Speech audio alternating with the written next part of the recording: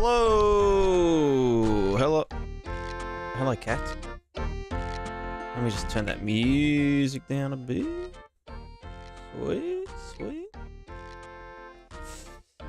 Khalad. Hello, hello. Still didn't finish logging. So it's finished. It's finished, I swear. I just have to tidy some stuff up, but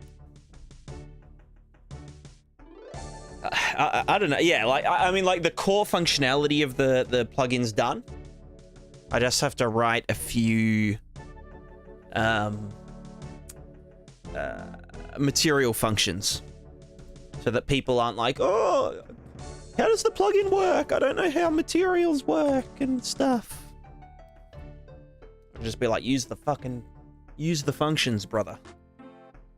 You just plug it and you play it.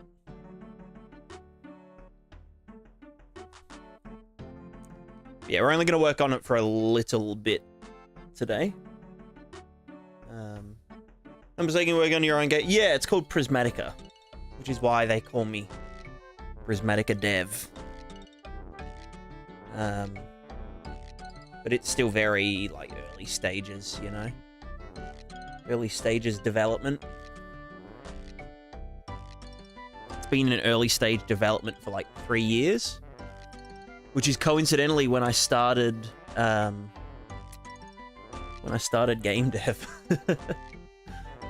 So, I don't know. It's kind of just like a practice project of, you know, just seeing how far I can push things and learn and all that kind of stuff, you know. I learn so that I can teach. So I can pass on the knowledge, you know. What's the content of the game? Or do you ever, or do you plan to, or what do you plan to have it as? The best way to describe it would be, the genre is adventure simulator, in like a genrealistic sense and also in a literal sense. So the goal of the game, the emotional goal of the game, is to simulate the feeling of going on a fantasy adventure, but from a very like literal sense, you know.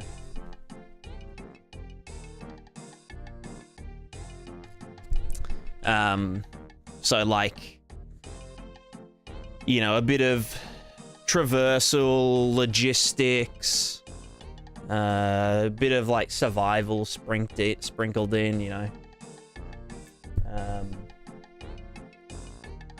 With like good combat. Oh, cats. I'll put you out. Ah, hey.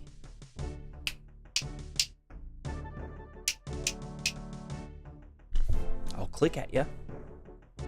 Ah, I'll click. Okay. Come on, chicken.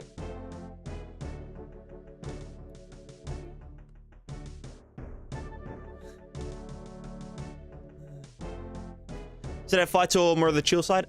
It has fights. It has very graphic, not graphic as in like there's intestines flying everywhere, but like the sort of damage and health simulation is very traumatic, you could say. So like, you know, each limb has its own capacity. And, you know, if your leg gets bitten and infected and you'll be limping, you won't be able to move as fast, you won't be able to, like, outrun, you know, animals that are chasing you and you'll have to stand and fight. Or you might just, like, trip over trying to run away from someone. Because, you know, because they shot you in the leg or something, so... It gets pretty... crazy. And it's all like very like grounded in you know, sort of realism, like fantasy, like low fantasy, I guess, or like alternate history maybe. But yeah, so it you know, it'll have contrast between being chill and being very stressful. The other way that I've put it is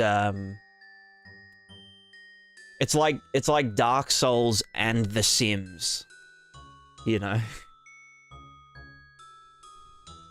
Like imagine imagine The Sims, but it's Dark Souls. Who would have thought that they would hear that sentence?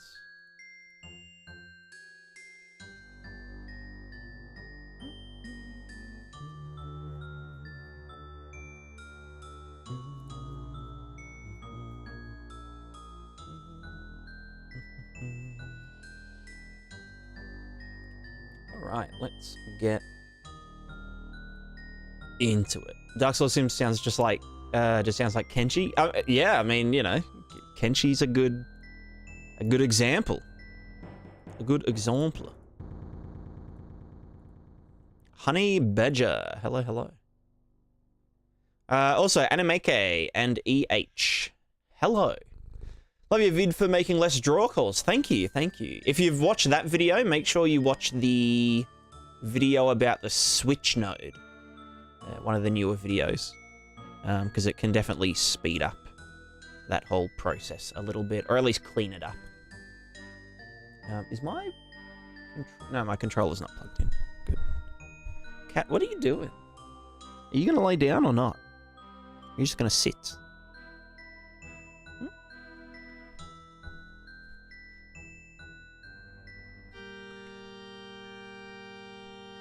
What a good cat. I still haven't got my new PSU, so my my computer is still like open. Like the side of it is open because I've got like an old power supply going into it. Sorry, let me just try and look a bit presentable. How's that? A little bit better. Look like a fucking hippie. Vaibahav. Rohila. Hello, hello. Does the cat do work or only play? The cats do work. The cats put in a ton of effort to, you know, make sure that I am operating, you know, operating at peak performance. Don't ya? Hmm? Yes. Yes. All right, we're gonna start by writing a couple of, a little bit of the, few little functions. Right, we have our jiggler. I'm gonna yeet this. Now this is the jiggle. You know what? We'll just put it in a function first. So we're gonna go material. And we're gonna go material function. This is the Prismatica foliage jiggler. Is it a jiggler or is it a wiggler? No, it's a jiggler. It's a jiggler. It's a gigolo. That's right. May as well be with how much it's going to be getting used. Am I right, fellas?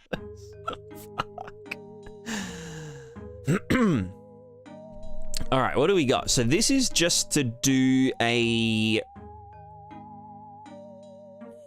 random seed. So this is random seed plus what's it called? You know, plus like an input seed. So the output is going to be the outgoing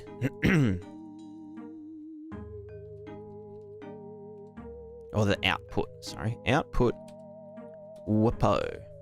Whoopo. Less like a hippie, more like a Norwegian metalist. Metalist. Never heard that before. Metalist.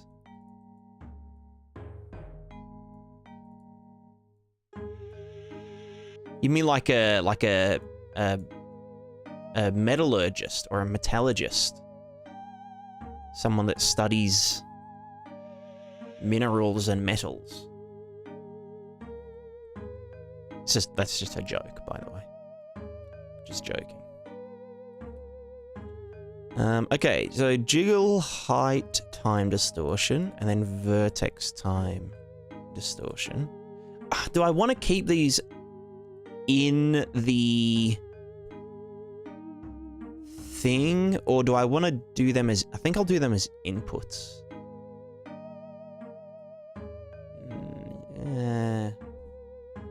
Yeah, because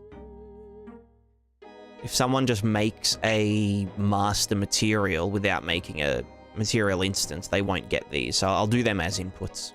Also, we can yeet that. All right, input. This is an input scalar. Also, I want to expose this to the librarian. So this is going to be the... Oh, wait, we need the height input. So yeah, this is the height mask. A rare morning stream. That's right. That's correct. Very rare. I was just up all night, so I figured, you know, may as well fucking stream, you know. Alright, this is the height, time, distortion, strength.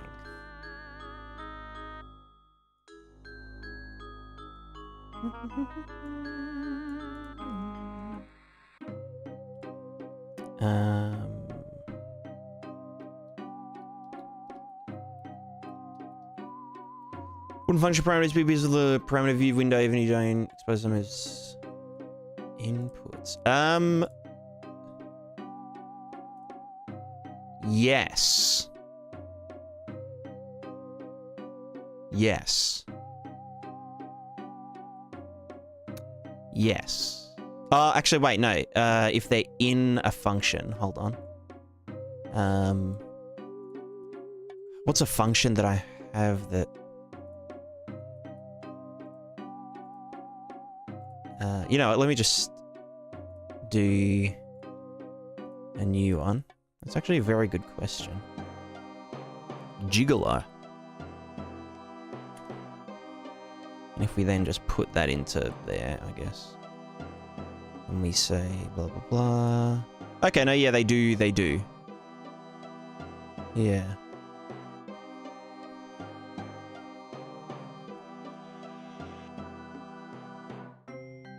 So that would actually clean things up a bit.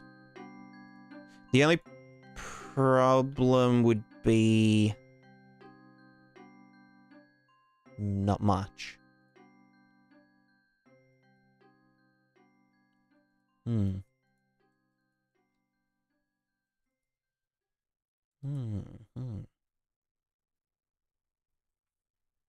that most of the night working on some building placement bugs and the save load system bugs work 99% of them out? Hell yeah. Hell yeah. Personally, I'd still prefer to have the input, especially if you want to drive them with the texture or distance or Fresnel or whatever. Well, yeah, I get, yeah, I mean, but I'll show you what it does. Do I have a T for time? 5 for...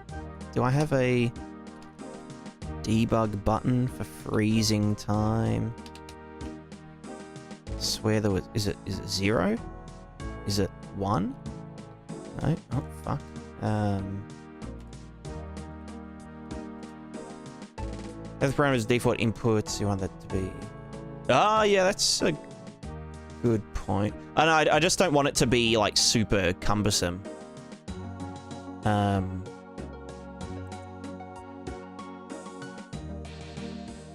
Yeah, so I'll give you a little example of what it does. So these are jiggling when I hit them, right? It'd be easier with just one of them. Hold on.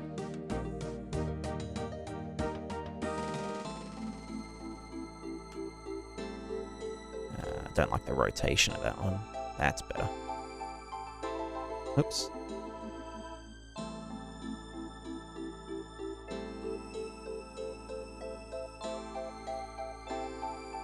So if we just go into the thing...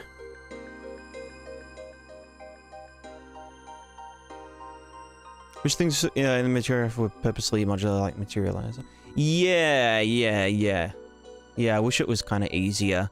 I mean, like, I kind of understand because of the, the compiled nature of the materials, but for, like, being in editor and, just being able to sort of compile, a bunch of variants and whatnot, would be good. All right, materials, read. So if I pump this up, so this is the height distortion. So if I hit this one, whatever. If I do this, so this is getting the height mask and then adding it. Oh. Well, I didn't plug it in because I'm dumb as fuck. Where was I doing the height? Oh, there it is. Height mask. Okay. Okay, so with this set to, like, very high, 1 is very high. Oh, God. You can see when I hit it, it, like, kind of flows like water. Although the height... This is way off. Just go, like, fucking 1,000.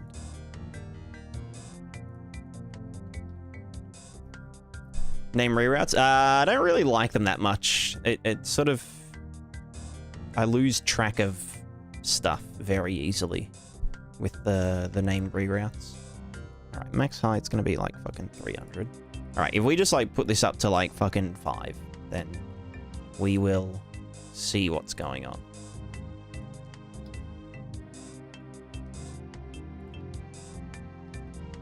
Okay, so you can see there, it's like... It jiggles... Well, it's jiggling funny, but... It's basically getting a height mask and then using that to alter the jiggliness.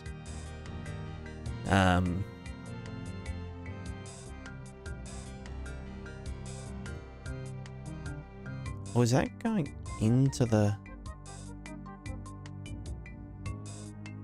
Yeah, no, that's correct.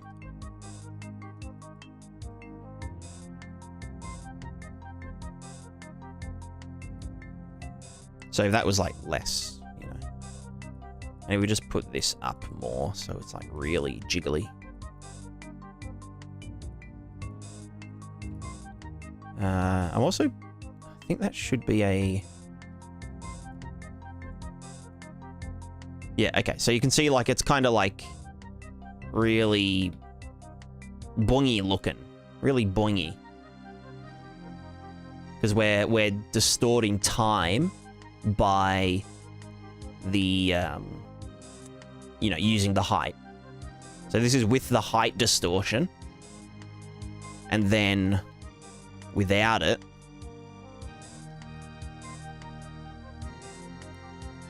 it'll just sort of go, it'll be stiff, it'll go back and forth.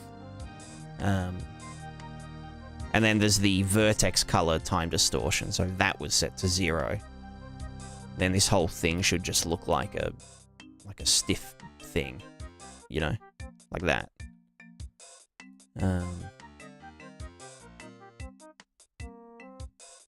So now it's just completely stiff, but then if we add vertex color time distortion, so we subtract, from the thing, then it kind of looks like it trails behind a bit. And it should be subtle. So yeah, so these are just like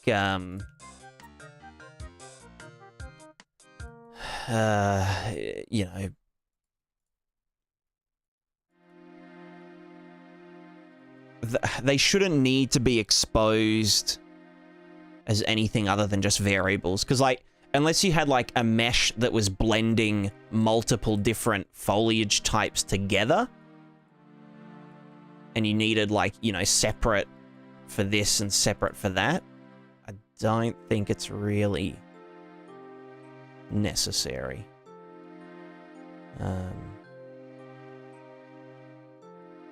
Yeah. So I think I will keep them as just parameters.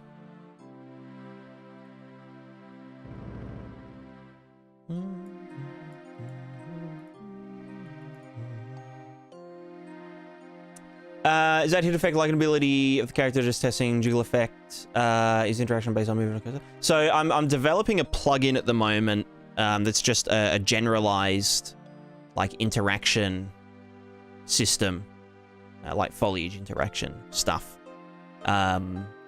It's all like GPU side. So I mean these are going crazy because I've set the settings really high. But yeah, so this will be used in like other people's games and my game.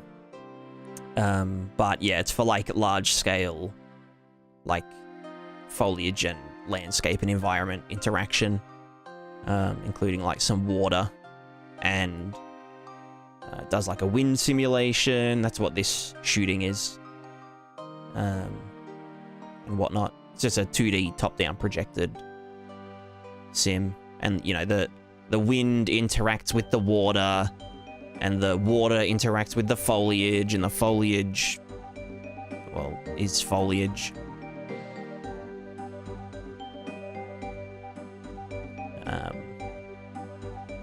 But yeah, and it's all about the performance. It's all about it being very... Oh, there you go. Very... what's the word for it? Transparent? In terms of cost. So yeah, like 0.3 milliseconds for the entire thing. At the moment. Sorry about that. And yeah, it can interact with other like actual particle systems and stuff. Whether that's, you know, being driven by the input capsules, or like, you know, the wind. Yeah, so that's sort of the gist of it. And because it's stateless, because it's just reading from textures, it means, you know, we can interact with all of these foliages at the same time without any additional cost. Because like even when they're not jiggling, they're still running the, you know, the calculation. They're still reading from the textures. So, yeah, it's like a fixed cost system, which is kind of what separates it from a few other marketplace ones.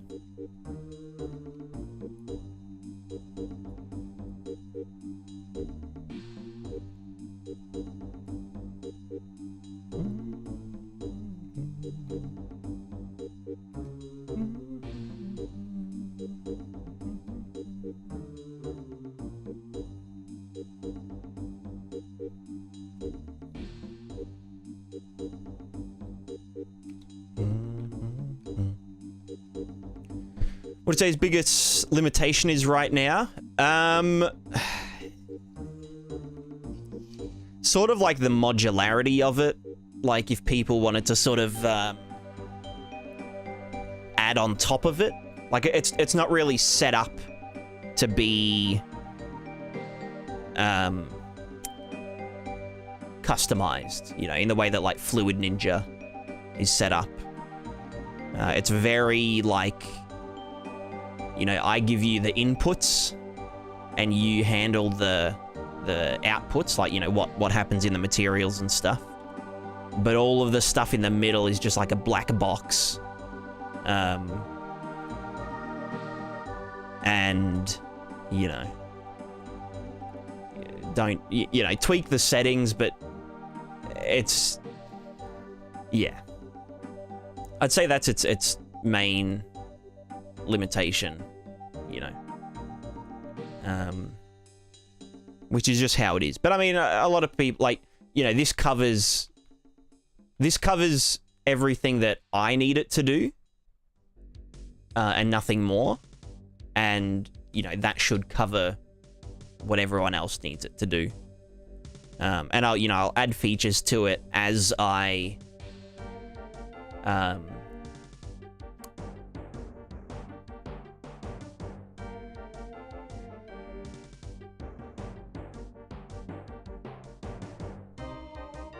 I've lost my train of thought. I'll keep adding to it as I'll keep updating it as I add features to it, you know, for my project and whatnot. Been trying to create effect that displaces the fog around the player like a safe bubble, but can be expanded. Looks like this could do that.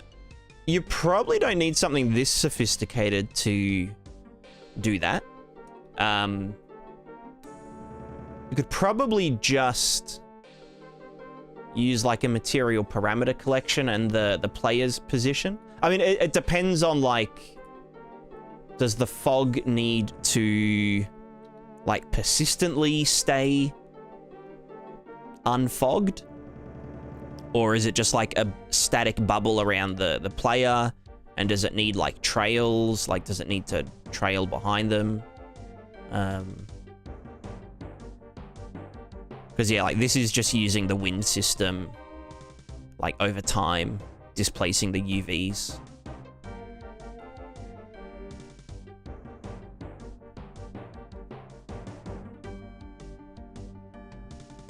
But, like, you don't really have much control over it, you know?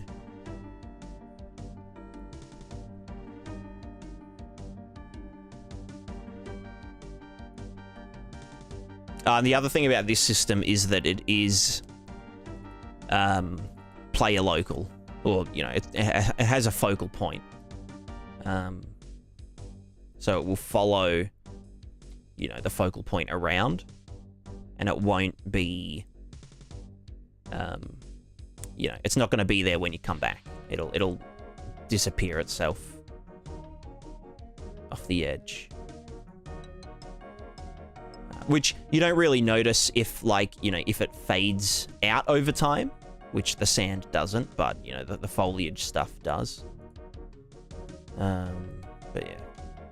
What would it be displaced by a barrier that can be expanded via gameplay? The goal would be to displace all the fog on the map. Gotcha. So it can be like any number of barriers of any size. I mean, yeah, actually, I'll send you. I'll link you a video. Hold on. Niagara Grid 2D. This video by Chris Zuko. Where's my OBS? There we go. Yeah, check that video out, because that could be basically what you need it, you know, to do. So you'd have your barriers, you would define a position and a size, and just draw that to a render target. The other thing you could do is use a runtime virtual texture, which could handle, like, any shape or size.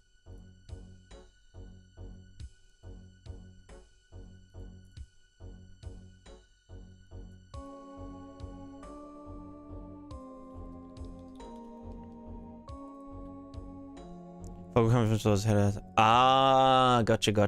Yeah.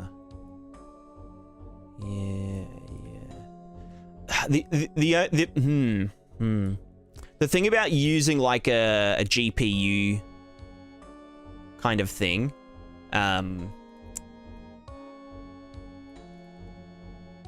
so yeah, you wouldn't want to do, like, an actual gas simulation, because you'd need it to be definable by, like, you know, gameplay code.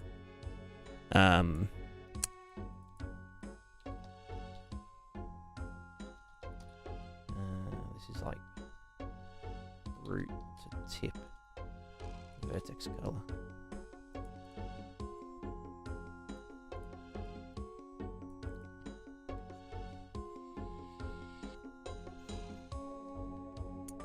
Because, you know, if you wanted the fog to, like, you know, do stuff, it would need to be, like, predefined by capsules or that kind of thing.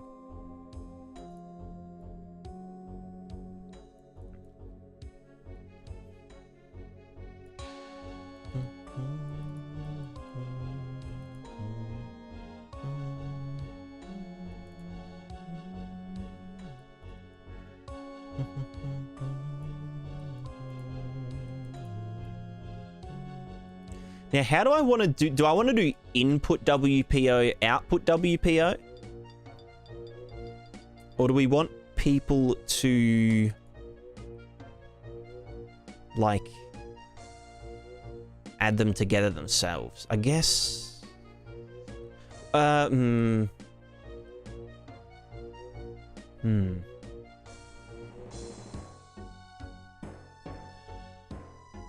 Like, with damage to player on contact, this is protected by a barrier, clear, spawners of fog, when game. Yeah, I get ya.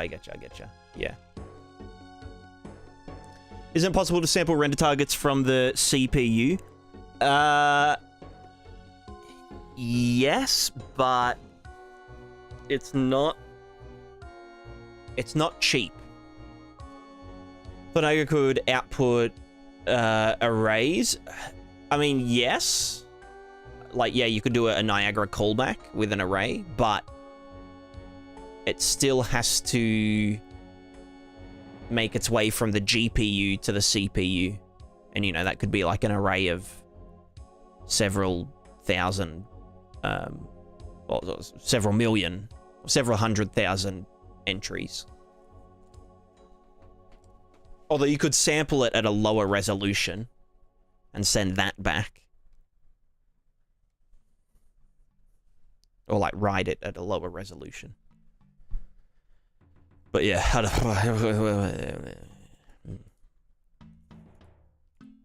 You know?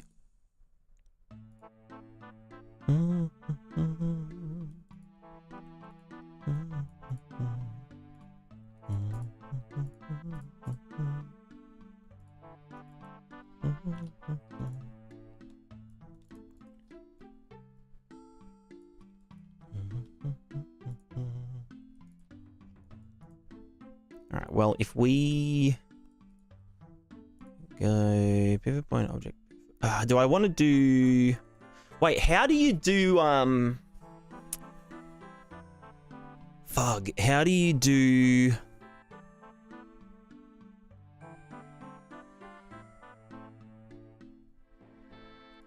If this was, like, grass, and they were separately pivot painted, we need a pivot point, like, input.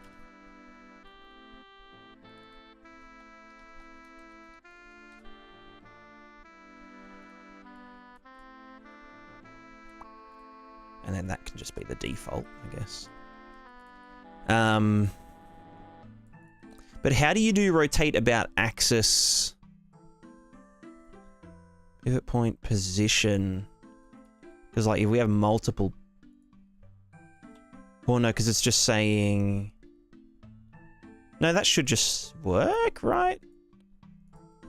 Because it will put them all in there in groups. Yeah, no, actually, yeah, that's fine.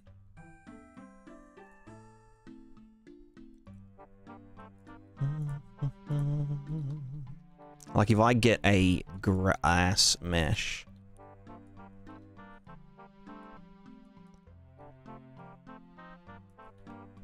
and we go into you, and we say jiggler.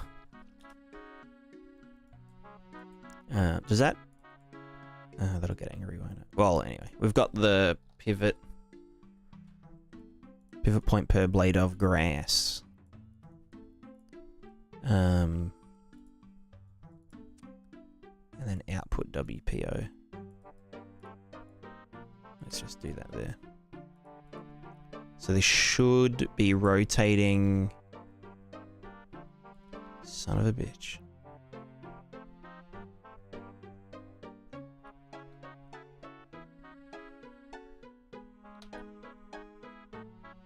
Actually, it might technically be correct.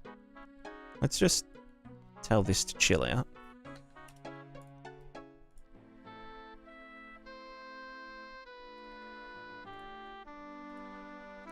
Position. Do we need to add? Well, no, we don't want to.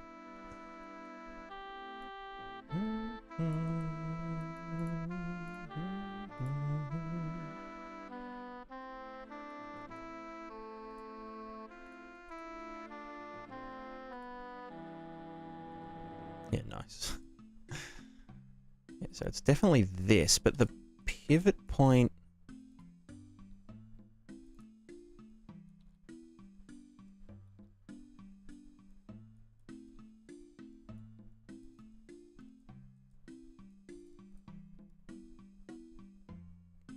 No, I guess that is correct.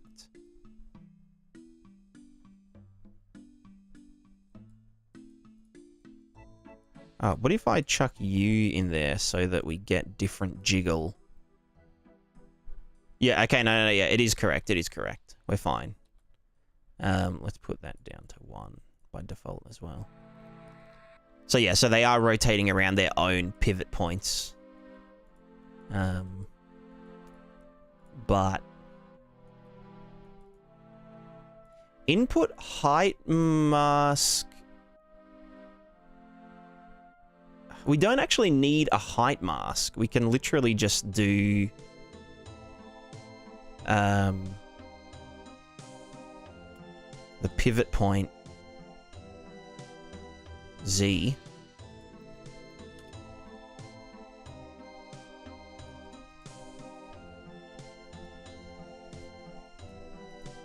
And then world position Z. And subtract 1 from the... Well, actually, no, we don't even need... We can literally just do world position Z and give it an offset. But then it won't be randomized. But do I really want it to be randomized? What if it's like a...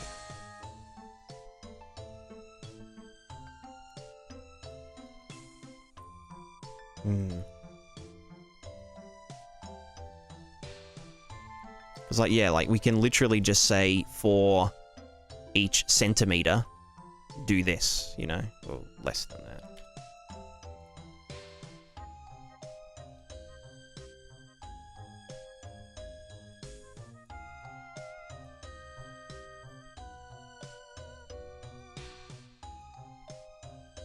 But I could literally just do it like this, you know? Just get the world Z. Oh, that's just pivot Z. Oops, I meant this one.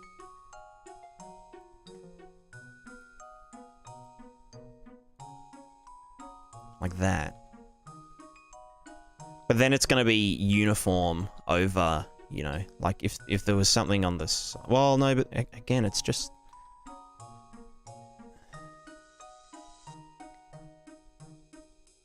I guess we'd need to give them a seed somehow.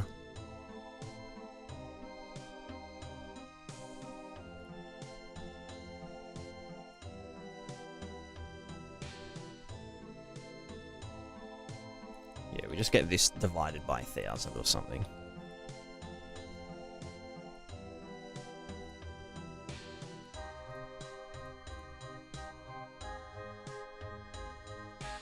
So yeah, this is what it's supposed to be doing. Like, it's basically how much, like, how much height, like, per 1 centimeter of height, how much do we want to distort time? Distort time itself. Which, yeah, so we don't need a height mask for that. Well, yeah, no, because the taller something is, the more we would expect it to jiggle. So, I think that is a fair assumption. It's just, where do we want the jiggle to start? Like, yeah, we could literally just say world position. Like, for this much world position. But that will mean that they're all... Well, no, because I guess their jiggle is offset randomly.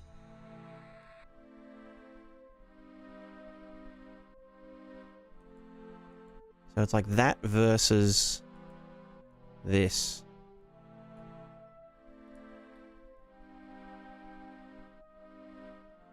No difference. May as well just fucking do this.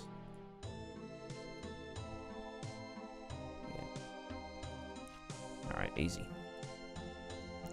So that can... Bam. Can you do reroutes in a function? Yeah.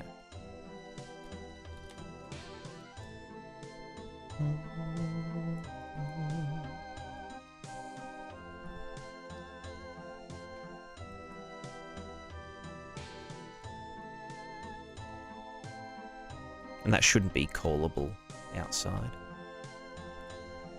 Well positioned before. I guess.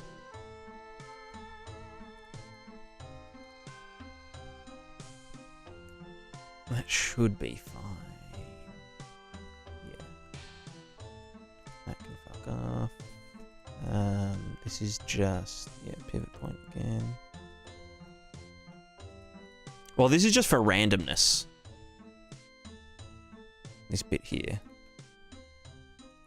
Glad Epic added name rewrites. Yeah, it's pretty handy. It's pretty handy. It's not something I use very often.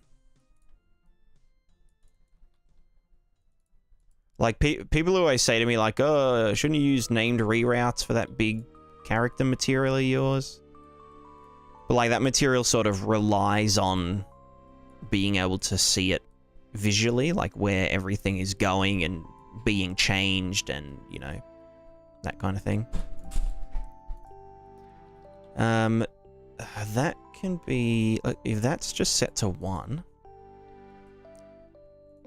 So this is the vertex color time distortion, which I don't know if that is, oh, well that, okay, wait, let's do vertex color red as the preview. So if that was set to 0, oh, I forgot it's a thing here. And then we can, okay, are these not, oh wait, no, because the R and the G are, yeah, different. That's to do the pivot point for this grass in particular, but yeah, so we can do this just using the vertex color.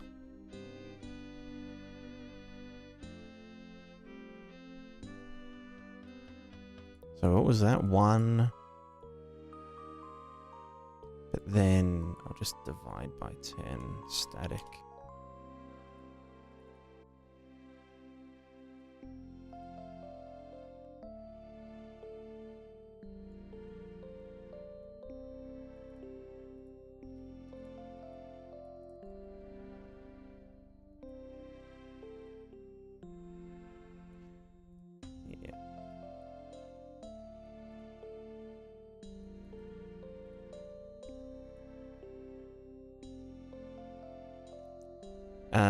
Yeah, exactly.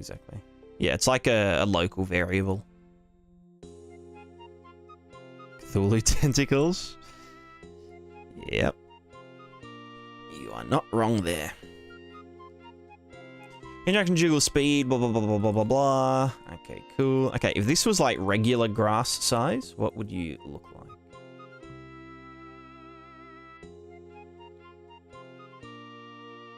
Nightmarish. Probably needs to be faster by default. I mean, like, this is the jiggle, like, maximum strength, right? Because this will then get, you know, multiplied by... how do I want to set it up, though? Like, that's the tough part. What would you guys prefer? So if you had a... oh, well, actually, no, because...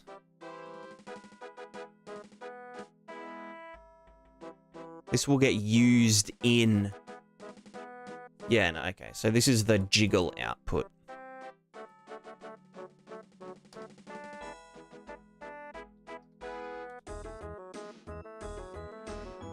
You know, take it back. Don't worry.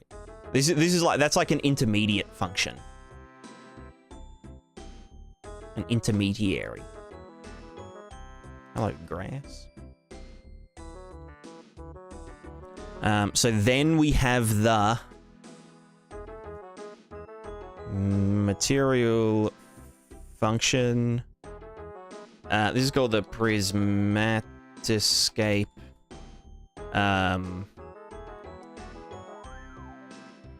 Well, fuck, how do we want to do it? What would you call these ones? Long boys?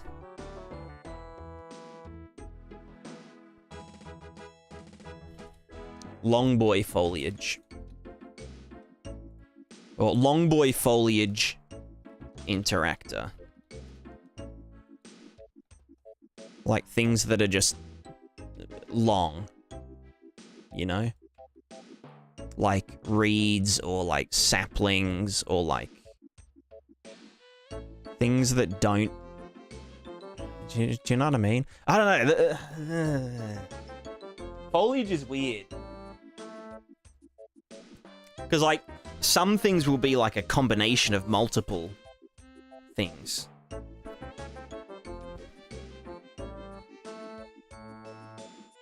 Because, like, you know, what if it's like a bush, like a big, like a tall bush, and we want it to, like, bend over when we, you know, run into it, but we also want the leaves to, like, compress inwards. I guess that would just be two different foliages. But yeah, this is just the interactor. This isn't like the standard WPO. Maybe reed palm, cattail, rush. It needs to be general. I think long boy is like... is pretty descriptive, you know?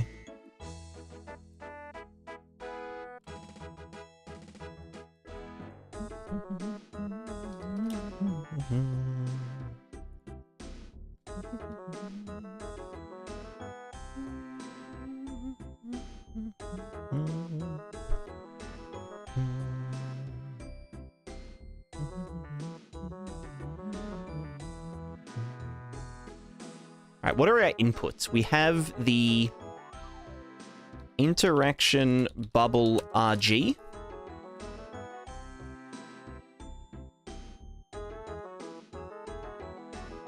Be vector 2. Now we're going to have the interaction bubble velocity. Which, because we have, you know, sample, blah, blah, blah, blah, blah. They're like different things. Then we have the wind. Wind. RG. And essentially, well, we'll have the jiggle input, which is a 3 vector. Foliage. Jiggler. Input. So this is just the foliage jiggler. And we want to, using the velocity and the wind, we want to get the length of them combined and multiply this. Length combined, yeah. Oh, and saturated, probably. Yeah. So then based on the, you know, if we've hit it recently or if it's windings, we want to jiggle it. And then this is the output. WPO output. Again, I don't know if I want this to be like a input WPO, output WPO sort of deal. Like, what do you guys prefer? Like, I don't know, because like there's so many different ways to blend things together. Like, people might want to mask this by their own height mask or something. So I think I might just do it as its standalone output. And then they can just sort their own shit out. Yeah.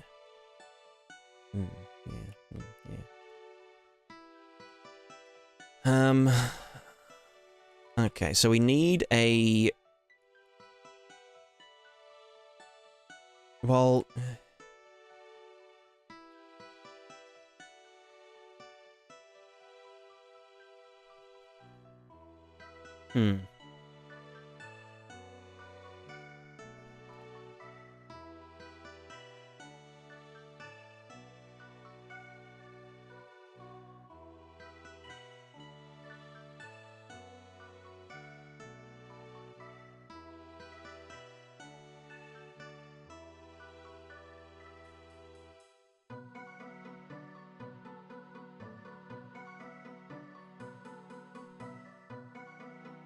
Like, do I want to do one function for just generic, you know, long boys? Or do I want to do,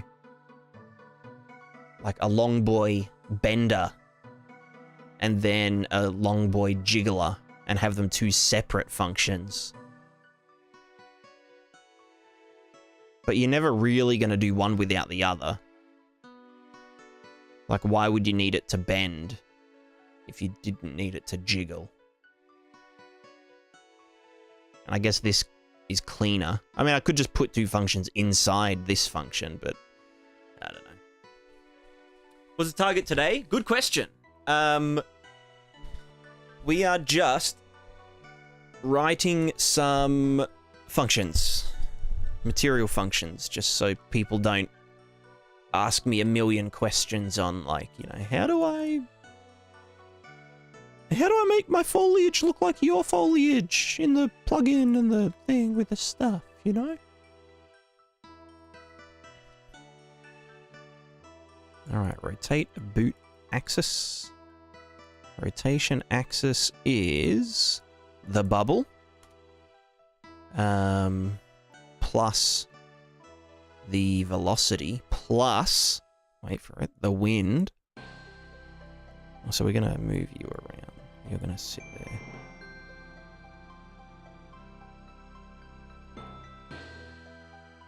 there. No, you go here. You go there. Nice.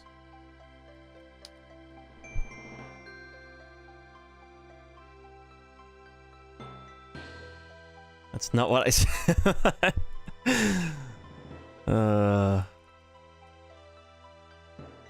Yeah, called out. So what would the rotation axis be? Does it need to be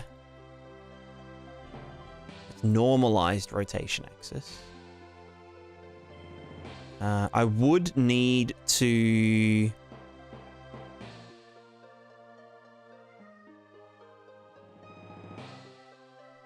append a very small number.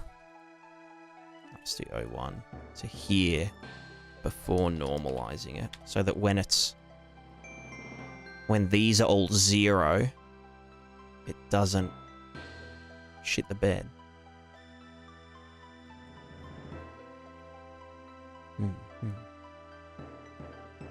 Got some of your meta sounds tutorial knowledge in my project today for my random zombie moans. Hell yeah! Glad to hear it.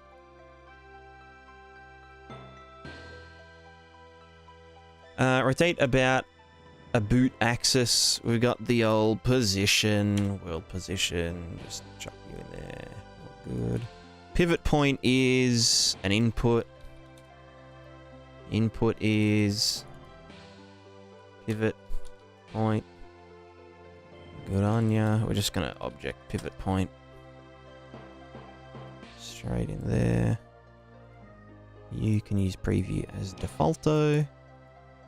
Rotation angle. So this is where we start to have like a billion inputs.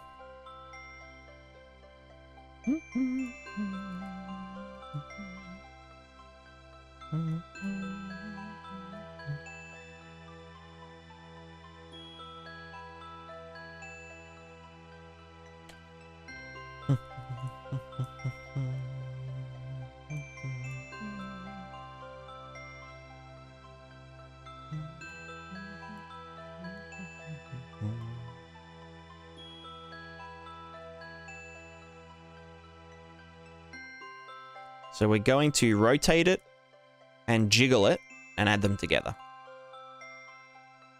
Very good. Wonder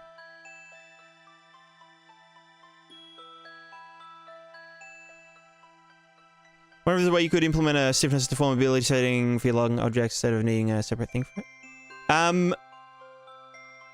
Yeah. I mean, yeah, you can. Is that no? I think that's a joke. I think that's a joke about rock hard long objects or flaccid long objects. I'd call it like flaccidity. There actually already is like a flaccidity setting. It's the time distortion. Time distortion per height.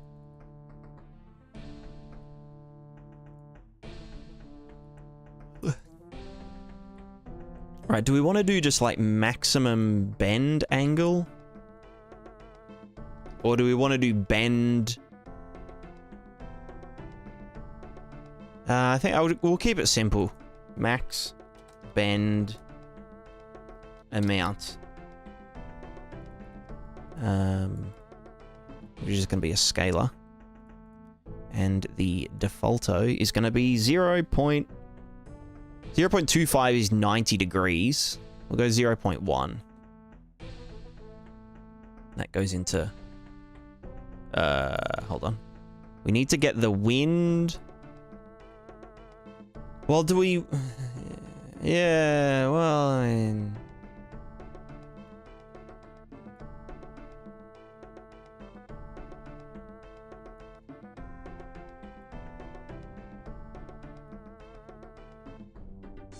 Also, I don't know if I want to add the velocity to here. Because then everything kind of... Yeah, you know what? No, I don't like that. I just want it to jiggle randomly. So this is wind plus bendy boy. How much do we want it to bend? Do we want to saturate it? I mean, yeah, probably, whatever. And then this is multiplied by the bend amount.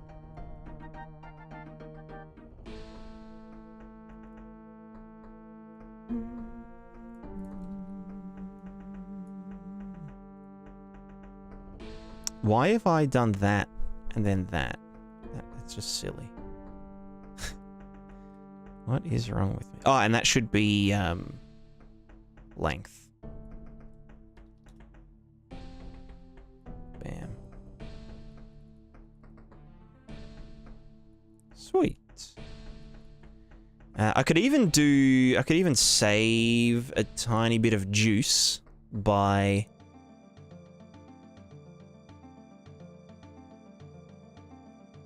just doing this. Why not? Actually, no, we might get a... No, we'd get a divide by 0. Yeah. Fuck it, I'll just do it this way. It's fine, it's fine. Alright, this needs an input. This needs... Well, it technically doesn't need an input. Like, none of these technically need inputs. So... Because, like, you might just not be using the interaction bubble, or not using the wind, or not using the interaction bubble again. So that'll do its thing. WPO output. That's around the pivot point. So, is this exposed to our librarian? There it is. Okay, so if we set up... Well, actually, let's just go into the reads material. So this is it hard-coded. Right, looks pretty good. Now we just need to see if we can match that only using our functions. So WPO, general foliage wind shit, general wind tree shit. That all just gets foliage wind tree shit. Like it's multiplied by the pivot mask. This here, the jiggle gets multiplied by the pivot mask, but... So that's jiggle using input. Yeah, so we'll kill that. We'll kill that. We'll kill... that and that and that and blah, blah, blah. Oh, I didn't even fucking think about the water shit. So we just get our jiggler. Foliage jiggler. Also, does that pivot point... Where are you? Pivot point. Use preview as default. That's all good. Root tip vertex color. It's just vertex color, probably. Yeah, we'll just do red.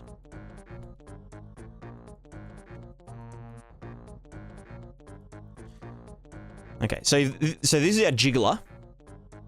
If we just put this straight into the world position offset, we should just get very jiggly boys. Yeah. They are very jiggly. Probably need to make it chill the fuck out a little bit by default. 0.01.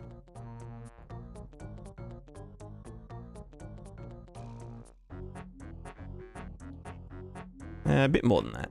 0.025. Okay, cool. That's like our maximum jiggle.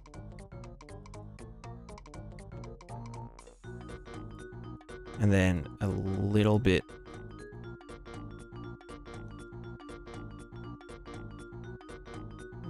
Well, yeah. Oh, wait, we're not even doing the height distortion.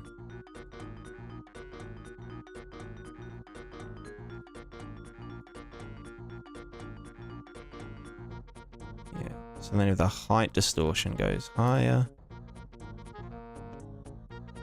Whoop. Ooh. Now they're jiggling the wrong way.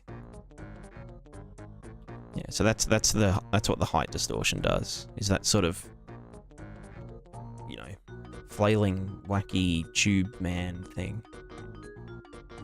So we'll just set that to 1.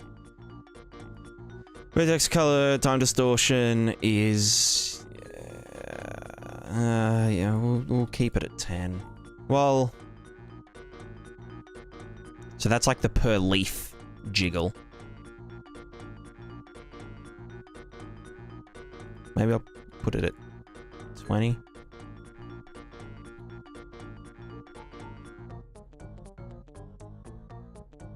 A bit more. You know what? 10's fine. Fuck it. It's good enough. Alright, so that's our jiggler. So you would go here, then we would have long boy. The long boy foliage interactor. Also max bend. What the fuck? When did that disappear? Max bend needs to be preview enabled.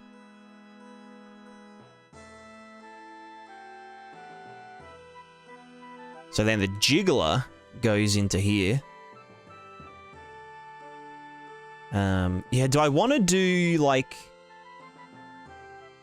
Do I want to do wind input, interaction bubble input, interaction bubble blah blah blah input? Or do I want to do it so that they can choose, like, you know, yeah, this does that, blah blah blah.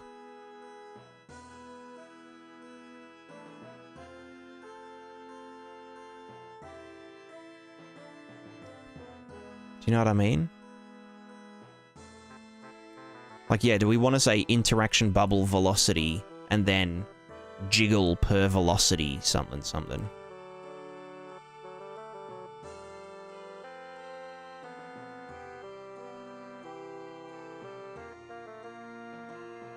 I was like, yeah, I could just do this.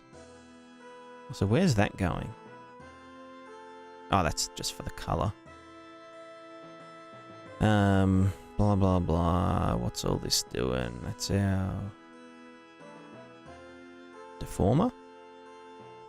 Yeah.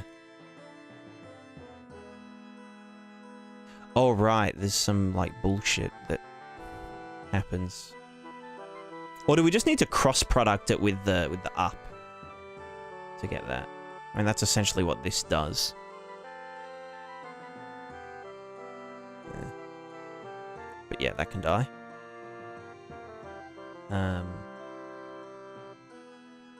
That's our little pivot point, mask, Z mask. You here. Increase weight wind stuff. So, that's the other thing is, like,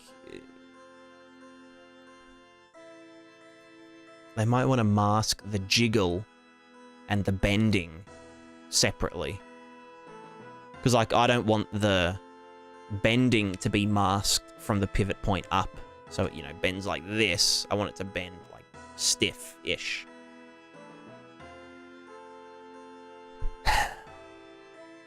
But for the wiggle, I want it to be masked from the ground up. I mean, if I just put this in, we'll see what it's actually doing. So they're not going to be moving at all, because there's no default wind shit. But if we start shooting wind at it, and we start moving, yeah, it definitely needs to be cross-producted. Yeah. Yeah, they're going the wrong way. Yeah, like that works. But it's obviously not like...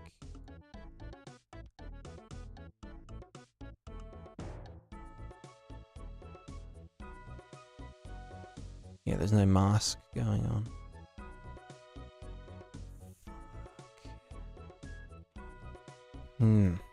It's hard to know what people would want.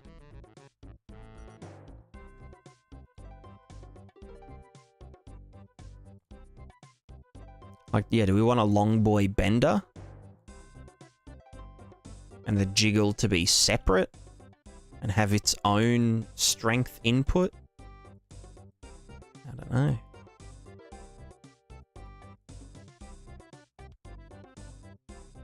Why do I... you know, I do have to switch them, don't I?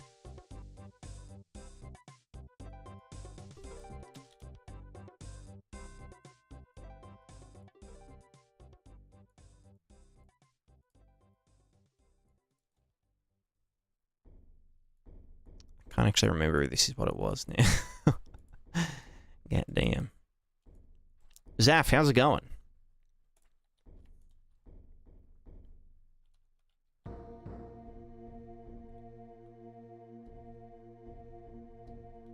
Yeah, that looks correct. Yeah.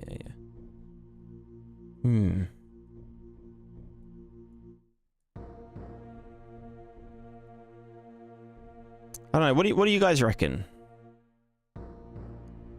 Should the functions be like super handholdy, or should they be like, here's like, you know, the strength input, determine what that strength is yourself, and, you know, add all the effects together yourself.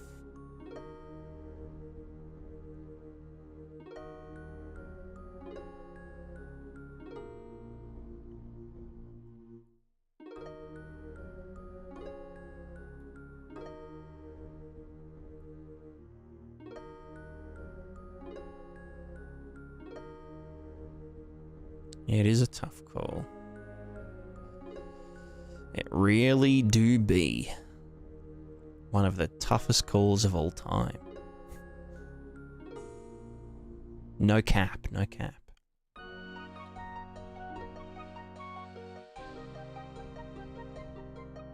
Look at all those sweet pixels from the non-blurred thing. What the fuck happened here?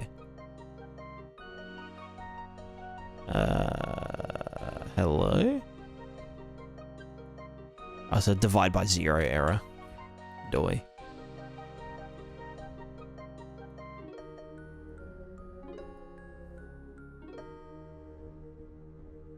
Yeah.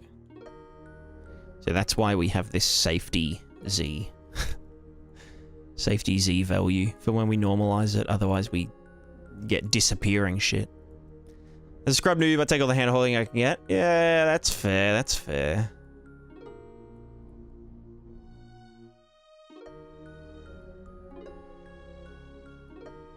I mean, I guess people are gonna be basically exclusively using these with my system.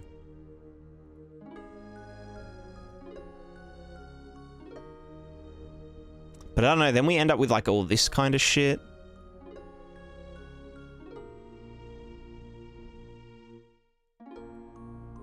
Like let's say instead of having these inputs here, we just said bend strength and jiggle strength, and then the user can be like, okay, let's get the wind and the, you know, the bubble velocity, but like we want the wind to be half strength,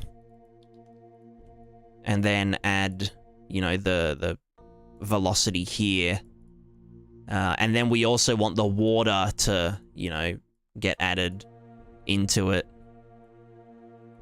by this amount, and then we just put that into the jiggle strength, you know? Rather than have, like, you know, put the wind in here and the blah blah blah in here and whatever, and then, you know, have the jiggle due to wind strength and jiggle due to, you know, interaction bubble velocity strength, and jiggle due to, you know, trample velocity and water and blah blah blah, you know.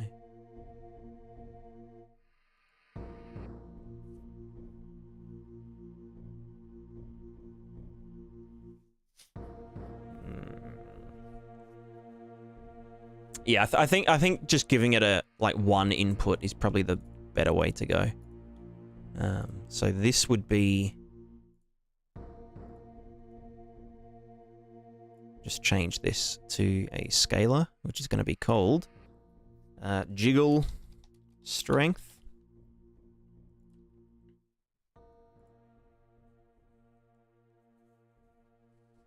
Well, by that same logic, the jiggle shouldn't even be in here. This should just be the bender.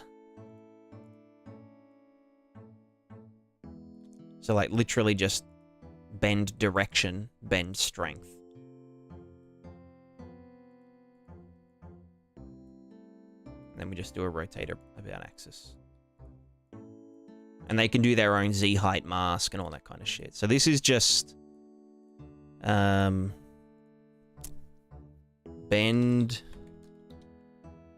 direction RG. Bend erection. And this is the bend strength scalar. So it's just going to be this, and then the strength is just this. Or bend... Yeah, bend strength. Because, like, I'll have documentation saying, oh, yeah, this is how, you know, you could use it by getting the length of this and that and this and that and combining them and putting them in the thing.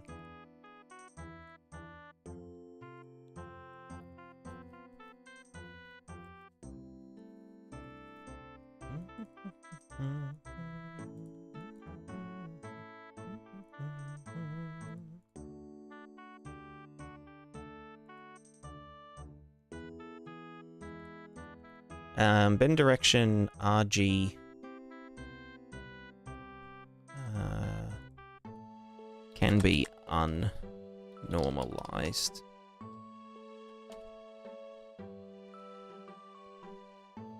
Because we normalize it over here.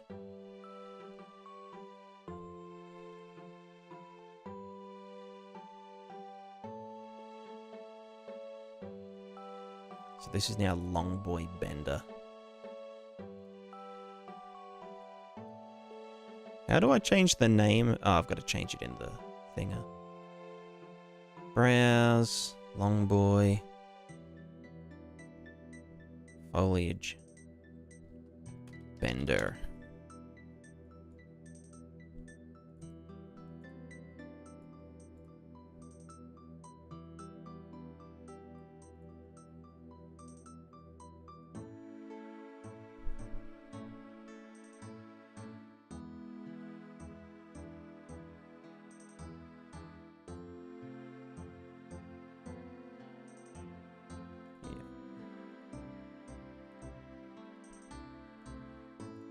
So then this foliage jiggler has its pivot point.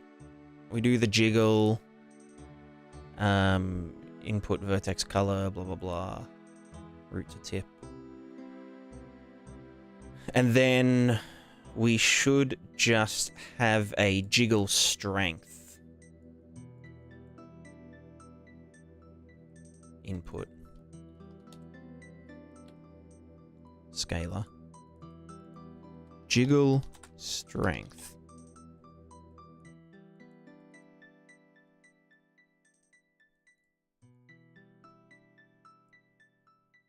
And we can do the jiggle max angle,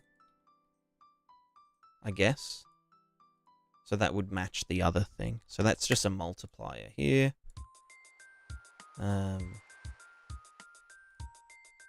Actually, what was I doing in the bender? So that's the actual input bend strength multiplied by the thing. WPO. Because it's got a normalized axis. Does this not? No, this doesn't do that, which I should do. Because then we can just say...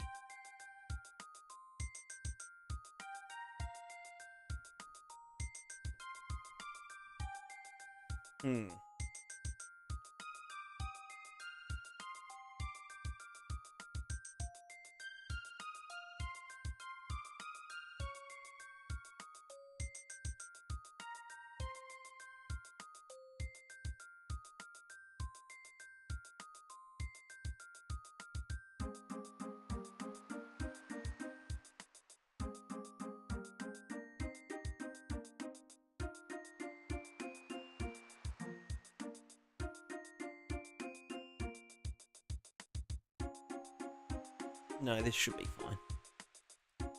But yeah, we'll do the angle. Jiggle max angle.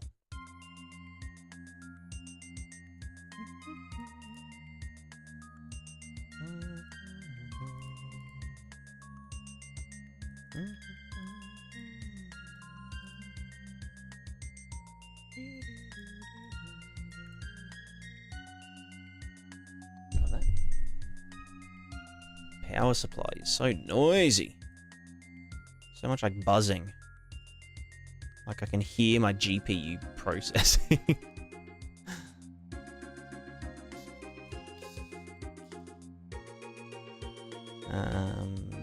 Yeah, so okay, so this way we would just do jiggle WPO output without any masking. And then this is the bender WPO output. Can I refresh that?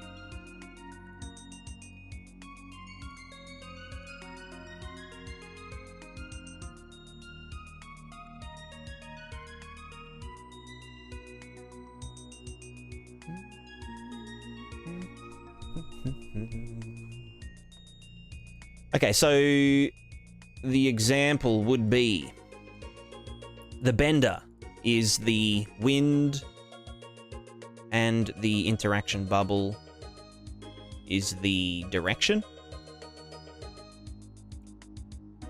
And the water, I guess, can get chucked in there. The bend strength is going to be the length. We could just get... Well, actually, you know, we could just get length here. Length of all them. That's bend strength. Max bend amount, default. Pivot point, default. That's it.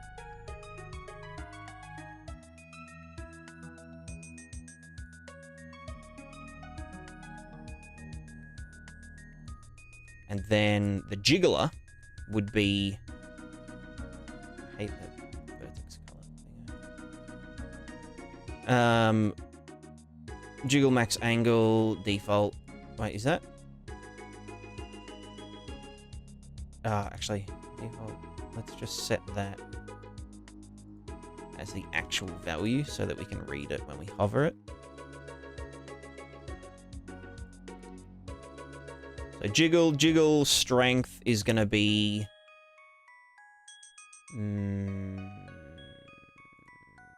Jiggle is this plus the wind plus the velocity from the bubbles. Also, this should be the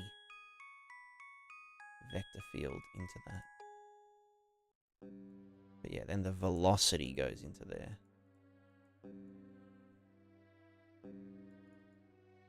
I'll chuck you down here. So these don't need to be... Oh wait, no, that was for the color. The debug color.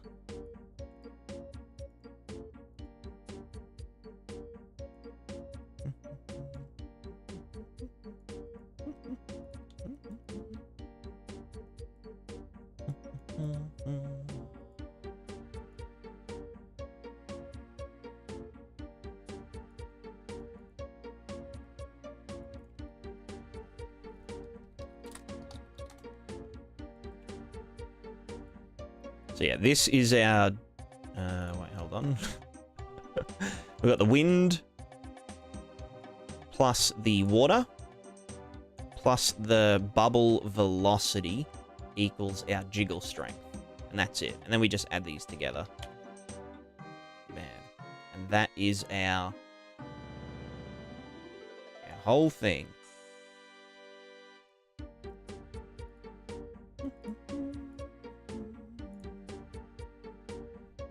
So now if we... Son of a bitch. Why are you not jiggling? Yo, jiggler, what the hell? Why are you not jiggle? Where's the damn jiggle? I mean, it's bending, which is good.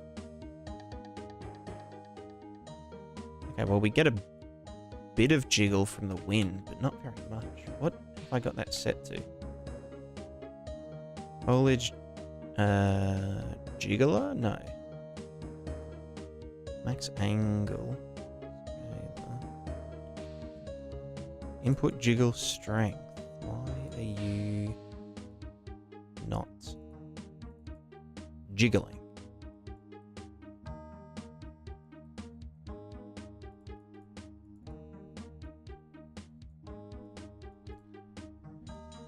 Foliage jiggler. Jiggle max angle. Wait, what? 0. Yeah, 0.025. If I just set jiggle strength to 1. Also, the strength should be saturated. Well, no, they can saturate it themselves. Lazy bastards.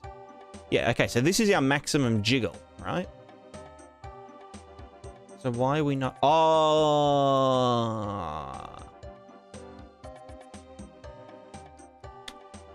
There we go. We want to get the length and saturate it, I guess. Right.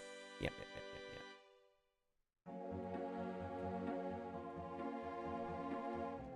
Okay, so now if I run into it, it jiggles. It do be jiggling. If I just, you know, run past it or whatever. It doesn't jiggle that much, but... yeah, it looks good. And then if we wind it... okay, the wind is very... like... strong.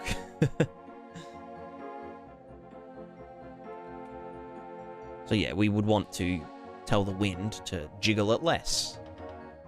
So we'd say, hey, jiggle strength, wind, here. Wind multiplied by 0.5, then you go into there. And that's it. So I think this approach is better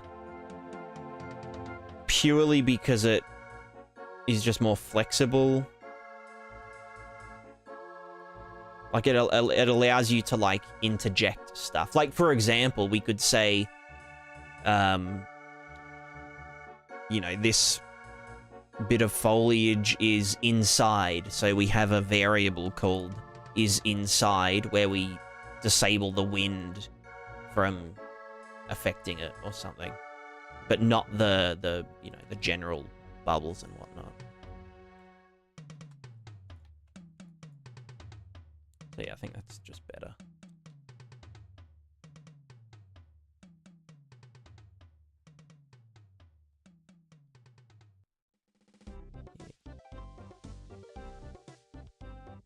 Looks nice and natural. Cool. Cool, cool. And then we just need its, you know, default wind shit in there. Kayinga, hello, hello.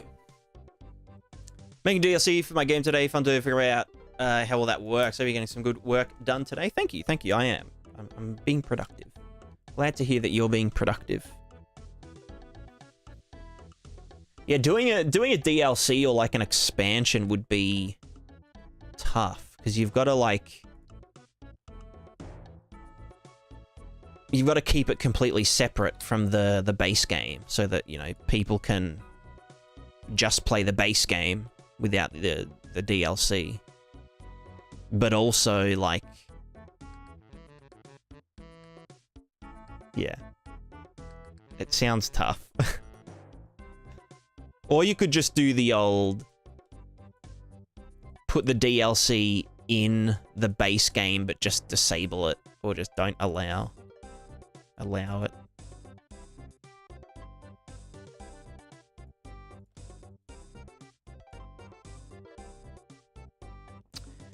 Christian, new at UE5 looks so complicated but nice to watch. Yeah, it is a bit... it can be a bit complicated.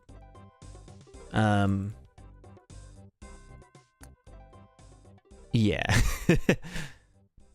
You just got to take it one step at a time.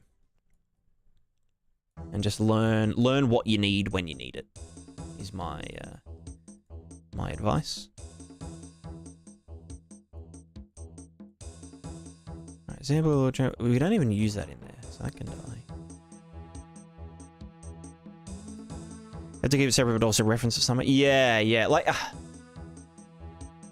I don't know, I think of, like, RimWorld as an example. I'm, like, 99% sure... if there's ever any, like, tweaks... like, any kind of changes to the base systems, like, you know, let's say, like, characters get hungrier faster or something. Or, like, you know, their AI thinks differently about, you know, where to find blah, blah, blah. Like, all of that will just get added to the base game regardless. And it's just the content of the DLCs that gets, you know, locked behind the DLC. So I guess in that way, like, yeah, like, you can kind of just make upgrades to the entire game, but then just put the, like, lock the content behind the DLC. And that way you don't have to, like, have two completely separate branches for, you know, the base game and the DLC, or the expansion. almost like the DLC is a plugin that's sitting on top of the base game. That's how I'd go about it.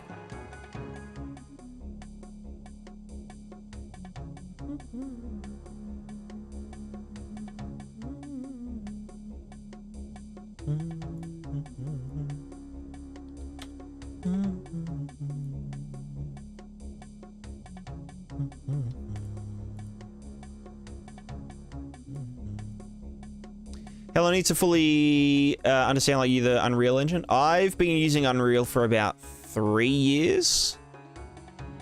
Well, I've been doing GameDev for 3 years. So I don't know. It depends. It depends.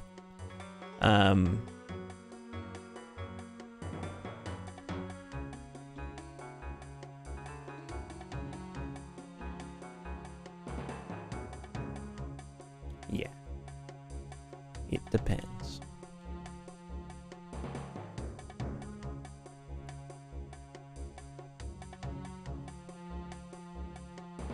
But it also depends on, like, how much you want to know about it. Like, do you want to know enough about it to get a job as, you know, an environment artist in a team? Or do you want to make your own, like, giga game?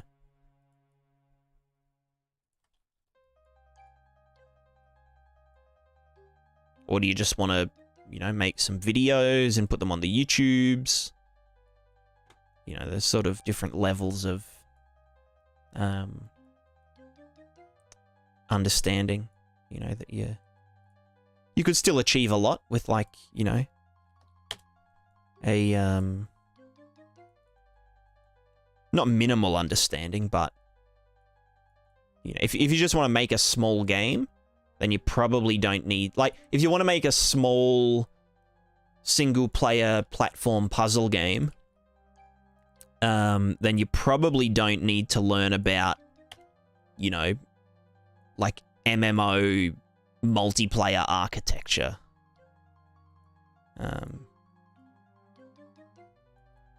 So yeah, it really just depends what you want to do with it.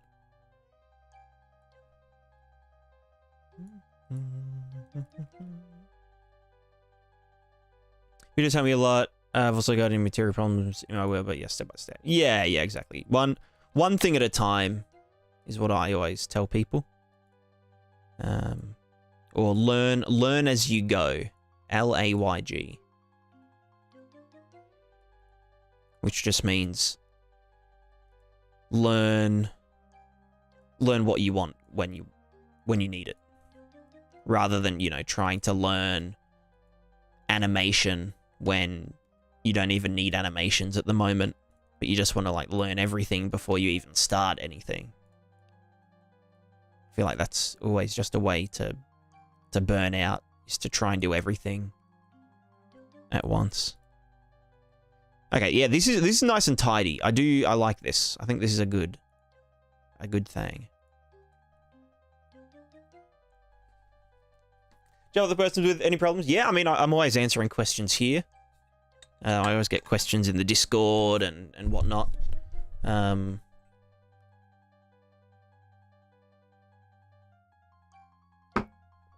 don't do any, like, paid work. Or, like, you know, paid, what do you call it? What's it called when you just, like, talk to people about shit?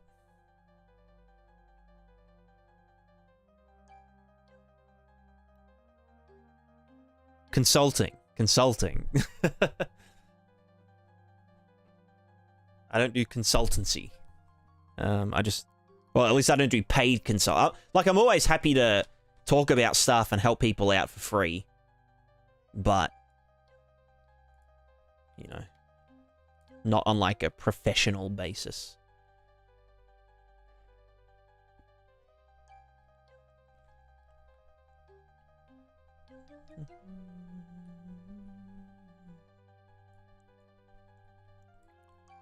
And I also only prefer to, like, do like help people, you know, like show them how something works, or like solve a problem for them on stream, or at least like in Discord, because then other people can learn along with them.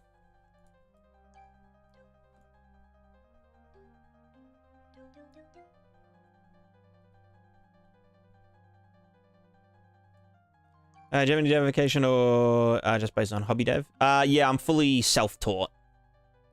So I learned at Prismatica College. It's not a real thing, by the way. But yeah, I fully self-taught just from the internet and whatnot.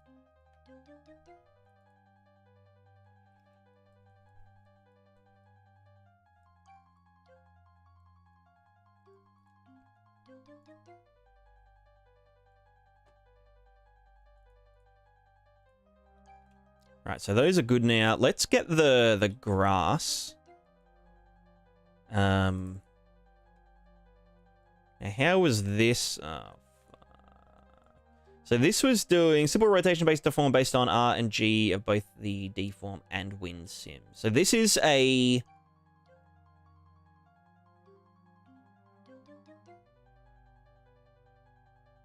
I guess this is kind of the thing, the same thing. Like, it's literally just a bender.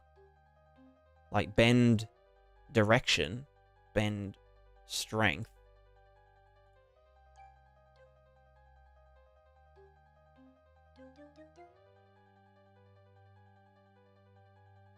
So, like, that long boy bender technically doesn't even have to be for just long boys.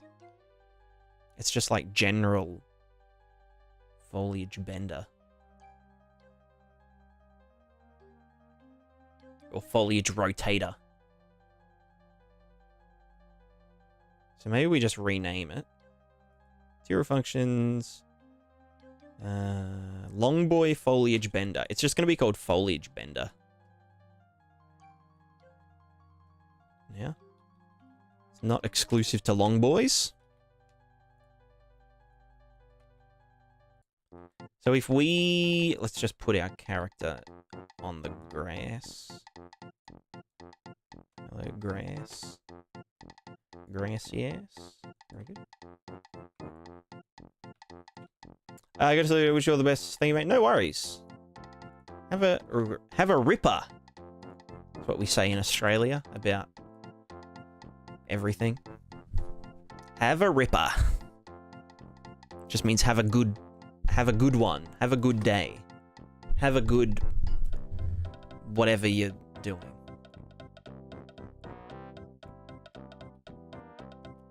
Have a bloody ripper.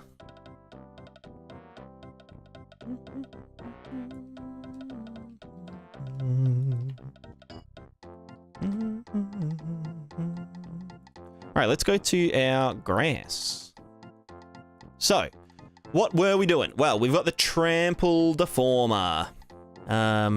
This needs to be updated.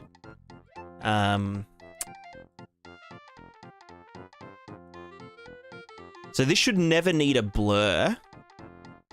The trampler. Bam. Get yoten. Get yeeted. Get yeeted. This is deform. We don't need surface. Surface is a different thing now. And that was also like LOD shit, which we don't. Maybe another time. Simulation size, deform RT location. So that's all good. So we literally just get mask RG, mask BA. Yeet. Yeet. So this is output trample. I guess it's deform vector. And then this is the deform, like, velocity.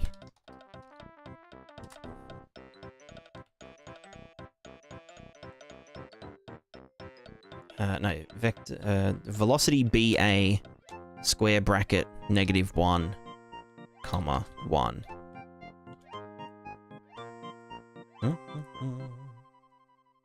you ever release this project? This will be a plugin that will be available for the marketplace for $29.99. $29.99, the cost of a couple of pizzas.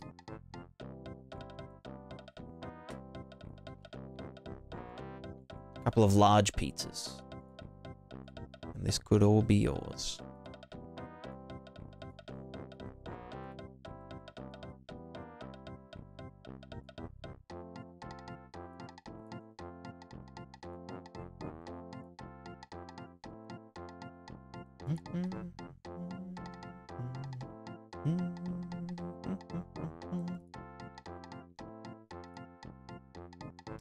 Does this need to be world position, or this should... World position override.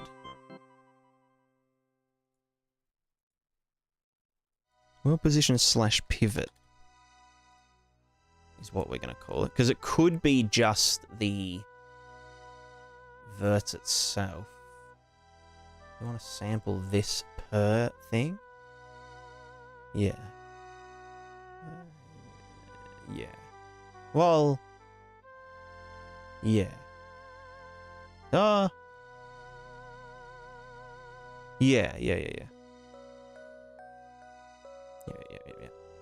Okay, so... yeah, whatever. So I guess it's deform sim, trample deform, deform vector, blah blah blah. Sample water, blah blah blah blah blah. Sample the wind, blah blah blah blah blah. This, why do I append 0 and then immediately mask it out again? Who the fuck, why, what kind of fucking idiot wrote this? So simple rotation-based deform based on R and G are both deform. And wind sims, this can get Jotun. And we are going to instead use the bender, foliage bender.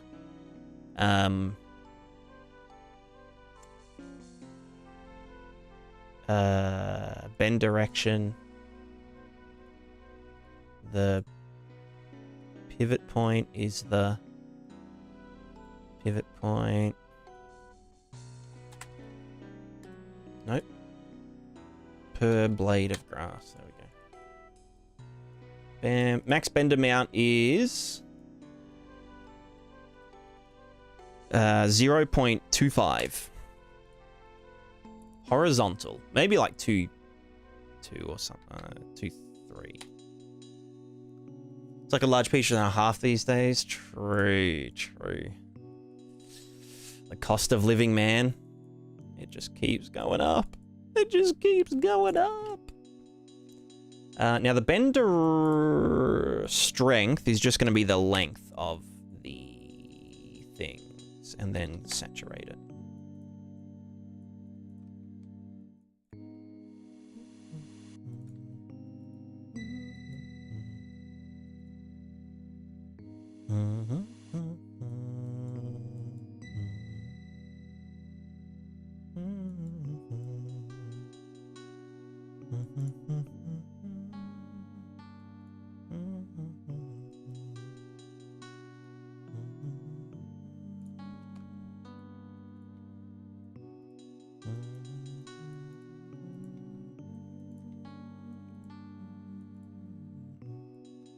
Gonna add the grass wind thing as an offset rather than feeding into the rotation. Because it looks like arse. Yeah, that's fair. Increase the terrible grass wind when grass is trampled. Increase terrible default grass wind's magnitude when affected by the wind. So this could actually just be the jiggler.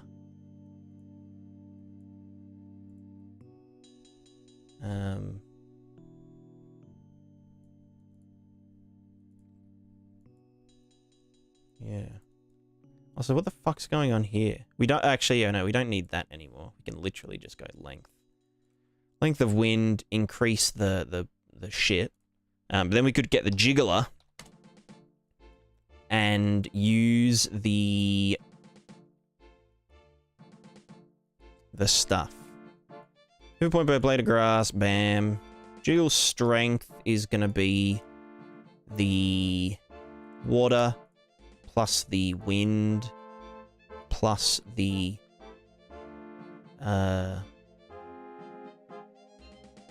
trample velocity, and that can go into the jiggle strength.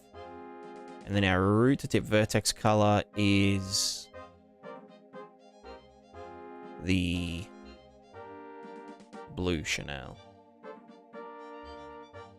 And that could just... Like, yeah, if we just, as an example, plug this straight in.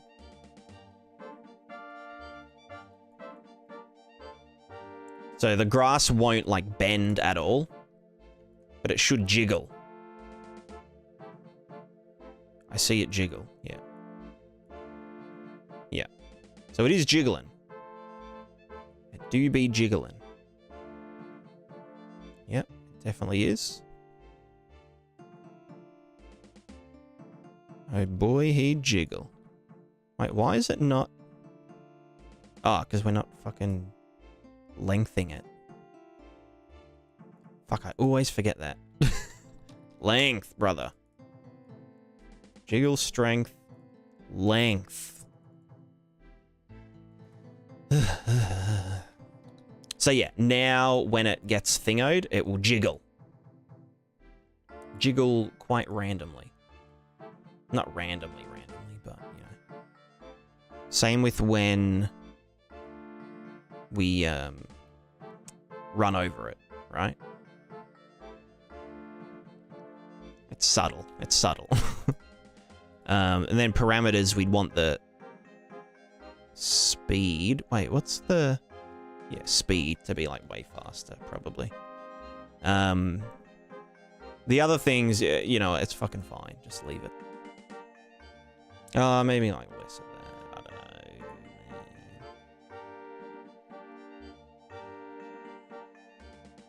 don't know. I might need to put in, like, a random seed input for stuff. Or just use, like, world space as... Because when are you ever going to be moving foliage around with this effect intact? Anyway, so that's the foliage jiggler. So we could then just say... add... foliage jiggle. Oops. And then don't jiggle it.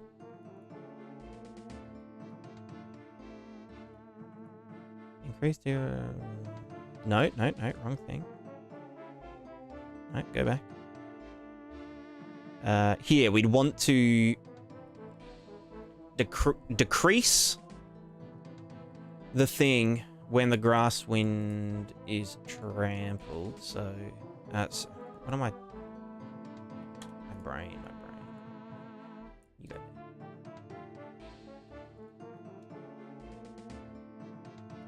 How many buffers do you use for the wind sim in total? 0. I mean, grids are technically buffered by default. Like, they cache the previous stage. I'll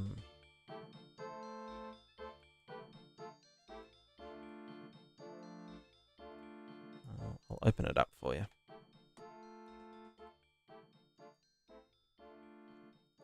So, wind sim setup, draw the inputs, which are just velocity. Add deform input to wind input, that's not relevant. So it's literally just the wind simulation, which is just the wind pixel from the previous frame. Oh, well, sorry, from the previous stage. Including, like, the inputs and stuff. And then we just do, like, a blur. Like a box blur.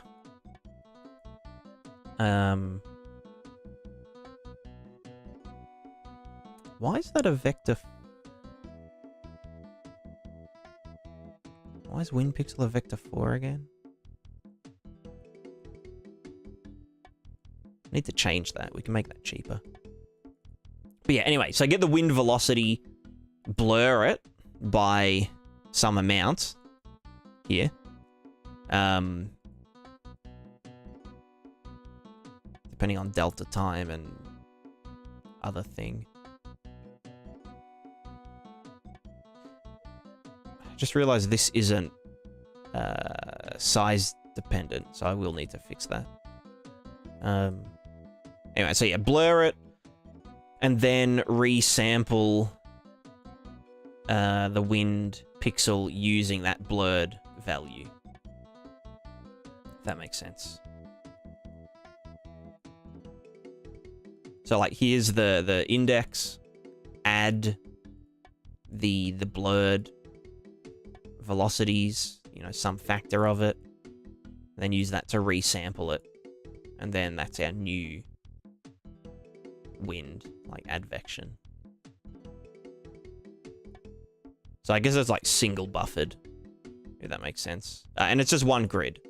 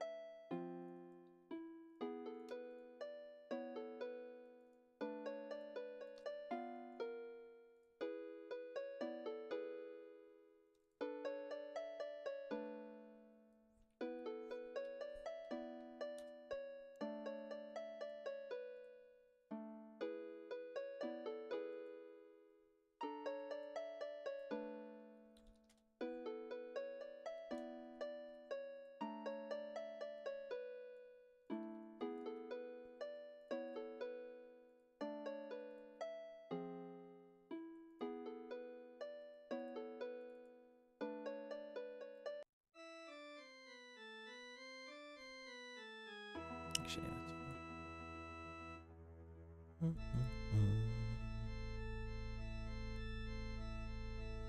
advection, velocity, projection, diffusion. Yeah, yep. Yeah, the old forgotten the name of the Navier-Stokes fluid sim, I think. Navier-Stokes. Mr. Stokes. Yeah, I don't know. I don't understand how it works. I just have my little basic bitch way of doing it, and it works. It's not like physically accurate whatsoever, but you know, it doesn't need to be.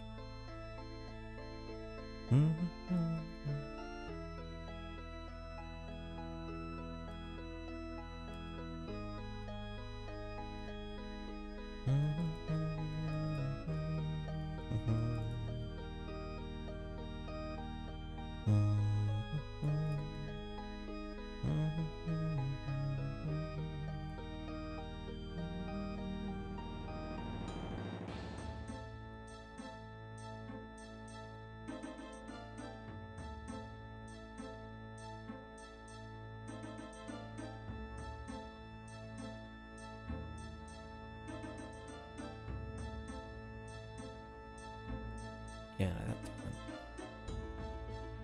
not actually relevant.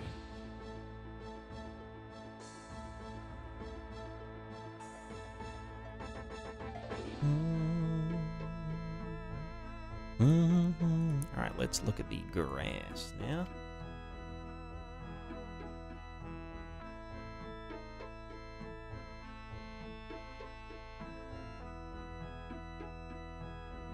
Okay, well it does jiggle. It do be jiggling. I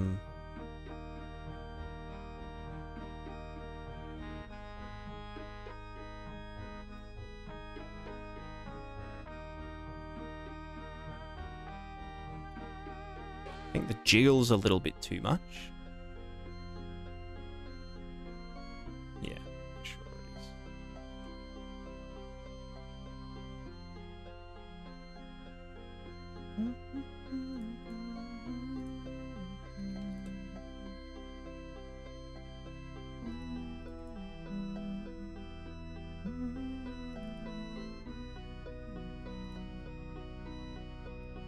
The simulation stages values of the grid change with each iteration, or they all change at once after the cell, after all the cells are done.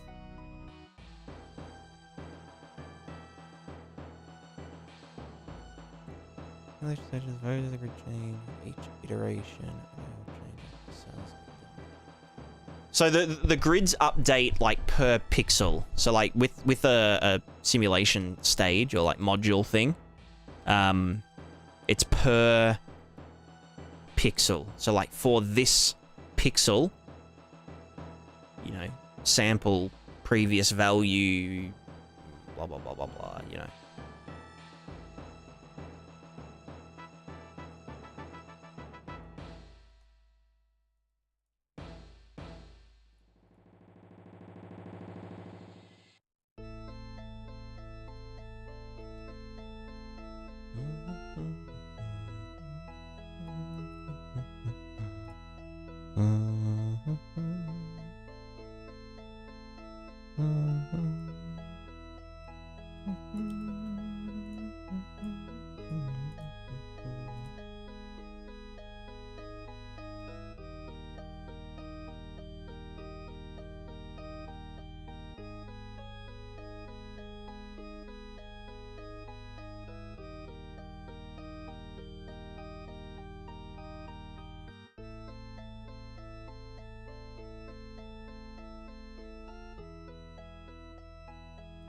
Yeah, so we can get some micro jiggle. That's a weird thing to say, but yeah, it's true. Micro jiggle, if we want. What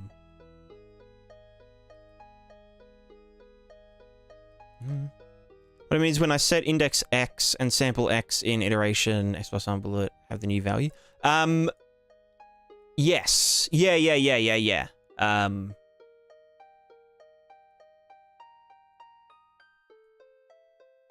Oh, no.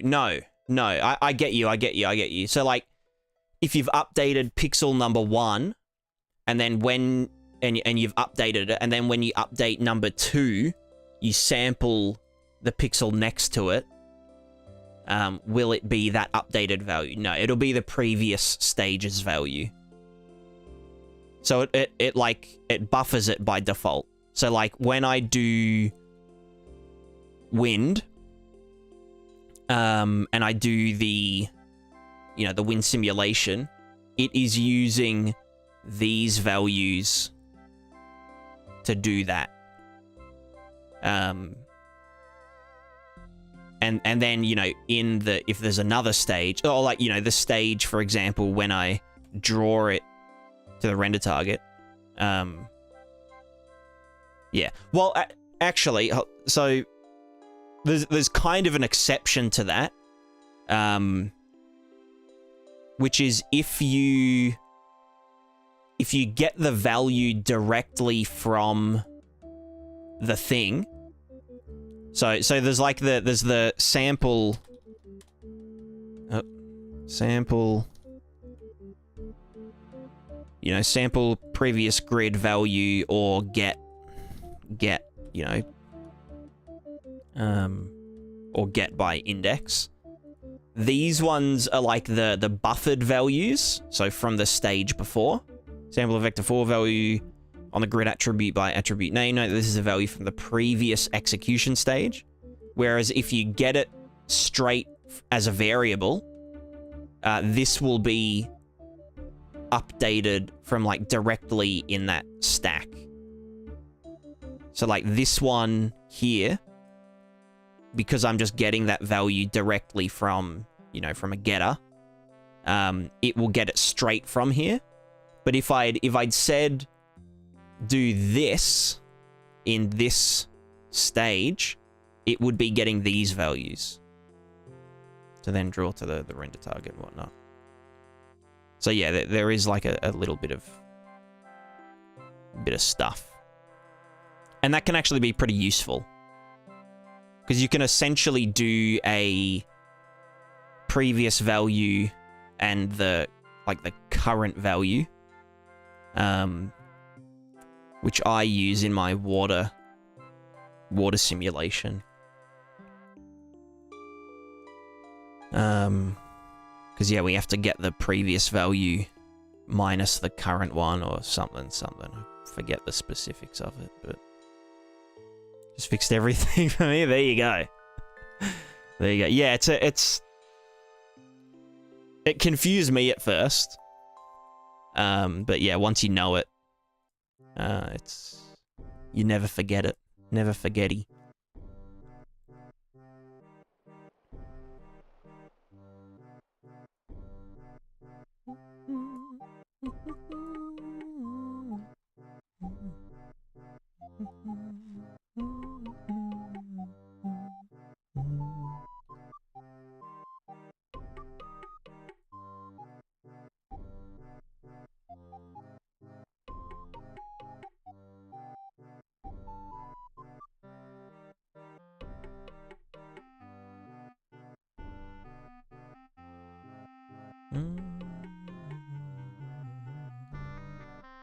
You can go to sleep now? There you go.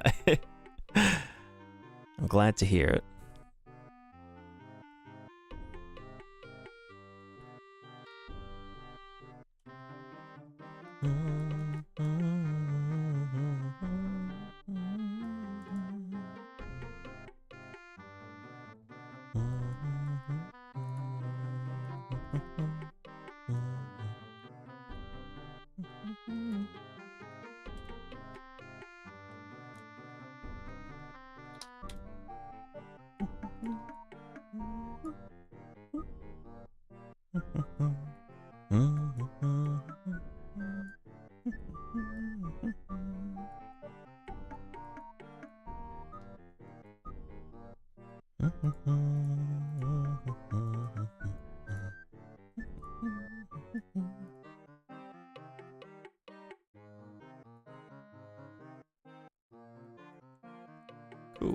Cool. Sample trample. Blah, blah, blah, blah. Deform velocity. Into there. Jiggle strength. Cool. Very good. Very good. So that's the grass simplified. Simplified. Next up is... Well, these saplings are kind of the same, kind of different. Example... Sapling. Where the fuck are you?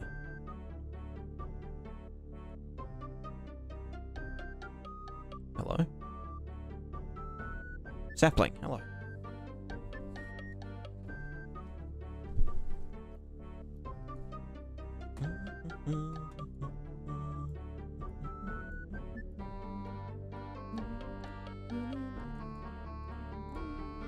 Foliage wind, cool. Tree sway stuff, cool. They can both just chill out here. Right, and then we've got the jiggle. You can die. We've got the pivot point Z mask, which I will move down here.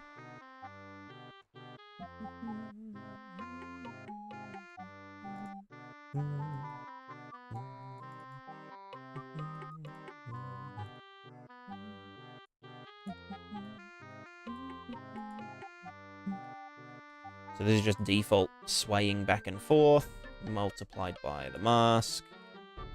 Then add the foliage wind on top of that. Let's actually just move this around. I'm gonna say this is... God, I'm so gassy.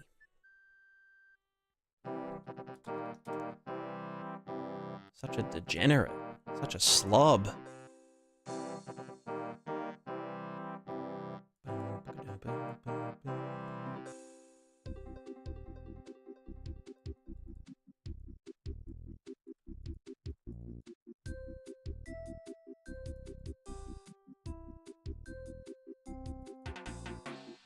Can live without straight angled no connectors once you try them.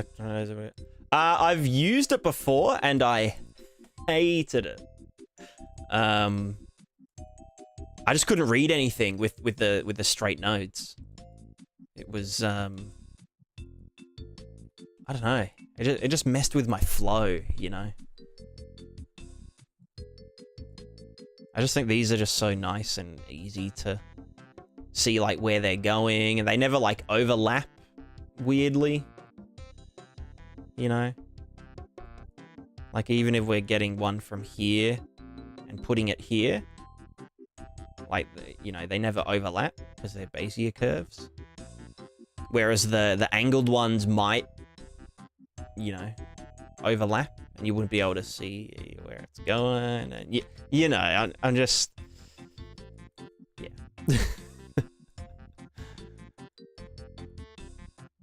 I think I've done this rant like a bunch of times.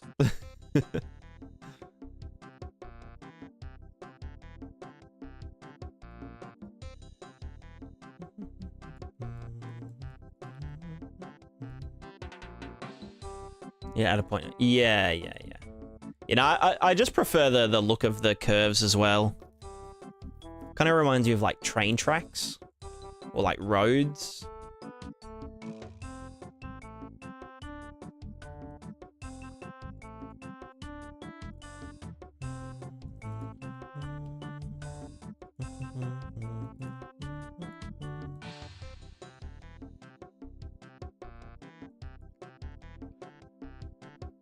I might actually do another output of this.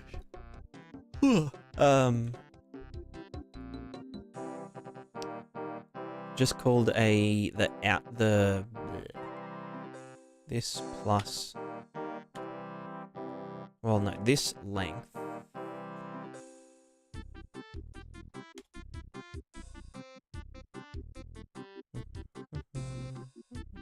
Well, no, I could just do abs first. And then abs this. And then add that.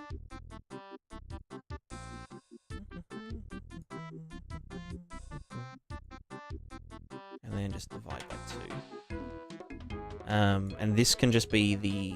Wait, no. It'd have to be absolute and then length. Close call. But then this could be just called the water disturbance mask.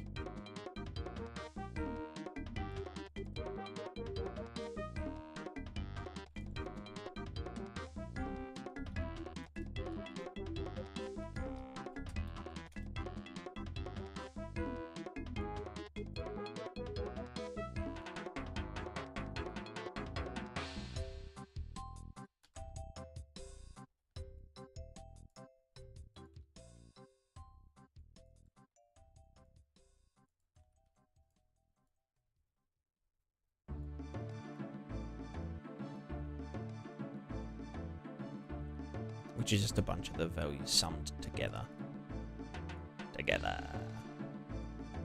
Yeah, this will just make it easier. Because the thing about the... doing like the, you know, foliage jiggling in the water. This is an example. I just go to the water.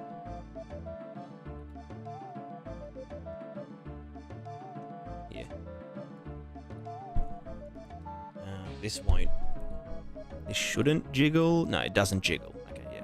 So the grass isn't jiggling in the water, right?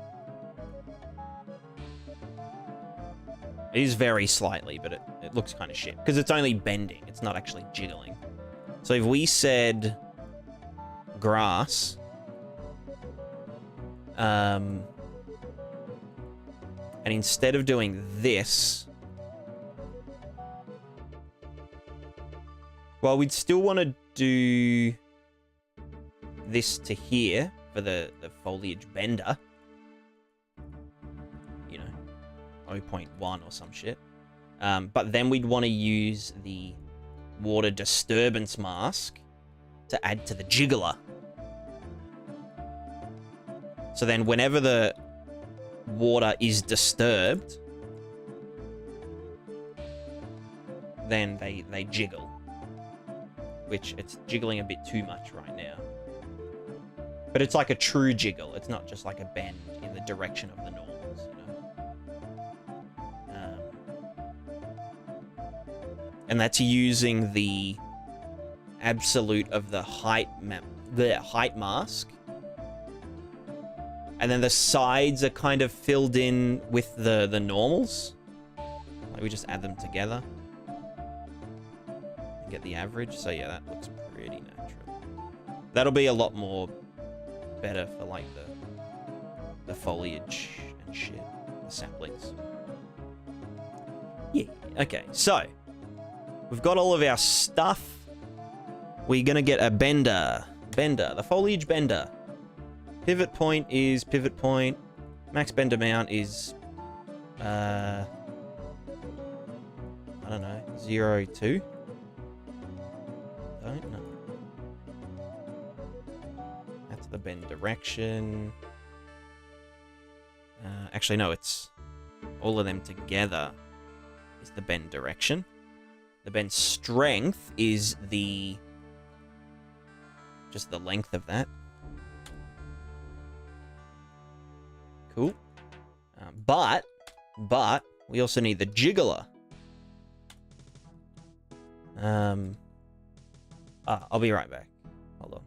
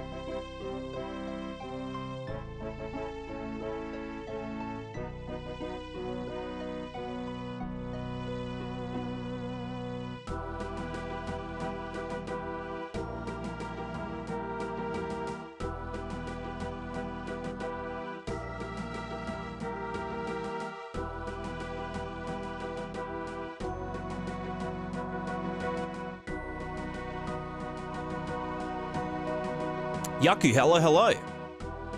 Foliage Bender excited for that movie? True. The last Foliage Bender?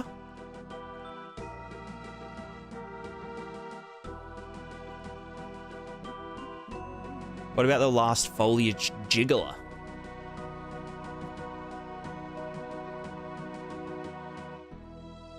So we can add this.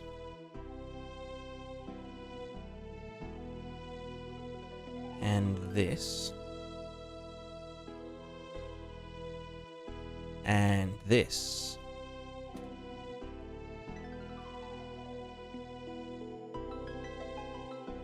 That can just go into our jiggle strength. Boop.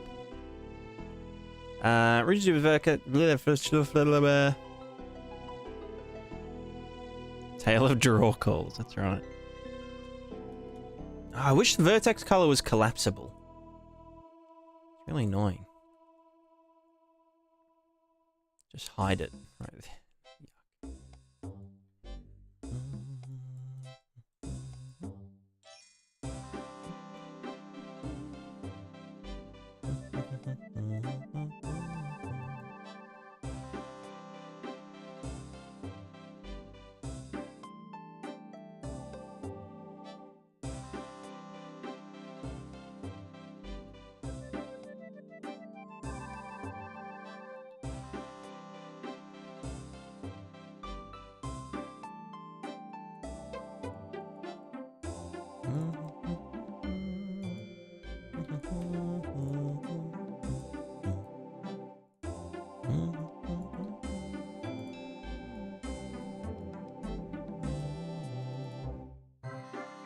Max jiggle angle.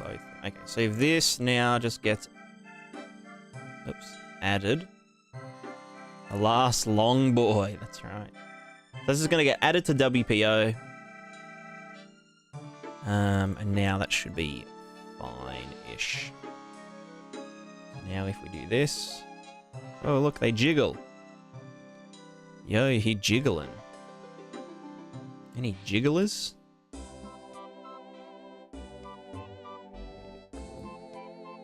I do want to just also add more.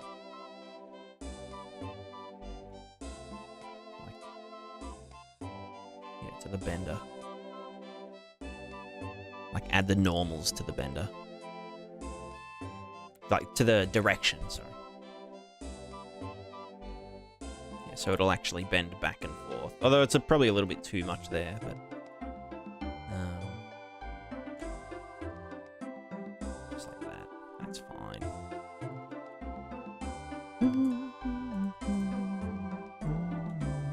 Alright, now we look at it over here. Here's a coupler. Right, so you can get trampled.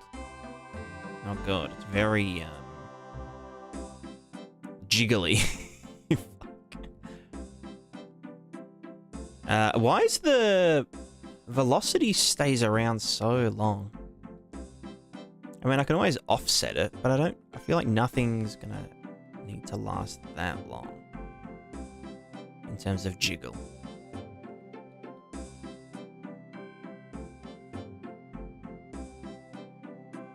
And it's also not masked. What the fuck? Ah. Length. Length. I always forget. I'm gonna have to put like a reminder on the node.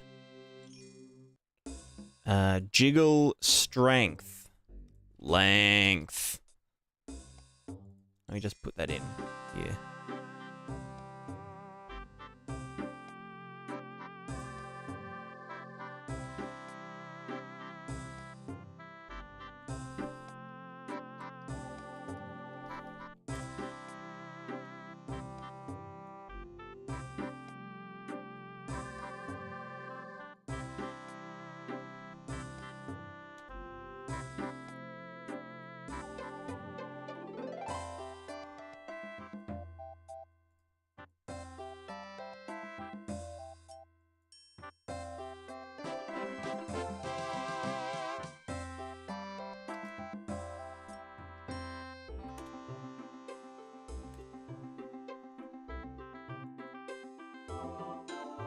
Sweet. Now no one will forget.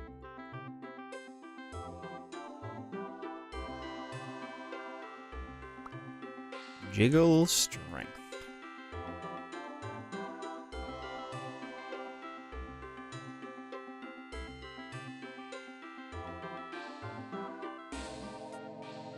God, that's so fucking jiggly.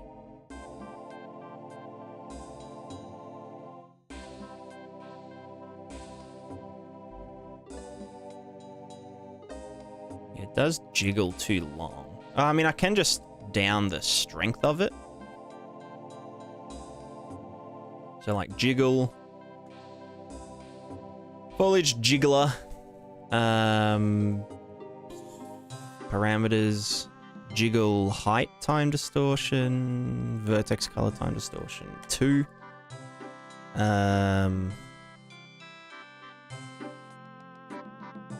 Interaction jiggle speed should be faster. But then also the strength should be saturated. And also, like, less? I don't know. It could just be the speed that needs to change. Oh, wait, why is it slower? Why is it slower? Didn't I make it faster? Why? Oh no, jiggle speed. The higher it is, the faster it goes. Makes sense. Kindred, how's it going? How was the rest of the stream? We're currently working on just some intense jiggling, apparently. Je suis.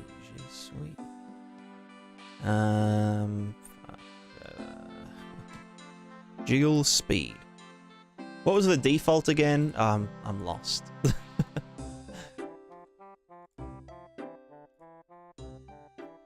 It's going great. Don't know if I've had this much fun streaming and doing game dev in years. Well, there you go. That's good to hear. I'm glad to hear it. One of my inspirations. Have I ever told you that? That you were like one of the first game devlogs that like got me into game dev? It's pretty weird. Pretty weird to think about. That's just how it is, though. Yeah, you're that old. No, I'm kidding. So I've said the same thing. There you go. You're raising a new generation of game devs. No, I'm serious. I'm serious. I think I started watching your devlogs before I even started game dev. Yeah. Justin, why last stream ever? You gotta read the full title. The full title.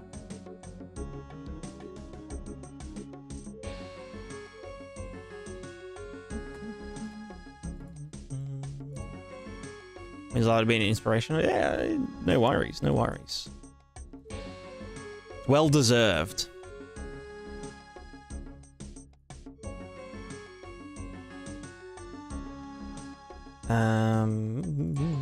Let's add these together. Why not?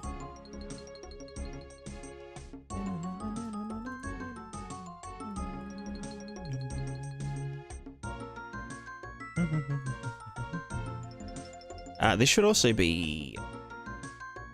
Wait, do we saturate that in there? We do.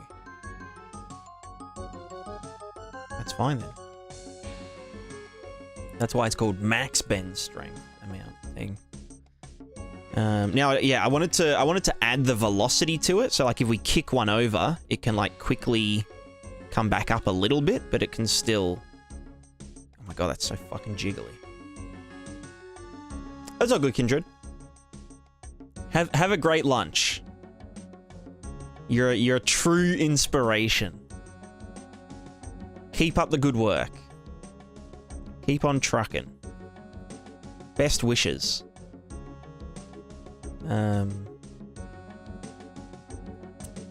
What else? You're my idol. You're my best friend.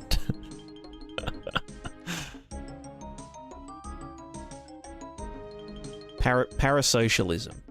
Something. Yeah, get out of here. Go have lunch. That just reminds me how hungry I am right now.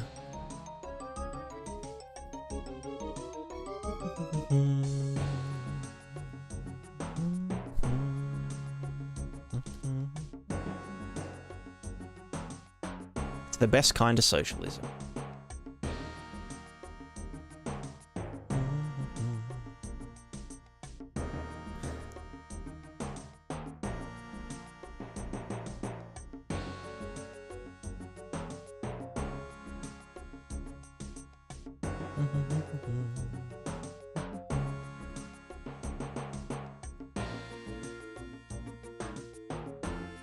All right, let's see.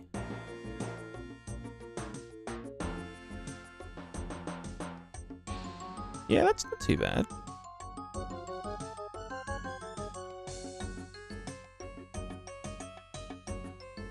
Right, they're so fucking jiggly. How do I...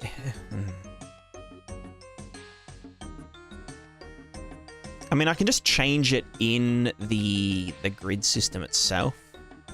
The deform... Oh god, where are you? Deform foliage recovery. Hello. Here. You are going to go up to 200. these should probably be parameters.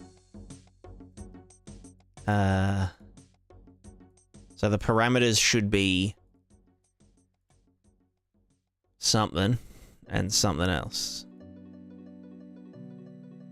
I don't know what I'd call it, so I can't be bothered doing it. Alright, let's kick these damn bushes. Bam. Get kicked, idiot. Okay, that's a bit better. Yeah, that's fun. It's fun. Looks good.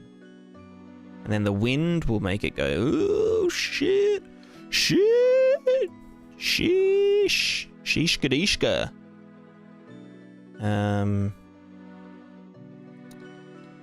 You know what? The wind... you know what? It's nice and exaggerated. We'll keep it like that. Whatever. Okay, no, maybe not that much. Fuck. How long have you done... Bleh, how long have I done game dev? 3 years?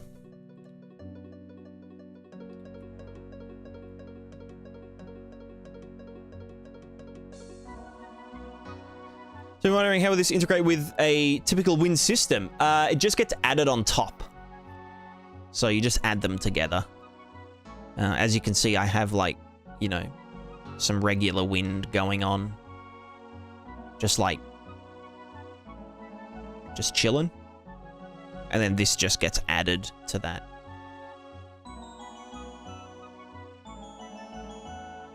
Yeah, they, oh god.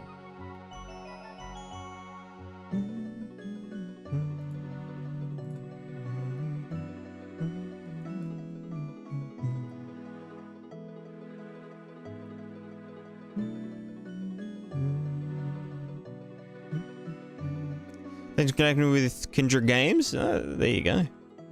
No worries. He makes great videos. He does a great stream. He's made a great game, which you can purchase on Steam. I think it's currently on sale. It's called Swords and Magic and Stuff. Like, that's the actual name of it. It's not just me, you know, doing my old blah, blah, blah.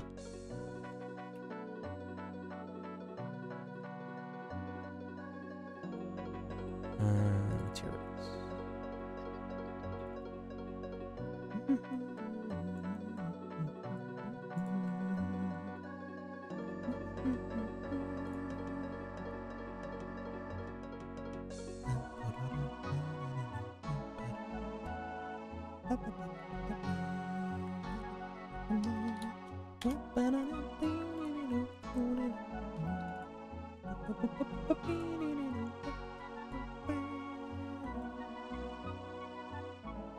Why is YouTube chat virgins? Doesn't YouTube pay a bigger cut of memberships? I mean, yeah, but like, you know, it's YouTube, man. It's YouTube. Who uses YouTube to watch streamers, you know? All the cool people are on Twitch, right, fellas?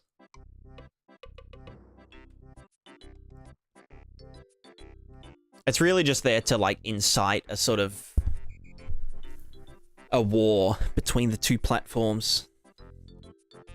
Just to get some crosstalk going, you know, to farm engagement.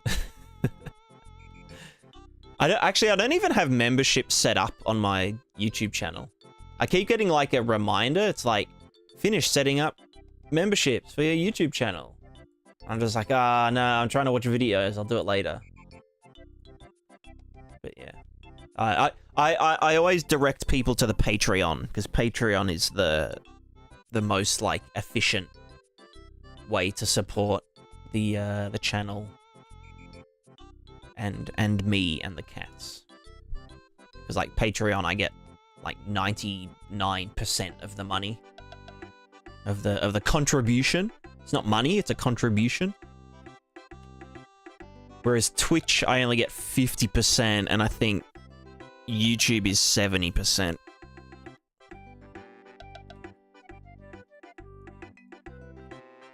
But YouTube's like also, like, who has their credit card hooked up to YouTube anyway, you know? Like, everyone's got their credit card on fucking Amazon, saved on, you know, Amazon.com. Twitch is just a better... I mean, it's not necessarily better. It's just a more... developed experience, you know. Sausage Ray Commander. True. That's right.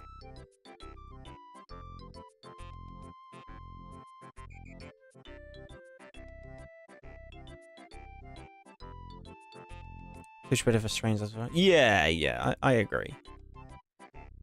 I mean, like, YouTube's good to have. Like, I'm really glad that they changed the multi-stream policy. Because, like, yeah, there's been, like, consistently, like, 20 people in the YouTube chat just hanging out, talking. And I guess because I've already got, like, an established YouTube channel, you know, if people don't use Twitch usually, they just use YouTube as their, you know, kind of relaxing place, then they come across the stream and they're like, oh yeah, maybe I'll just watch this instead of watching, you know, a docu-series on speedrunning. So yeah, I think it's good to have it.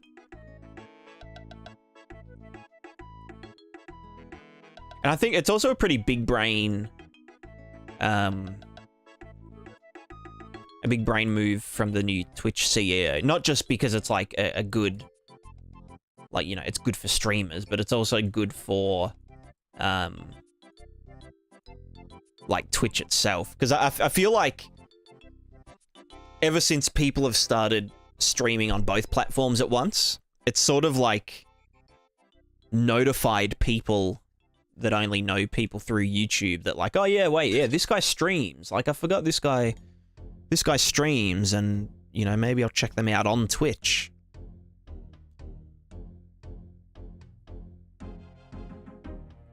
Like, I watch a few streamers that stream, like, the From Software games. And some of their viewer counts, like, ever since they started multi-streaming, has, like, it's like plus 1,000. Like, you know, plus 10 to 50%. Just from, like, you know, a weird little kind of crossover.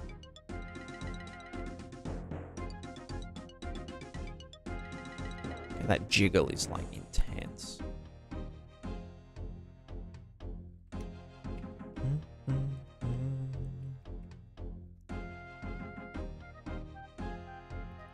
So, discoverability on YouTube is bad. The actual streams way would experience because of the instant playback. That's true. That's true. Yeah, you can just, like, the play bar, you can just go back. Whereas on Twitch, you've got to go, like, well, yeah. I mean, I guess some Twitch streamers don't necessarily want people to, you know, go back and look at 5 minutes ago, whatever, because, like, they want people to be in the moment and something. I don't know. Only the algorithms work for you once, then you're set. I don't know, not necessarily. There's a big difference between having a really popular video and having a strong core, you know, audience. Like, I feel like if just, you know, let's say I made a video about this plugin and it got like 1 million views for some reason.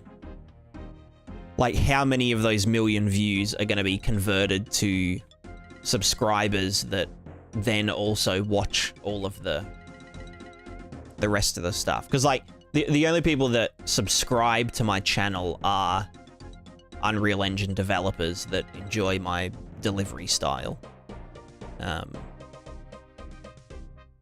So it's like, even if one video, you know, attracted a bunch of attention outside of the,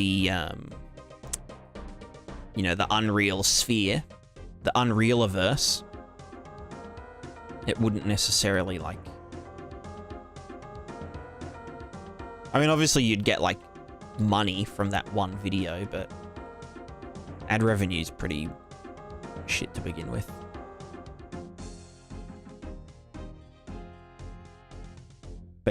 But yeah, for discoverability, for sure. I get you.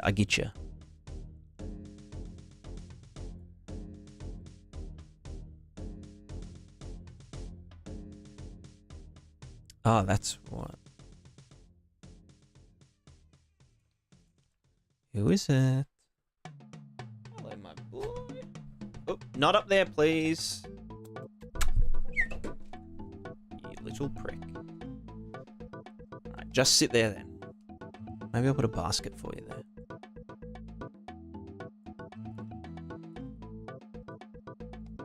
Alright, cool.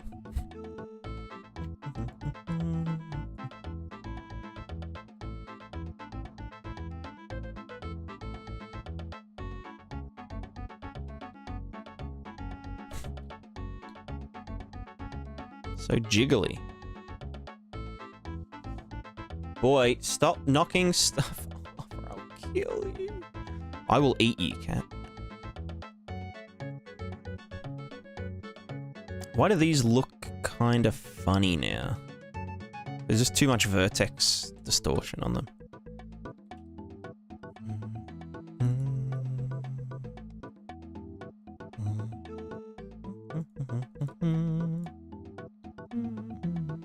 Interaction, jiggle, vertex, color, blah, blah, blah.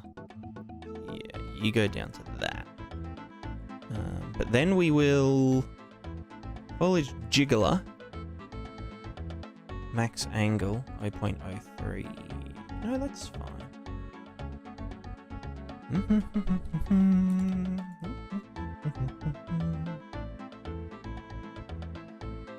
Oh. Okay, they're very extreme.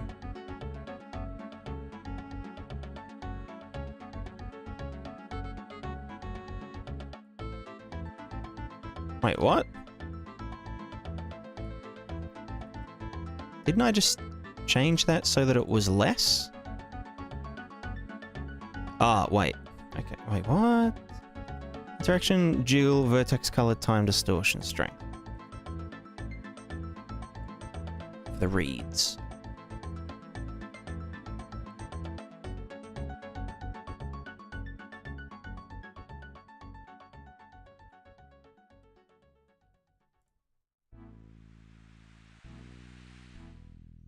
Did I change the default speed?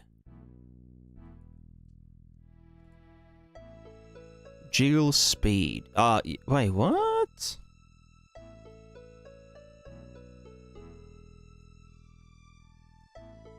Is Emperor... Wait, does that change it?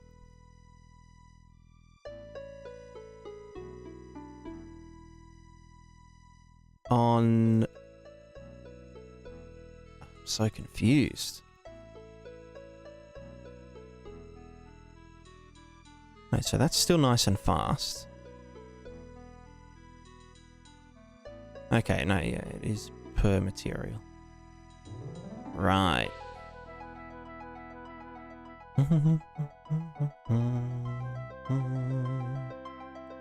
Boy, hop down from there, please. Or I'll get ya.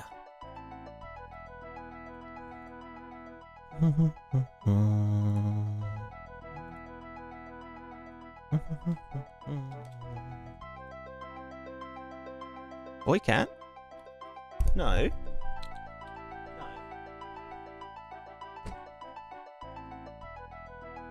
I'll put you out. Ow. That hurt.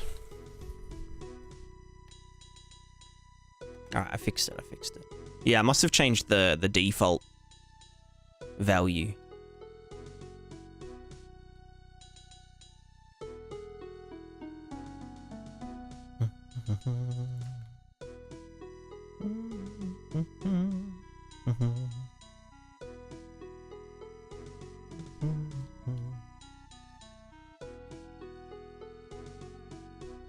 Cool. So that's all of the... Is it all the foliage-related thingers? I need to do like a ferns, like a foliage squisher, and a foliage thinger. I don't know. Thing.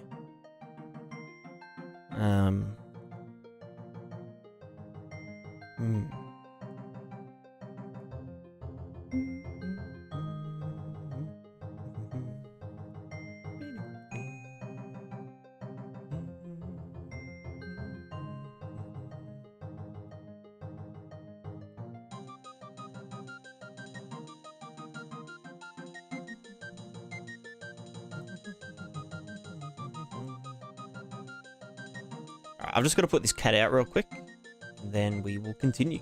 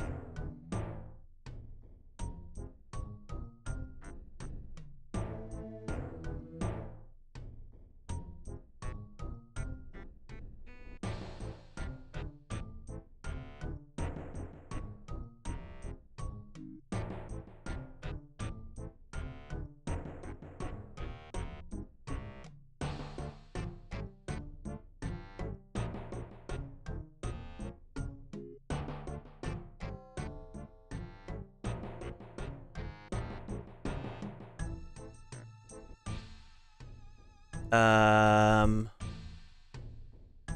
I frozen? No. Wait, is the stream dead? Or is my camera just frozen? Okay. But I'm still live. Correct? What has happened? Alright, hold on. Hold on. Wait, okay, can I just refresh? Deactivate. Activate? Okay, hold on.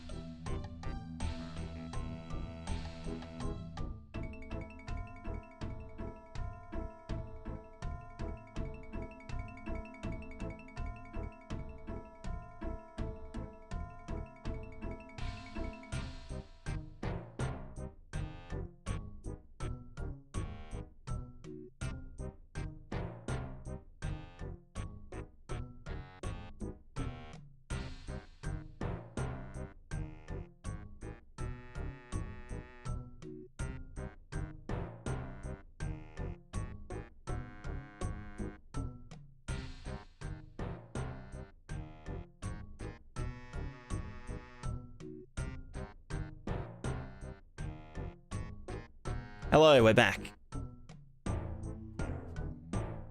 We good.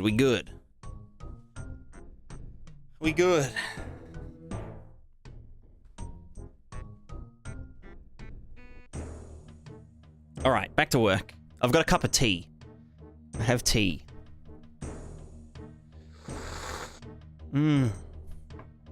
Viscous.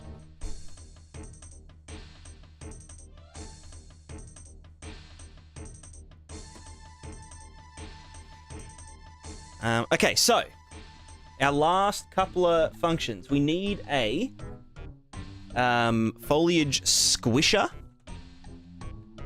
Or do I call it a foliage presser or a foliage squisher? I think a foliage squisher. Which is for like ferns and stuff. And then also just a general interaction buble sort of thing. For like trees and saplings and all that kind of shit. Let's just chuck it here for now. And you go into the ground slightly. Actually, do I have a sapling in here? I do. Hello, friend.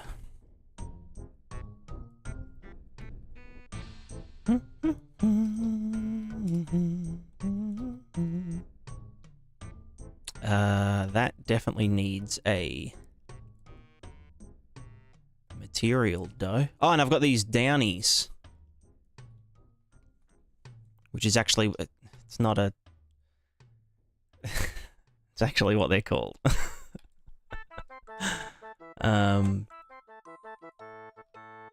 So we can use that in place of ferns to do our splatting. I really want to figure out a nice way to do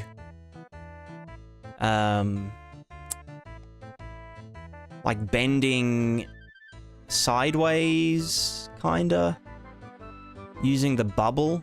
Like you could do it if these had a central pivot for sampling, but then actually pivot around the center.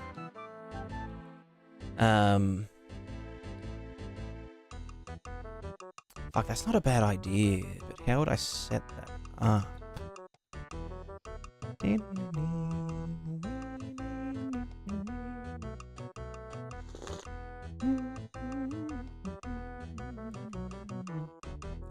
I mean, we can just see what it would look like with a,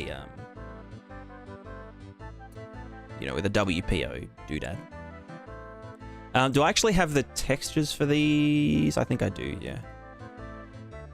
All right, example materiable. Let's start with this one. It's just going to use the sapling as example.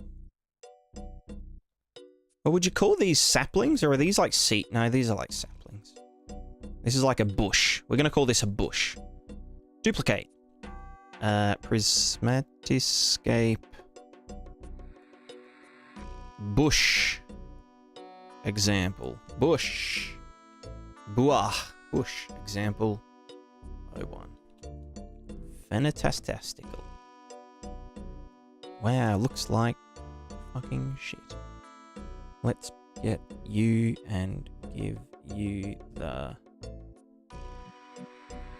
default bush example.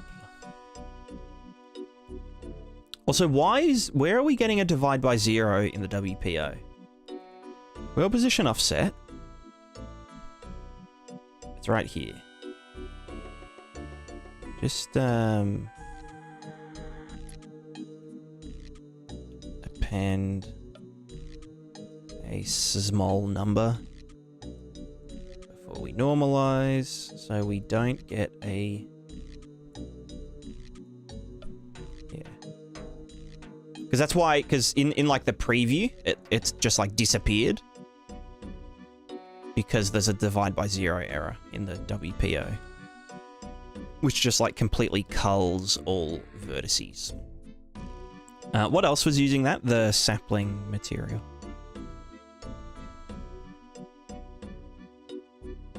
Where are you? Here it is. Sapling example.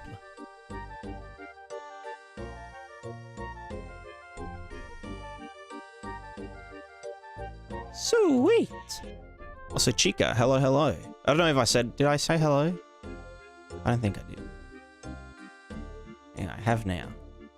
Okay, so the bush. This uses the sapling, oak sapling leaves pact. That looks about right. Yeah. I can freak with that. Does it use the B channel? It does, So we want these to be flipped.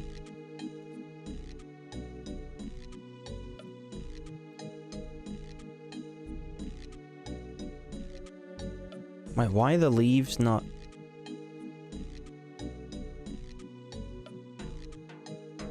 Oh, they're only half scale. Because we expect it to go into a thing.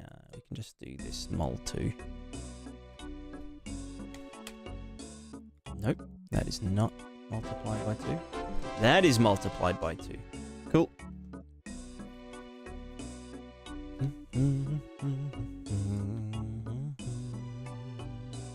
And that was correct the first time.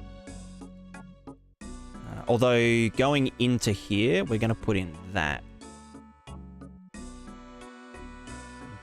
Interpolator is the true colors. Yeah.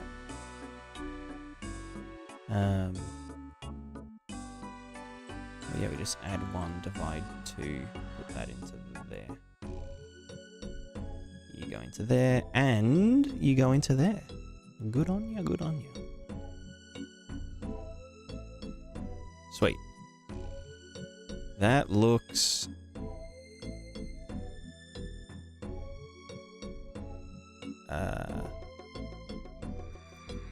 not correct.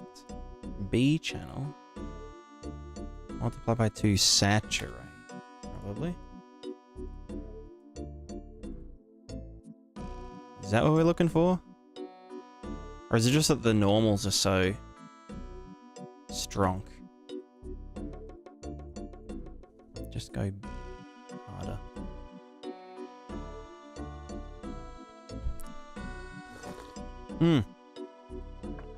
I know why.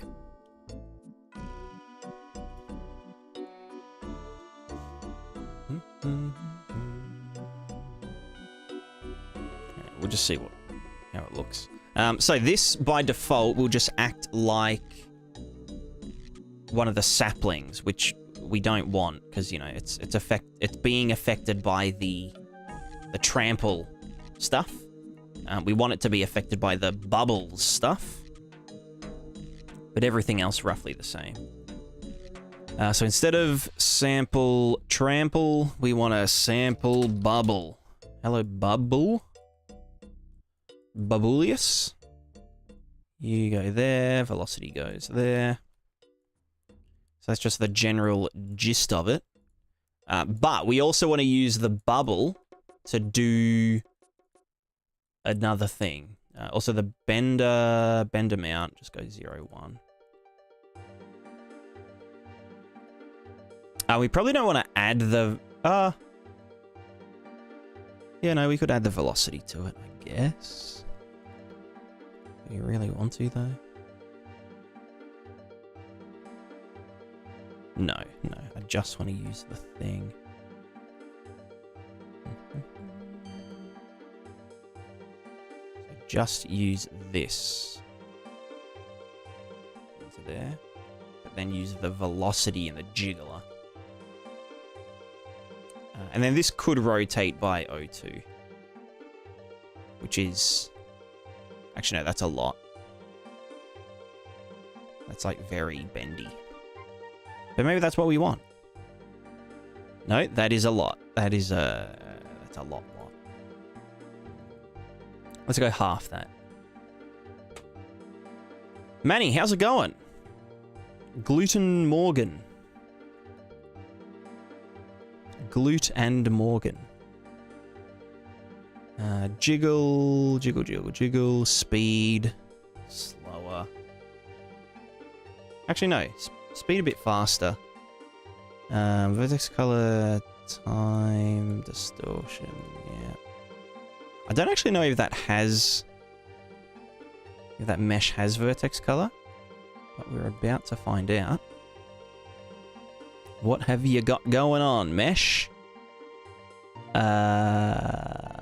Absolutely nothing. Oh no, wait. No?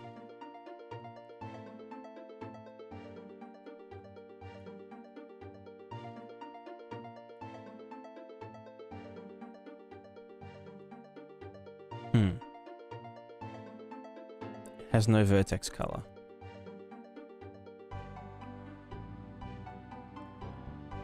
What's the texture? It's a fucking little atlas, isn't it? Goddamn. Well. No fun for you then, jiggly boy. It's 16 past midnight here. There you go. It's the perfect time to get stuff done.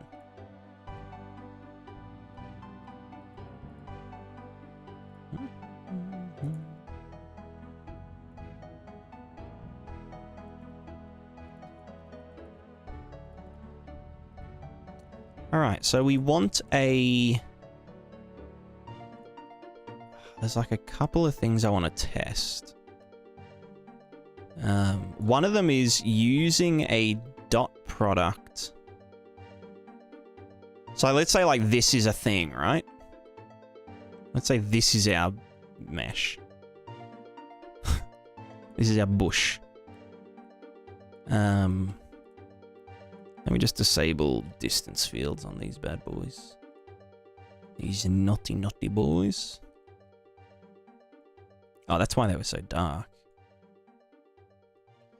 Anyway,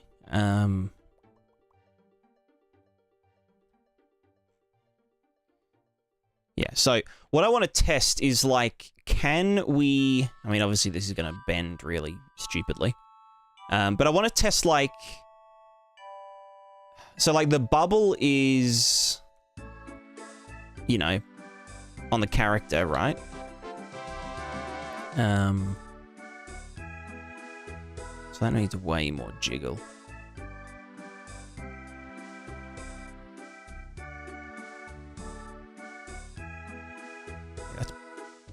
Anyway, so yeah, what I want to test is like what this would want to do is no, because if there's nothing here, that doesn't know what to do. So obviously for something this big, we're kind of shit out of luck. I guess it's really up to having actual collision on it in order to like press the leaves backwards and or outwards. I guess to some extent you could say, okay, well this is saying push this outwards, but if we dot product it against, yeah, like relative to the pivot point, if the dot product is the same, so it's saying push it out this way, but this is on this side of the mesh, reverse it and push it in this way. Potentially. I guess we'll find out.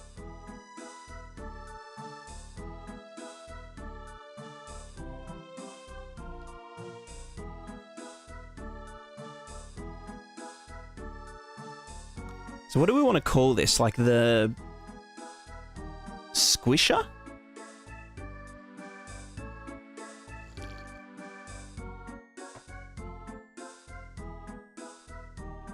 Foliage squisher? Foliage mover? I don't know what to call it. We're just gonna do something. Material function. Prismatica underscore foliage thinger. Last stream ever, yes. Working on this plugin at least.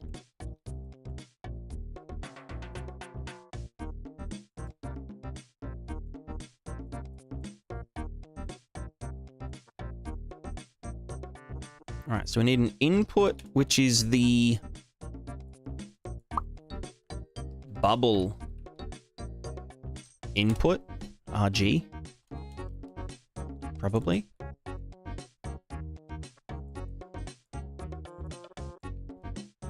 We're gonna have the... Oh, fuck, what the hell is that? We want the input, pivot,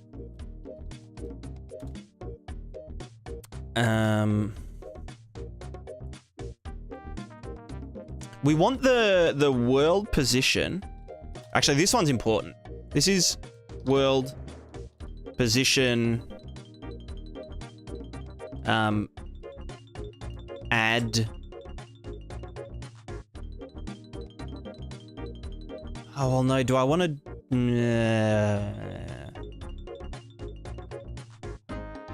Because we essentially want to add the existing world position offset to this effect, or like before this effect.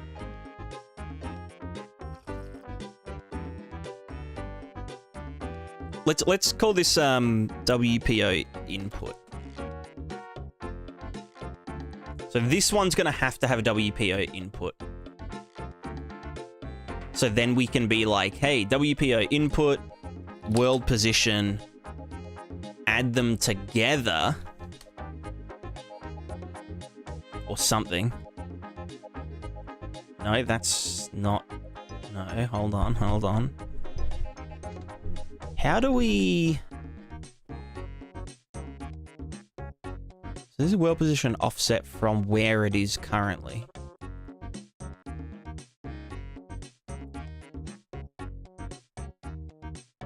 So the world position plus this. So then when we want to... Wait, fuck. How do we...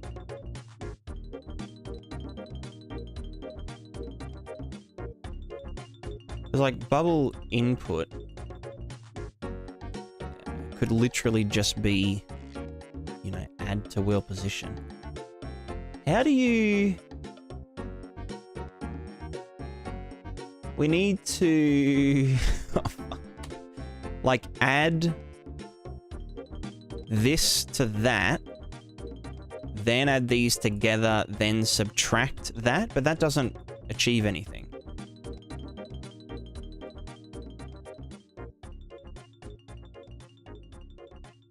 It would have to be where? We'd have to do it when we sample the thing.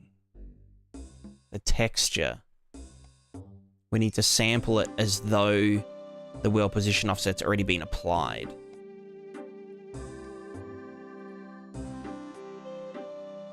That's very confusing. Because, yeah, like, let's say, like, these... We want to bend, just, you know, move these leaves around. But if this is, like, bent all the way over, then we'd want it to, like, change. Do you know what I mean? I mean, it might not matter. We can fuck with it. We can fuck with it. Why do I keep opening the wrong thing?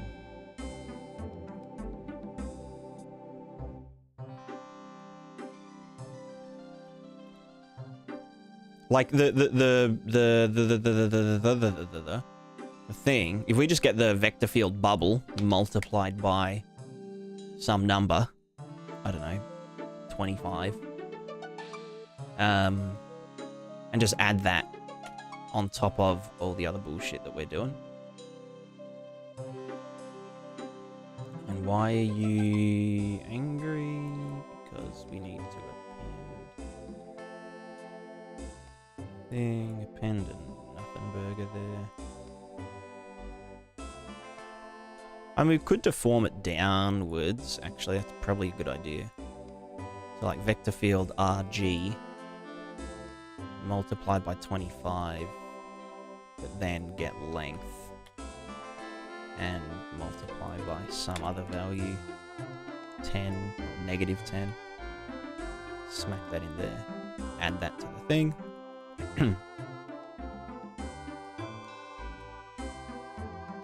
And ideally we'd mask out, you know, the other bits, but yeah, so you can see that nothing happens. Very good, very good. That's exactly what I was expecting. That was intentional, completely intentional.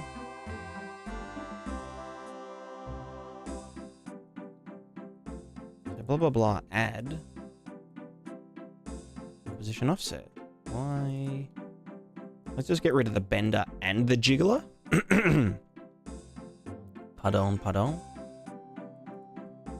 We're sampling interaction bubble. Vector field into here.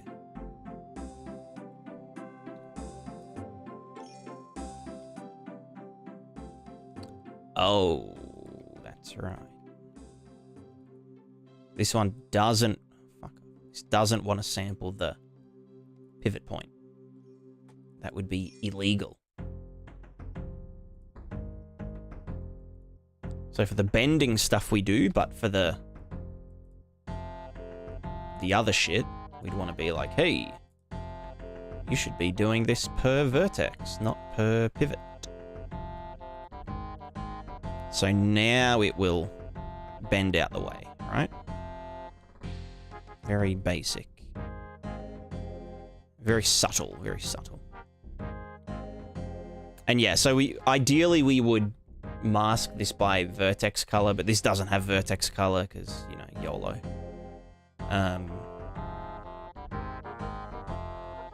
Yeah, so, but then if we add this to the bender and the jiggler,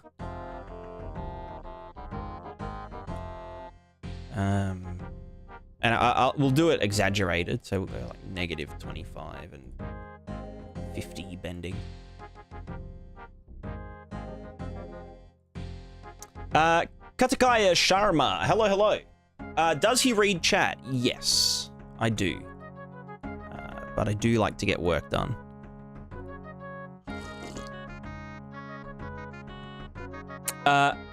Aji, do you think a multiplayer game is feasible for a solo dev? Yes.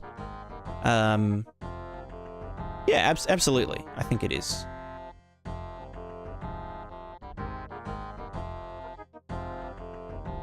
look at this.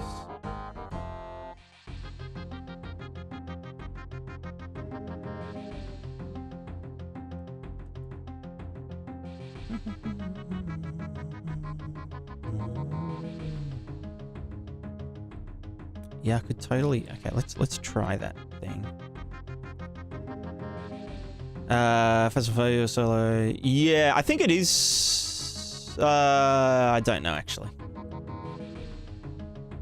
I don't know if it still is, but...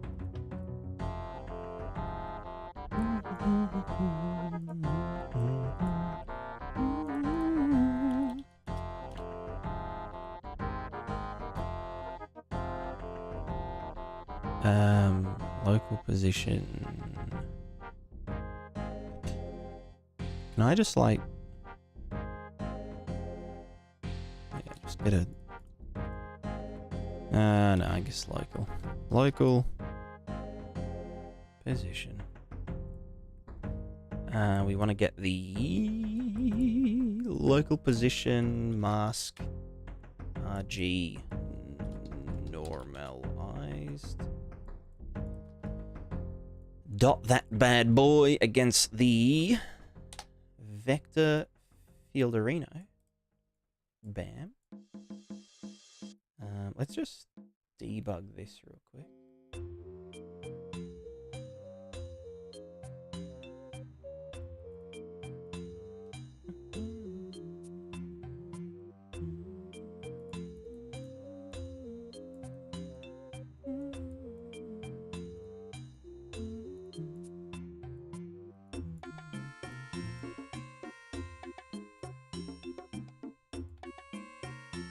So, I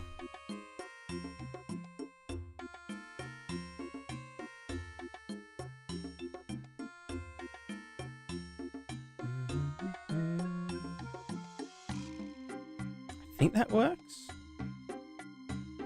Like it's only getting...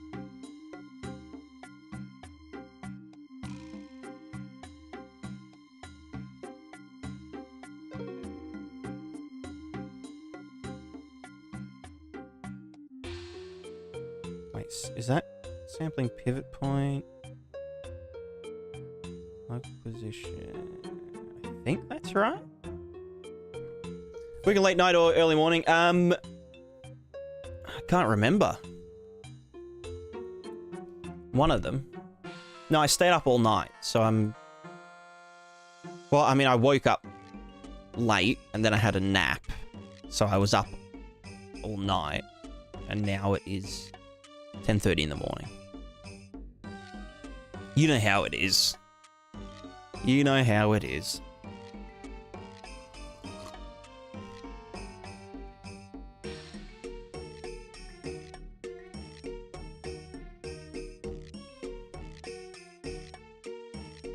It's just one of those days.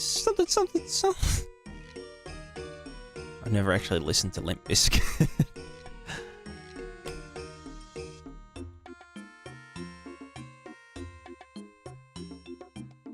I don't know if this is supposed to be like this, or if it is supposed to be the other way around.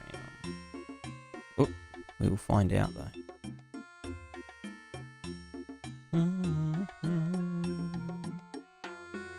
Recommend keeping it that way? Yeah, true. I love nu metal.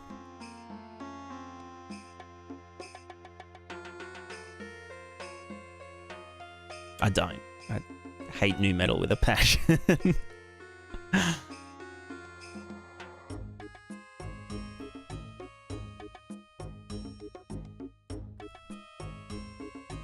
Nu metal was cringe even in the 90s, you know? Oh, this actually works. Although I've got it around the wrong way, but...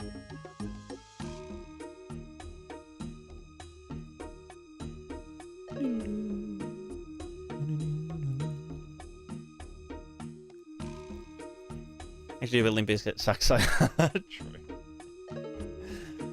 Yeah. Iron Maiden is my type of metal. Yeah, some like 80s. Some classic. I don't know. I wouldn't even call like, you know, Metallica. Oh, I guess Iron Maiden. I don't know, just kind of like by today's standards, a lot of like classic metal is really just like rock, like hard rock or, you know, heavy rock. Heavy rock, but with hair.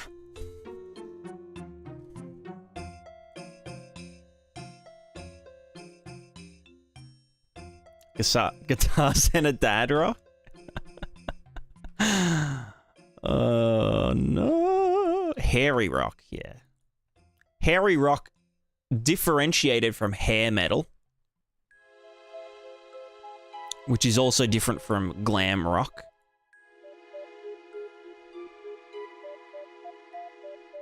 It's hairy rock.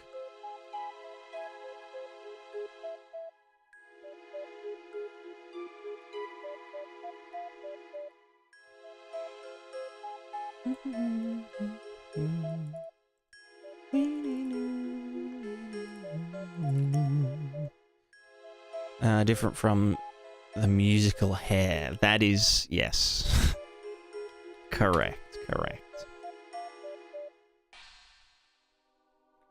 I just realized another thing that I could do for this sort of effect. I could literally, like, cause like, yeah, this works aside from when it, you know, when we get too close. Okay, it's a little bit like fucky. What I'm thinking is I could literally just use the length of the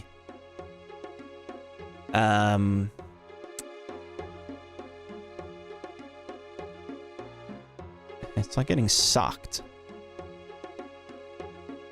Anyway, yeah, I could use the length of the bubble to literally just like push them towards its own center, you know, rather than doing it like based on, you know, this, because like the thing is, right, that these can get pushed so far that they go past its own center. Whereas, like, what we may want to do,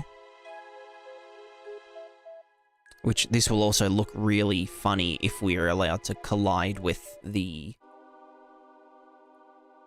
you know, with its, if we're allowed to phase through it, if we get this and length,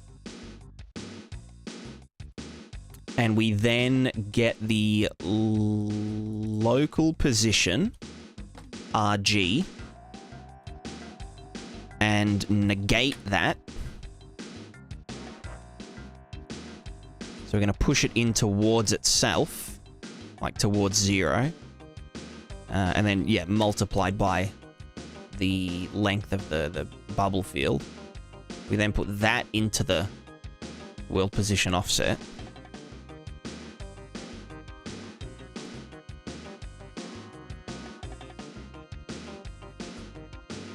Bold rock. God damn. Savage. You mean prog metal? Like 80s, 90s prog metal, I mean.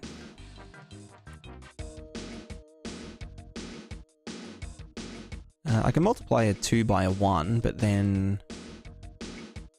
Ah, this needs to get appended another fella. I mean like Dream Theater prog metal.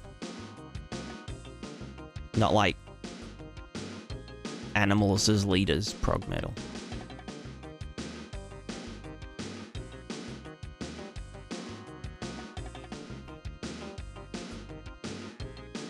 Yeah, like this. Okay, yeah, so this is this is an effect. Where it just like shrinks into itself, which is like kind of like funny looking. But at least it's kind of more predictable. And then we could also just make it deform sideways using a cross product? No, just a dot product absolute negate the inwards and outwards stuff. It's just funny when we go into it.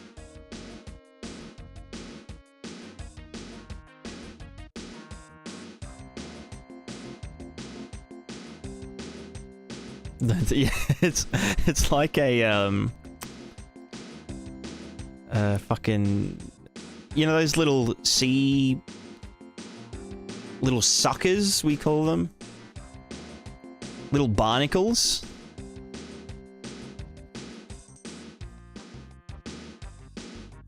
Like a little barnacle, like a little, yeah, like an anemone, an enemy.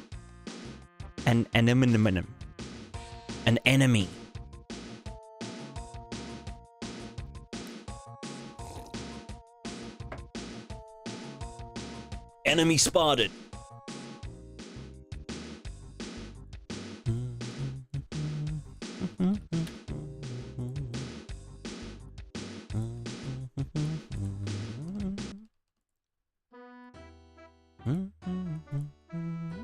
Actually, I could fake the... No, that wouldn't work. I'd have to know the radius beforehand, wouldn't I?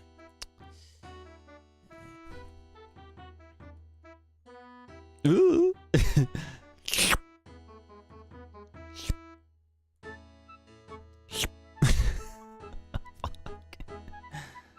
Oh, Jesus. But yeah, so we could combine that effect with... Like... If we got the normalized this fella, dotted with the this,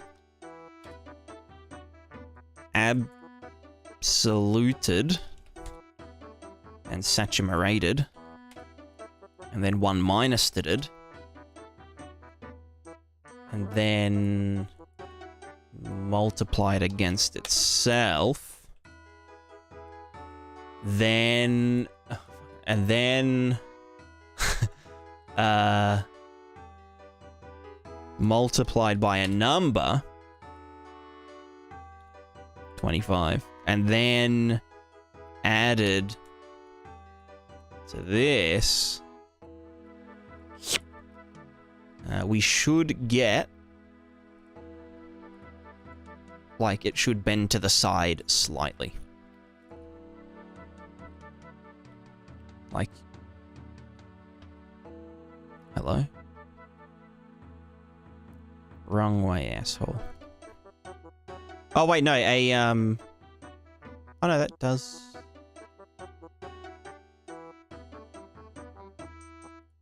Should that be negative? No, it shouldn't be. The dot product is -1 to 1, isn't it? So then this should be 0 on the sides. Yeah. Blah, blah, blah, blah, blah, blah, blah.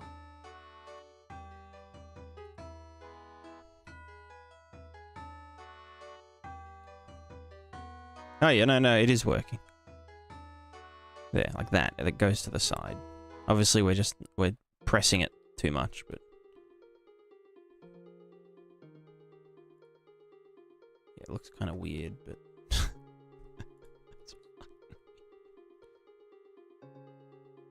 Yeah, so that's like the general effect, right? Is like that. Oh, and also the let's add the the velocity to this.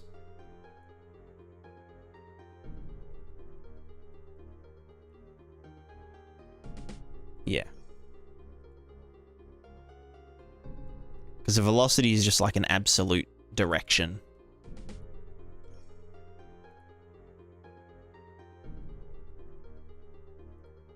So like if I'm static, it's like that. But then if we move it, you know. Kind of looks, you know, like almost physical, you know? Obviously it's too strong. Or like the fucking bubble's too big, but... I think the shrinkage is too extreme.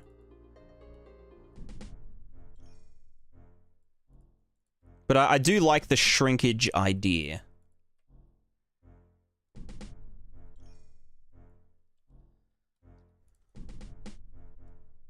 I think it's neat.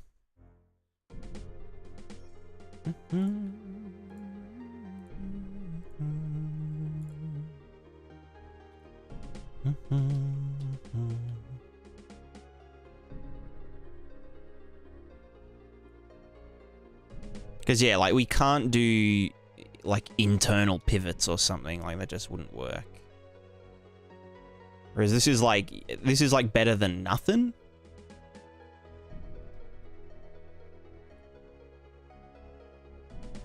Oh, you know what else we could do? Hold the fucking phone, brother. We could get a... just the fucking simple grass wind. Everyone's favorite shitty little goblin. Let's just do it. Whatever, just...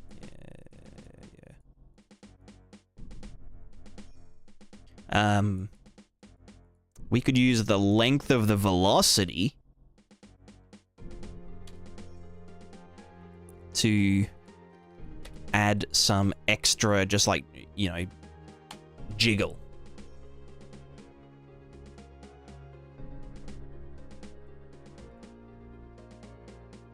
To, like, you know, wherever we hit the leaves. Why do you need a fucking thing, you piece of shit?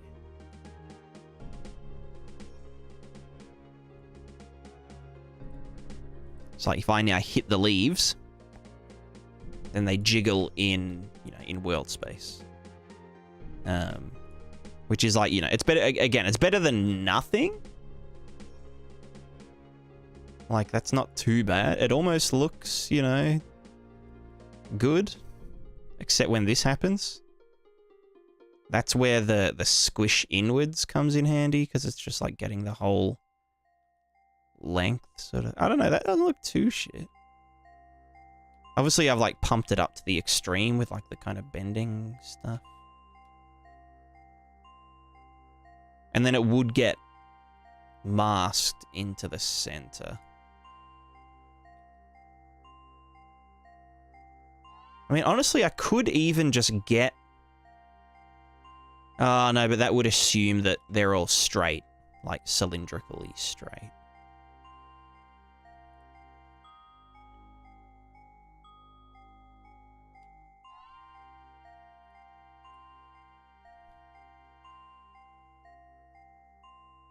Yeah. So, wait, what happens if I bring the squisher back?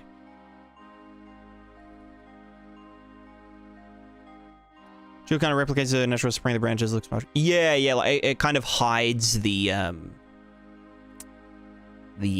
ugliness, or like the artificialness, the artificiality. I don't even know if this is working. This dot product stuff.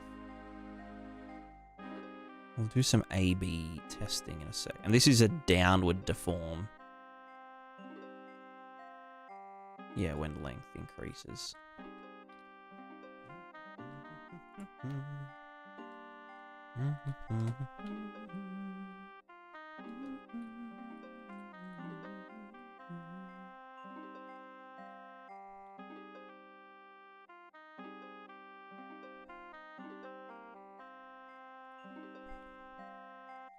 Now, what happens if I just get rid of the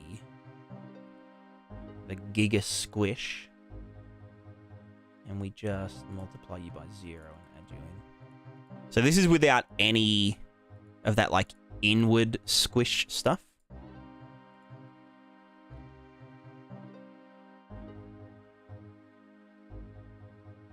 Yeah, honestly, I kind of just like it as the bubble.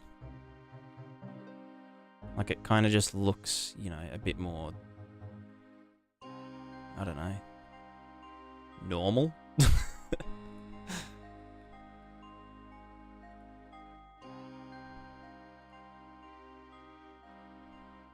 Jiggle's like very intense, but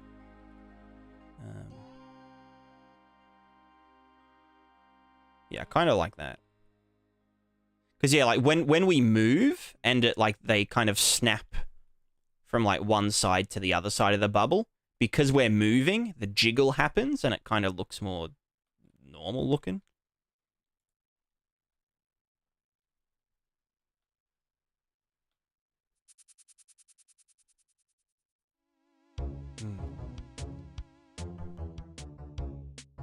Jeff, hello. New question when you have time. Lord knows, I don't know whether you plug in progress. No, it's fine. If I'm making a game where you can swap between 3 to 5 high poly characters with no cooldown, what's the most optimized way? Would I destroy relay the characters every swap, or actor hitting game with collisions disabled be fine? Not advanced enough for optimization. Sorry. What's up with that? It's a good question.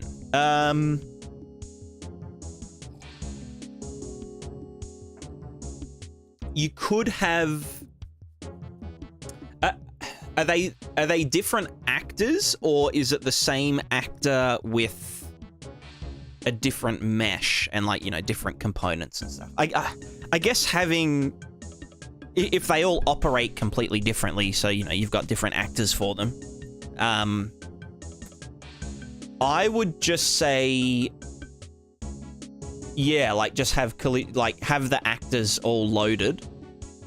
So, like, whatever characters the player is, you know, first thing I think of is like Genshin Impact, because I fucking love Genshin Impact.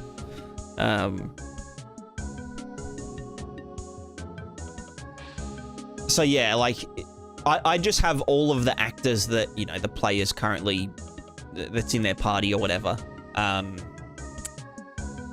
to just be, yeah, loaded in with their, like, movement disabled and their, yeah, if you just hide them, and also just disable their animation blueprint is probably the other thing that I'd recommend, or just pause it or something. Just as long as the animations aren't, you know, being evaluated. Because, yeah, if they're hidden, they won't be rendered at all, but their bones would still exist, because, you know, you could unhide them at any moment, and you might expect their animation to be doing something. So, yeah, just make sure their animation blueprint is paused or just disabled, and then just have the actors, have them hidden, you know, turn off any ticking stuff, and then, yeah, when you swap them in, and with the other actors, just, like, put them at world origin or something,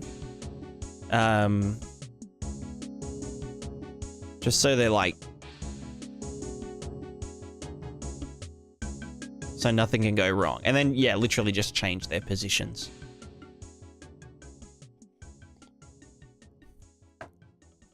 But yeah, that's how I'd go about it.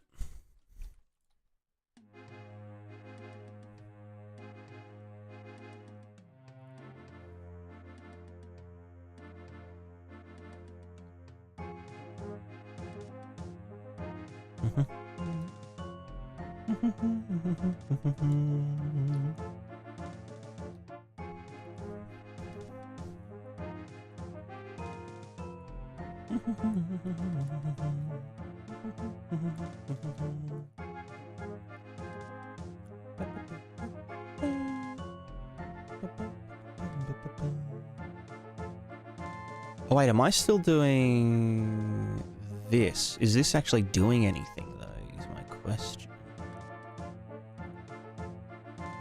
That's all good. That's all good. It was a good question. It was a very good question.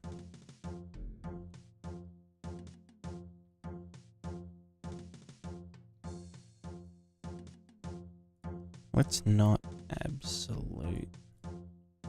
Let's see what this does.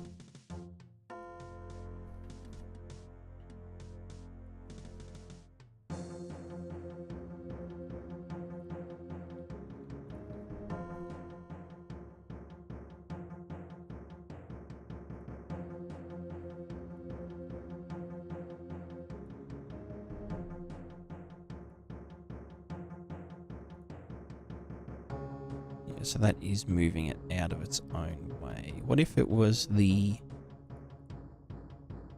What if that wasn't there? Let's multiply by 1.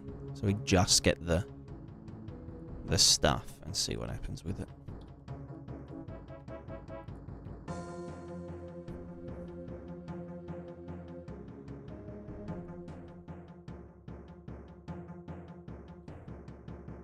Yeah, see, that's a little bit too extreme. Yeah, no, I kind of prefer when there's like very little squishing. So like absolute dot product, saturate it, 1 minus it, multiply the sideways, or multiply the directional squishing by that. Because it ends up just looking a lot more subtle and natural and less shit.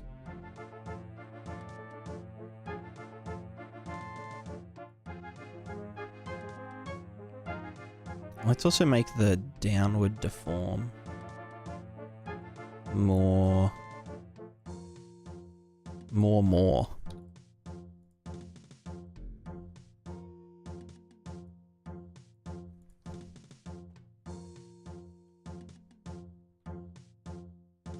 Maybe not that much, but like pretty good.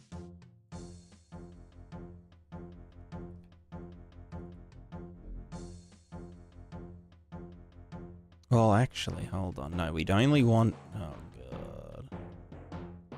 Oh, yeah. Okay, so vector field here, not the velocity.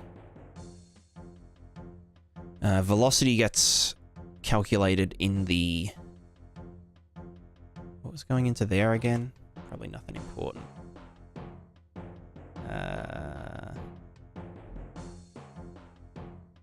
Yeah.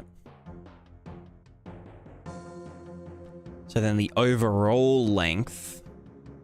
Well, no, actually, no, I just want length of the bubble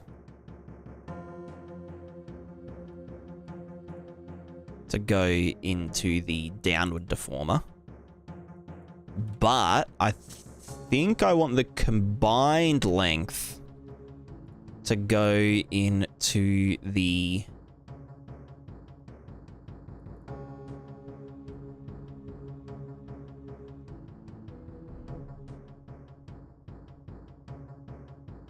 Yeah, no, that's it. And then this is going into the direction. So both go into the direction. So it will only bend downwards if I'm in there. But if I just brush past it, it won't go down.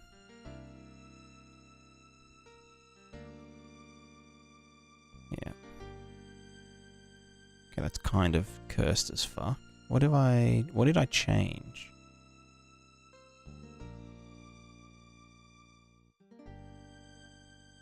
Huh?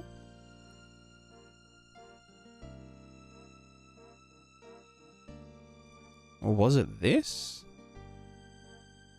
Wait, no, we're just... Wait, what the fuck? What was getting added here?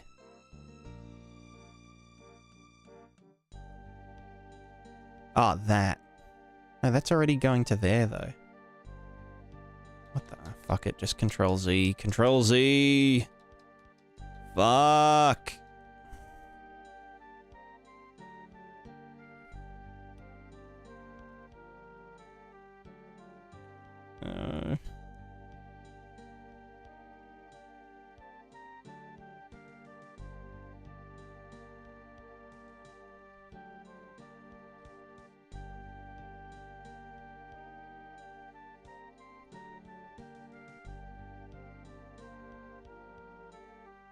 Feel like bad things are happening. I'm just gonna redo everything because I feel like it's undoing from places that I...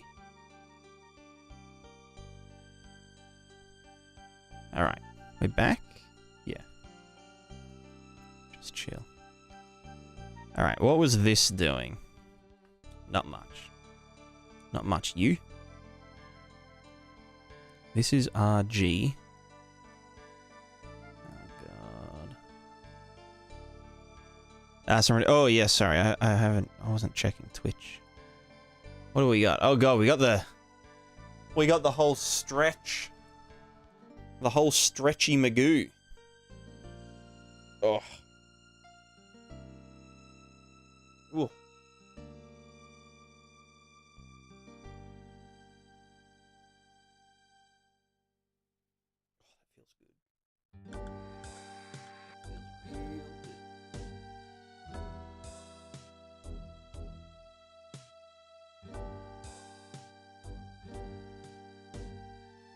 Oh.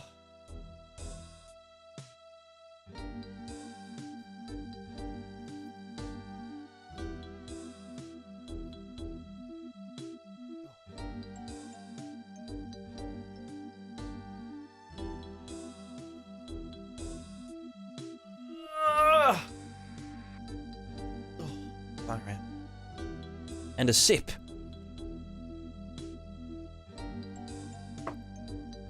Delicious.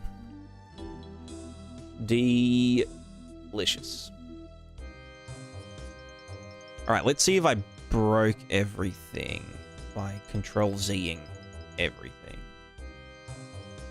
That's all normal. Yep. Yeah. That's fine. That's fine. Still a bit funny looking, but you know. Also, why does that not yeah.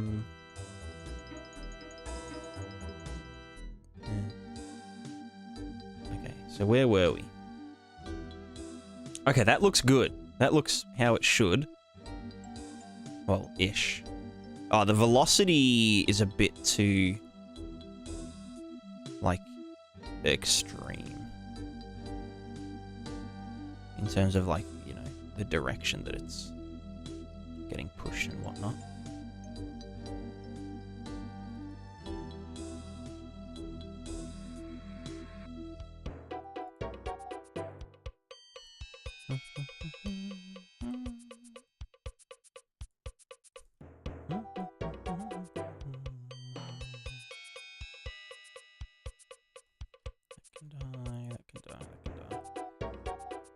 Let's just move these all down slightly.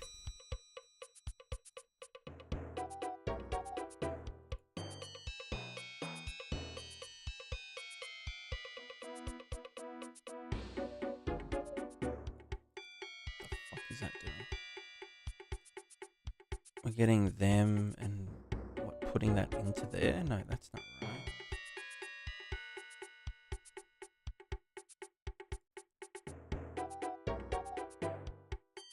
Why is that getting added here? To go into the bender. That's not right. There must have just been something else that I was doing.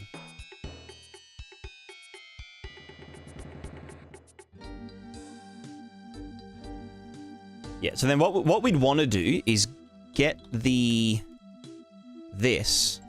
mask world position, add the world position, like the world position that we've already done from like bending it out of the way, add that or subtract it from the world position that we then sample the bubble texture from. That's supposed to be a 3 Vecchi. Append U.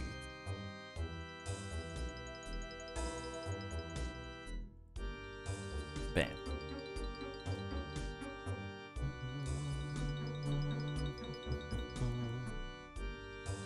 But anyway, we'll do that after. Let's just get this sort of general interaction working good. That's just bubble velocity, blah, blah, blah, blah, blah. This is... We want half the velocity going into here to then do the sideways deform stuff. And then we want to get the length of only the vector field bubble, not the velocity bubble, to then do the downwards deform.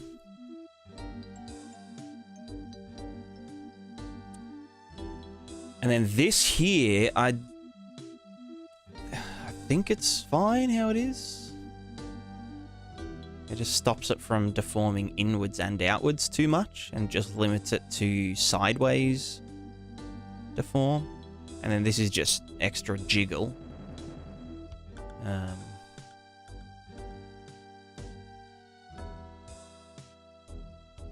Which is about the only thing this function's good for, the simple grass wind. It's pretty trash otherwise. And then that just, yeah, all gets added together. And then blah, blah, blah, blah, blah. So, oops. If we go to here, that looks decent. Yep. Yep. Not going down very much, is it?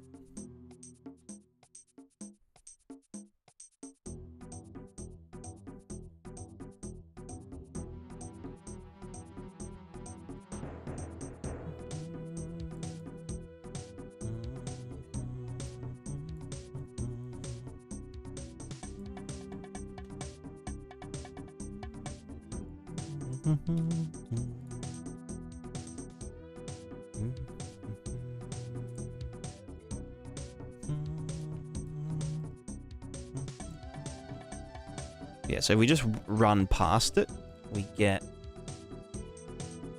yeah. Like, yeah, it still does kind of look natural-ish. The jiggle's a bit too much, but, you know. No, actually, I don't mind the jiggle. And then, yeah, just the general sort of... do I want it to... No, because we're just limiting the... You know, I see. I could do it so that it, if it's the opposite side... No, that's dumb. I could do like a multi-stepped sample. That would be kind of scary.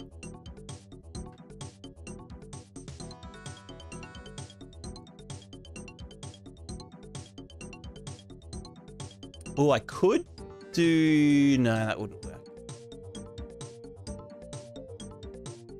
Actually, would... I could scale it by distance to the center point. So, like, we could get local position RG length. You know, radius 50 or some shit. Saturate. Maybe less than that. Length, like 10. Saturate 1 minus. And then multiply. So that would limit it to the core of the thing. I know that's only the core. But that, again, that presumes that it is that it's, what's it called? That it's like straight up. Which I guess you would use, like the vertex cover would cover, the vertex color would cover that usually. Maybe this is like a fallback.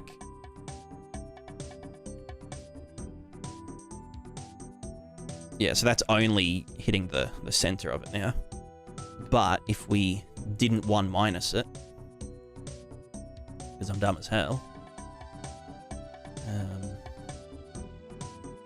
Where did I put it? Yeah, no 1 minus.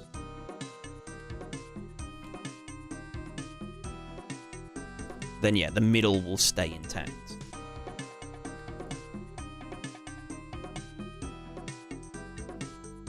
Which, yeah, looks better. I mean, yeah, it means that we can go harder on the WPO if we need to, but yeah. It's not too bad.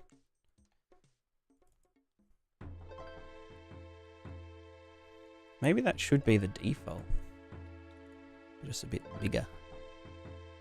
A bit bigger.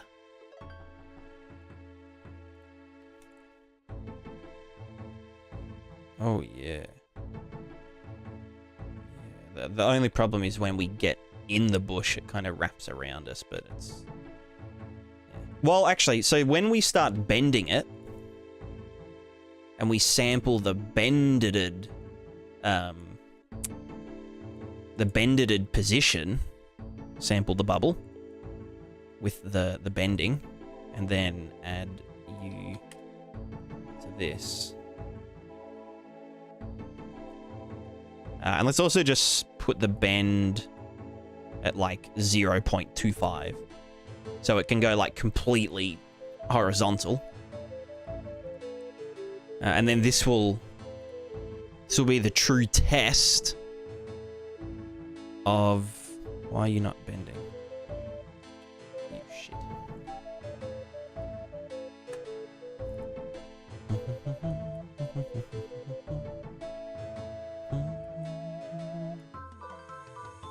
Bender. Bend strength. Add wind. Ah, we're not adding this.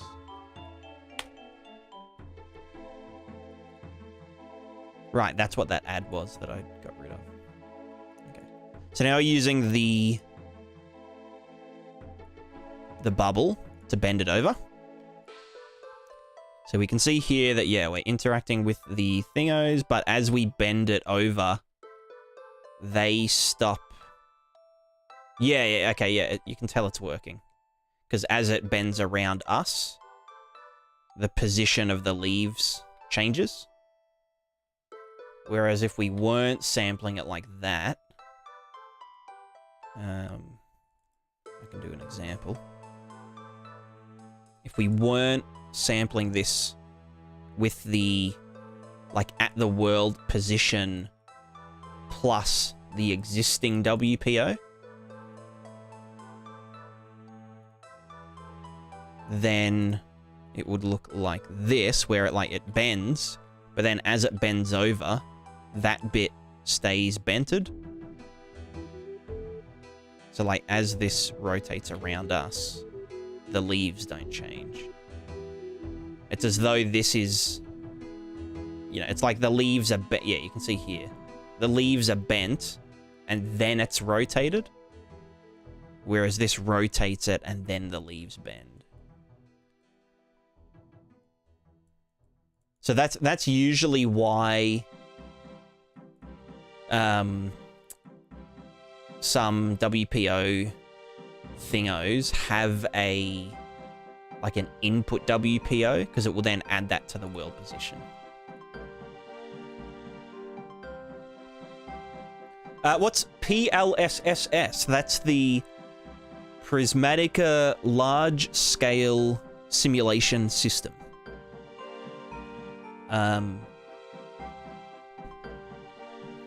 It was also going to be called the Prismatica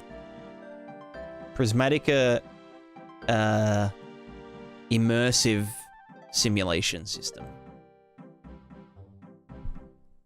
But, you know, probably doesn't have the same ring to it. Or the Prismatica proprietary...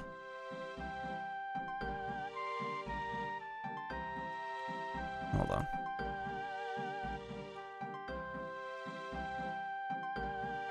It was going to be the Prismatica...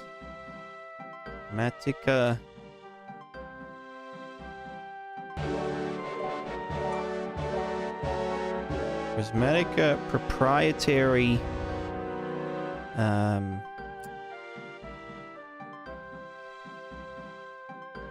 immersive simulation system.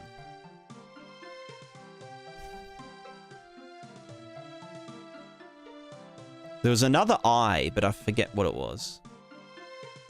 Basically, it was gonna be called Piss, but I've changed it to the Prismatica large scale simulation system, which is PLS. Like basically what I'm gonna be saying, like, you know, while I'm doing this is PLS end my life, you know? PLS make it end. Raiders, hello. Hyperruns, hello. Welcome back. How was the stream? What were you working on? Tell me all about it. I'm currently working on making things jiggle. We are jiggling. Yeah, that looks pretty damn solid, if I does say so myself.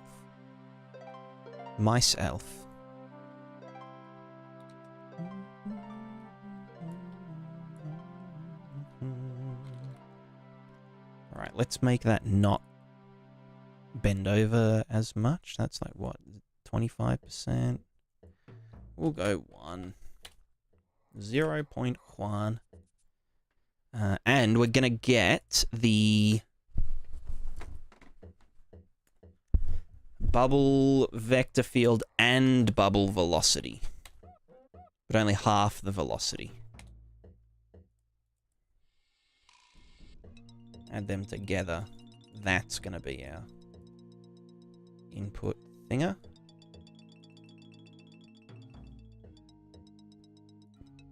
Yep. Does this have jiggler? Like if I do that? It does, but it's not... Right, it's because it doesn't have the vertex color. Because it doesn't have vertex color. I mean, I guess we could use that same thing.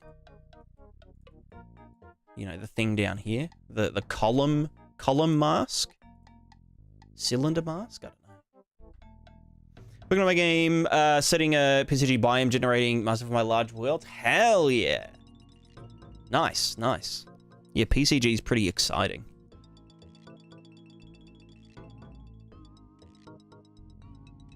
I've been pretty hyped with what Sov's been cooking up with his, like, town generator.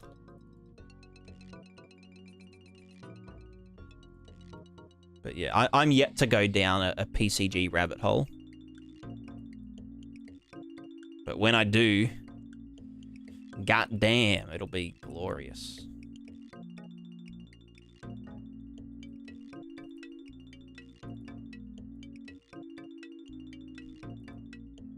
I'll be right back. I can just hear a cat making noise.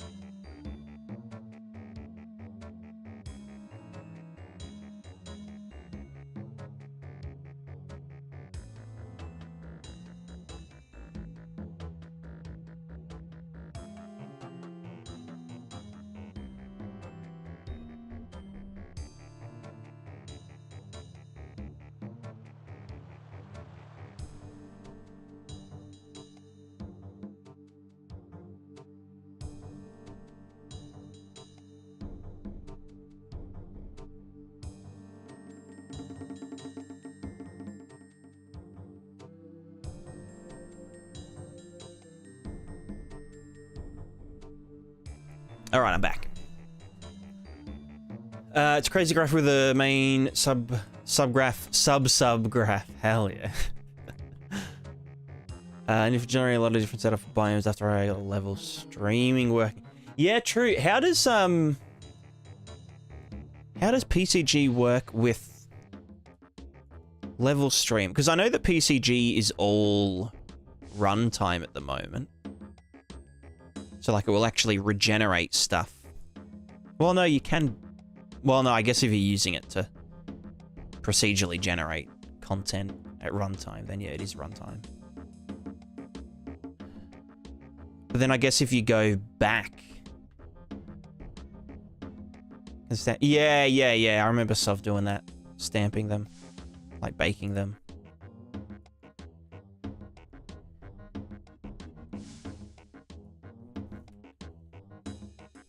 But yeah, I guess you have to, like, if you're generating on the fly, you know, let's say like Minecraft, for example, the first time you load like a new chunk, it will run like the generation algorithm for that chunk, but then save it to disk, because obviously if you know, blow a massive hole in the terrain, that has to save. I wonder how you do that with Unreal, because like,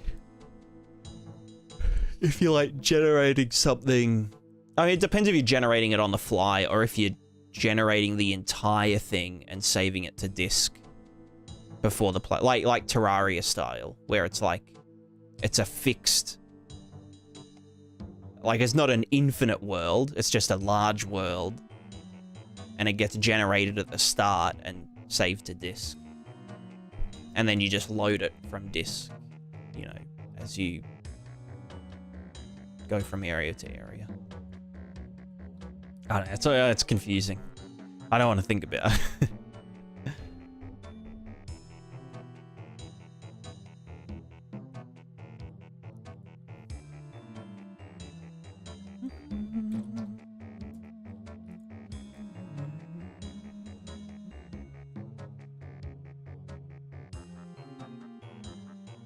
What was... Oh, yeah, right, the cylinder mask.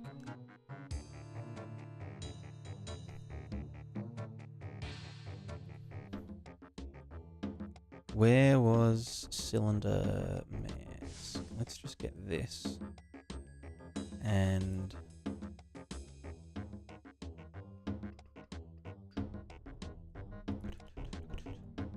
renamed... cylinder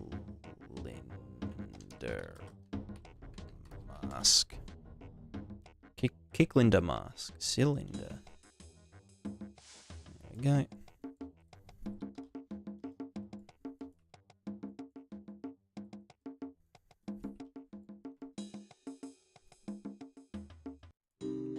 So if I do that here, we can get some jiggle. Although this should be... Yeah, no, that's correct. That's correct. And then this is just that. To there, to do the thing.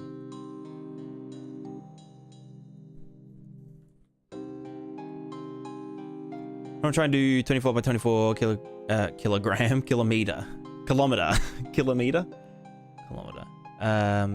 Gotta work with some tricks making low poly sci-fi games. I don't know how it will work with high poly stuff. It should. I mean, like the architecture, like the system will be the exact same. I guess it's just like the loading times, like as it needs to load new assets into memory, that could be a bit funky. But I guess like if it does it asynchronously, it shouldn't be an issue.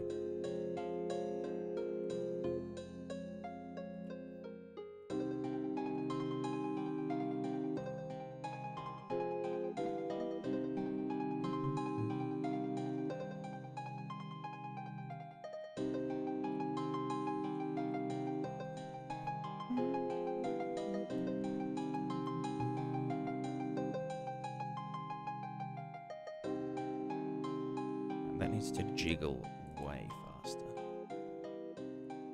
And by way faster, I mean slightly faster. Yeah. Okay. So now I have to functionalize that. Don't like that at all,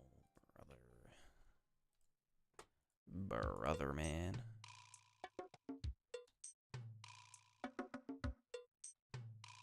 Doink, boink. That looks pretty good. If that had like a soft collider, that would actually look quite nice.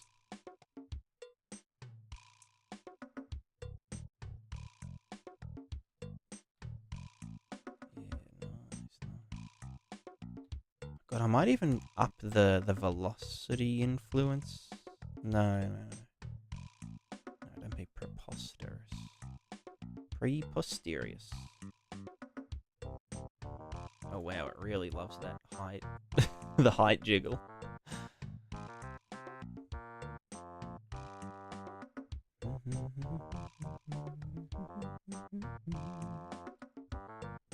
Oh, that's the other thing. I need it to do these kind of things. I guess we need an additional mask, because like this is fine. This would work for the tree leaves as well. Maybe we call this the leaf jiggler or the leaf interactor. So you can like just do, you've got your bush, which is just a long boy, and a leaf jiggler combined, and then a tree is just the leaf jiggler. But we don't define a height. So like if something was really short and went under these, then technically it would be not good. I wonder if I could define a height with like the alpha. No, because I use all 4 channels. Well, I mean, that's up to the user can fuck it up. Because, you know, the wind, blah, blah, blah, it's masked by the height from the ground. But yeah, we could do that with the jiggler, which wouldn't be too bad. I'm a leaf jiggler? Take that back. You take that back right now. Oh, the other thing is, like for these kind of things, the wind needs to affect these on like a per vertex basis, not just the overall thing, but like just the, you know, the individual leaves and stuff. So that would be like another thing, which would be called the leaf blower. So this is a leaf squisher, and then we need the leaf blower, which would be wind.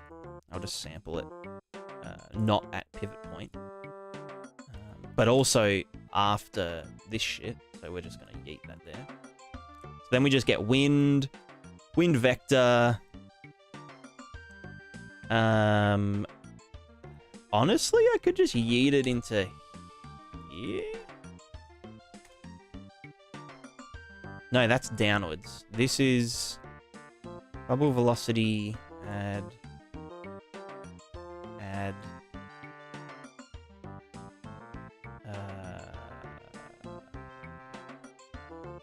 Hold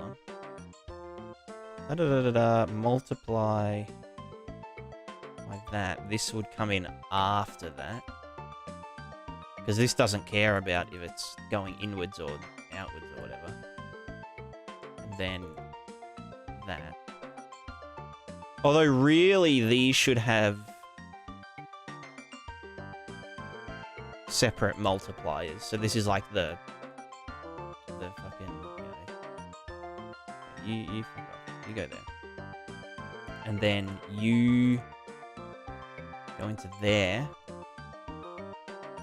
And then you get added after that. Oh. Nice.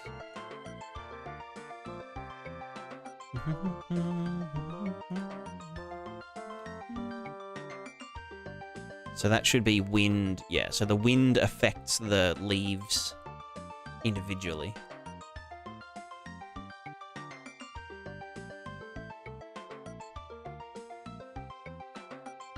Yeah. Probably needs to be a bit more than that. Like fucking 40. And also, Jesus,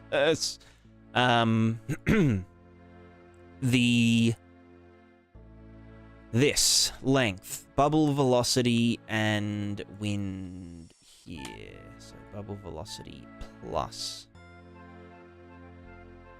wind velocity length. Do the thing. Make it jiggle.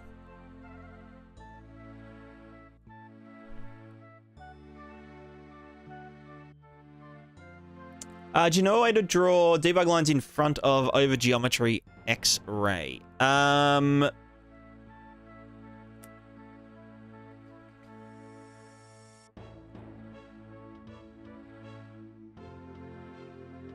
Possibly, yes.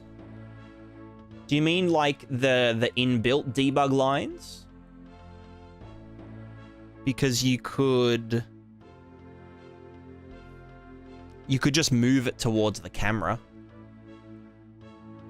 So you could just get whatever the real position is, get the camera vector, and just move it, you know, camera vector multiplied by negative, I don't know, whatever the offset needs to be, 200 maybe.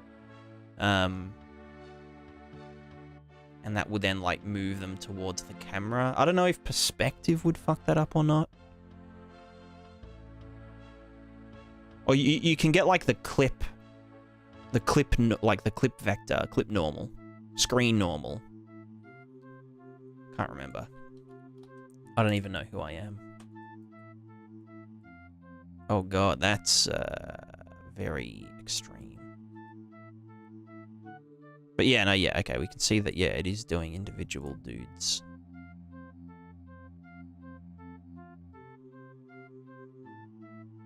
Okay, maybe not that fucking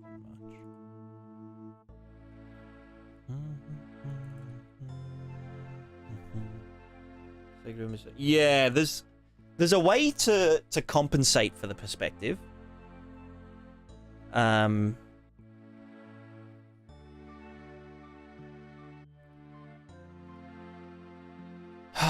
I just forget what it's. I think it's called clip something. I know there's like this camera offset in here, which like does exactly that in the material.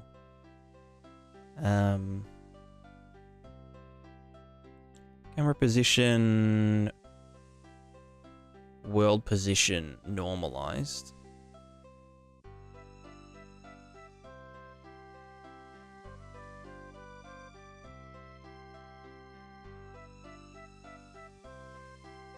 Actually, yeah, no, that should work. Camera position.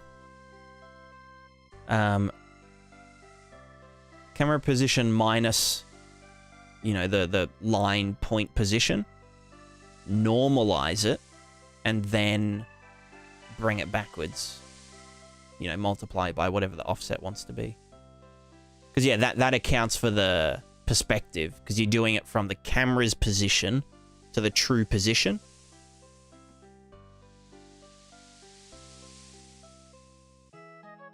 Yeah. Yep, that would work.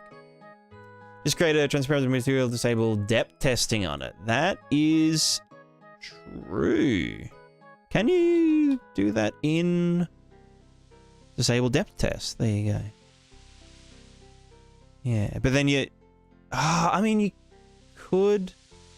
I'm pretty sure you could change the...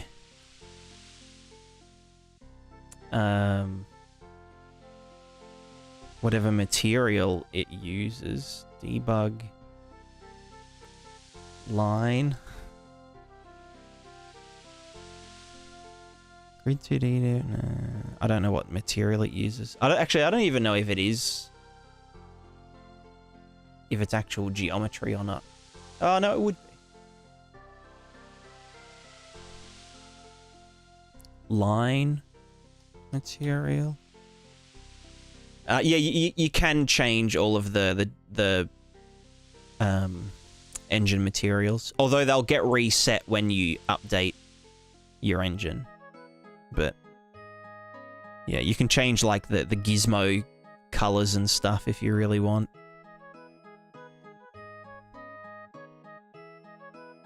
Gizmo, control rig gizmo. Gizmo default material. Mesh modeling toolset. Nope.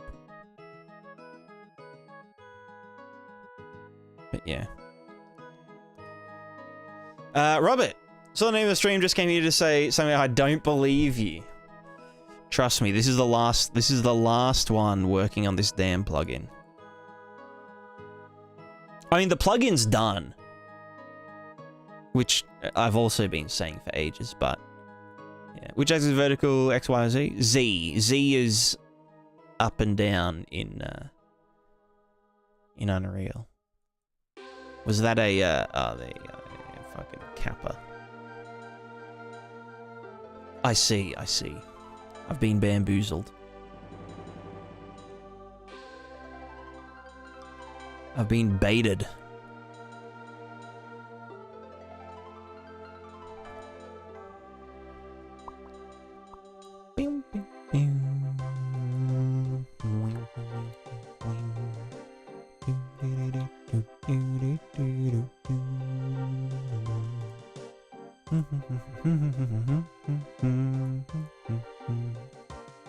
Agree, it is Z. Hell yeah, hell yeah. Okay, yeah, that's a bit too extreme. Anyway, I need to functionalize this at some point, but now is not that time. Wind vector, so that's fine. It's just the wind getting factored in to this, basically. So like the wind here, which is the top one, just needs to be less strong.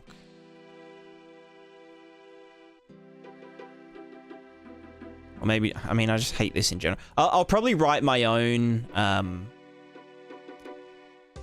just like vertex jiggler, rather than using this absolute monstrosity of whatever the fuck that is. It's just, yeah. It just ain't it. It just ain't it. So yeah, that looks fine, I guess. It's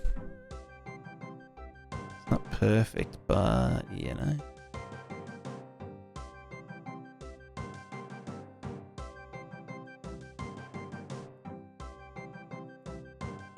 Yeah, so we've got per vertex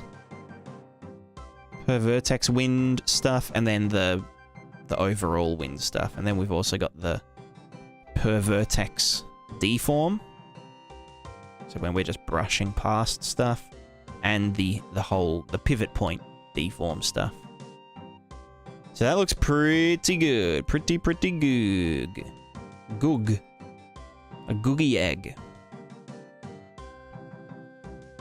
And that's probably a little bit too exaggerated, but, you know.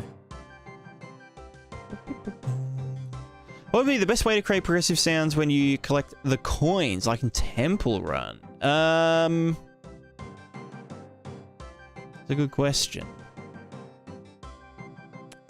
I don't know exactly what you mean. Does the sound change over time? Like, does it... Like, the more coins you collect, the sound changes? Or, like, plays a melody or something? Or it's just, like, it's not random, the noise, I guess?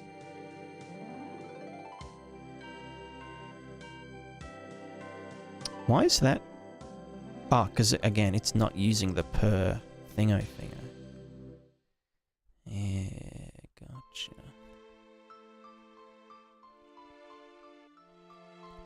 Collect 10 coins in a row, the picture stand goes out. Yeah, gotcha. So you'd want to keep track of how many coins the character has, which you're probably doing.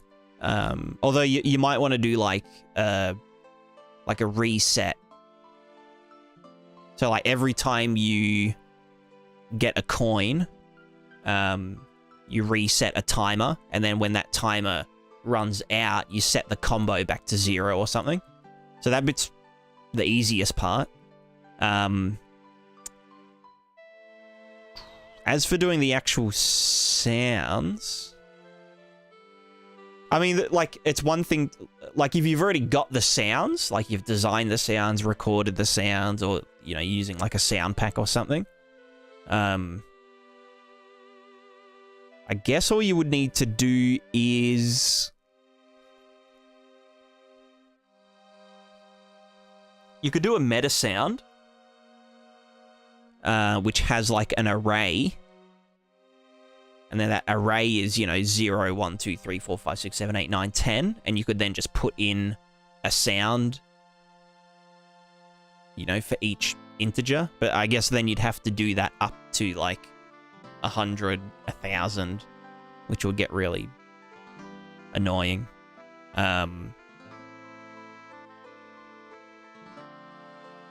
So I guess it depends if like if it's every 10 coins, then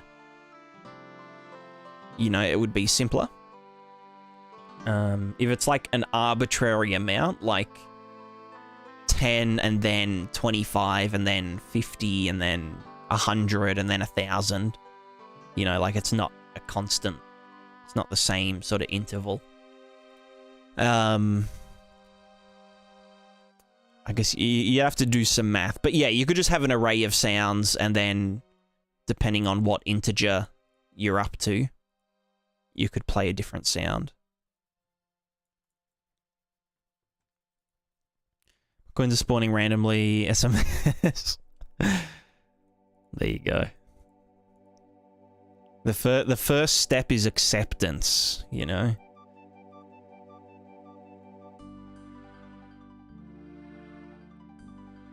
Like, I know this is a mess. Terrible mess.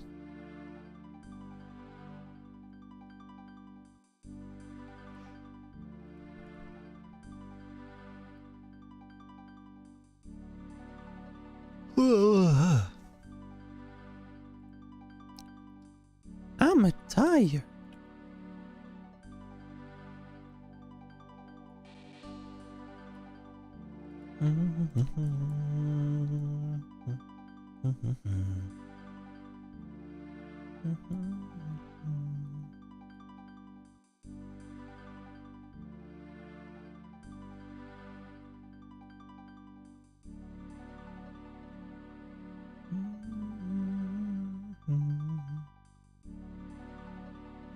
That's all good.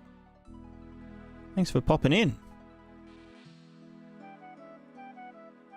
My time is no more valuable than yours.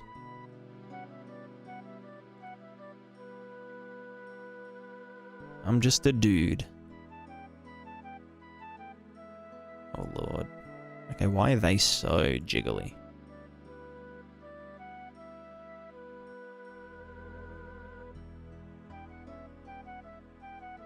Gunny, it's going good. It's going good. I've just been writing material functions for people to use and for me to use.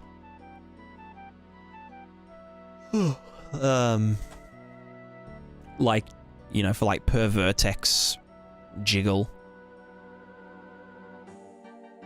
And, you know, pivot jiggle. Pivot bending, pivot jiggle. The whole shebanger.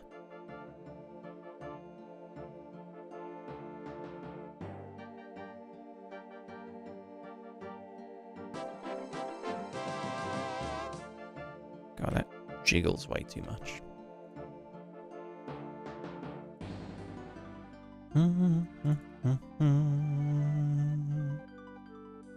Jiggle, jiggle. Pervert X jiggle. God. We out here jiggling.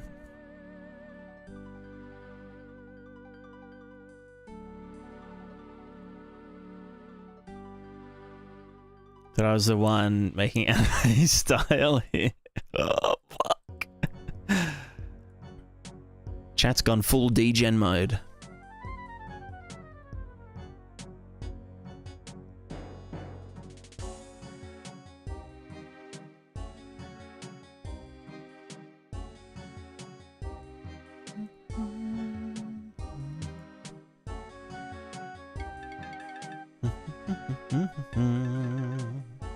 Maybe I really had some real spaghetti that was really doing a bunch of nothing, ended up turning into a bunch of scalar parameters instead. Nice, nice. I love cleaning up code. Cleaning up code is like my favorite thing. My favorite thing ever.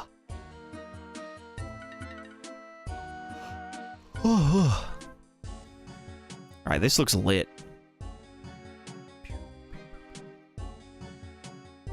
I mean, it looks good enough.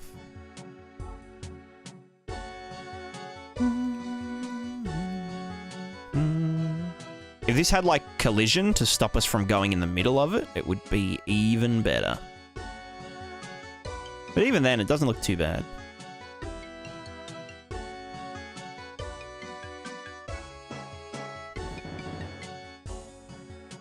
I'm pretty happy with that one. Literally spent 500 hours modeling anime girls over the past 3 years. Hell yeah.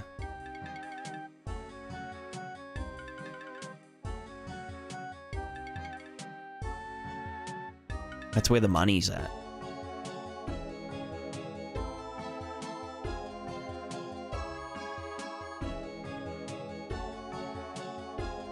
I mean, that's where the passion is. The passion. The culture.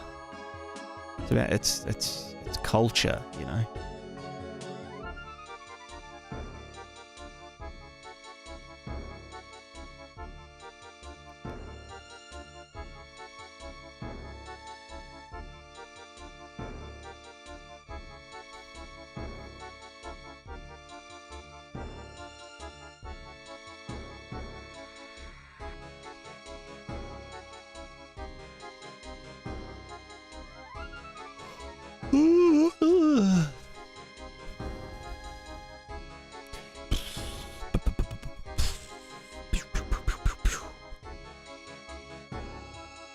This is like Vietnam flashback simulator. There's like just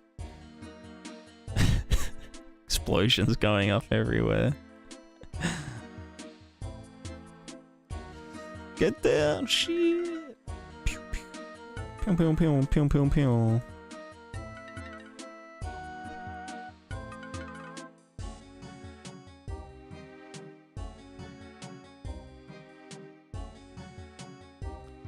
Sizing of that vertex jiggler work capacity definitely desensitizes you over time. Yeah, yeah. I feel ya, I feel ya. They're in the reeds, Johnny.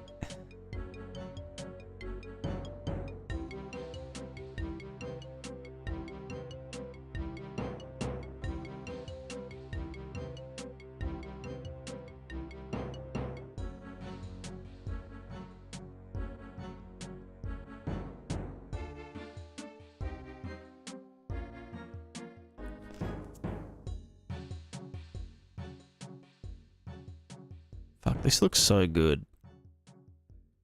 This just looks dummy good.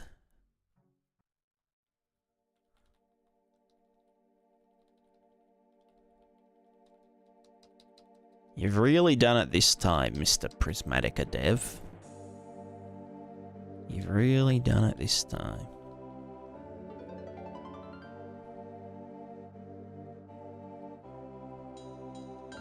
Real culture is in the comments section for fan cams of South Korean baseball game dances. Jesus. I didn't know people, like, stand for baseball dancers.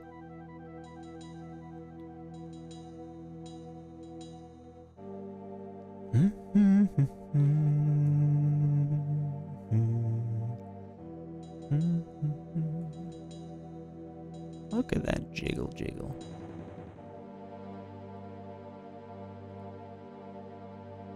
Actually, one thing that I did want to... No, because the length...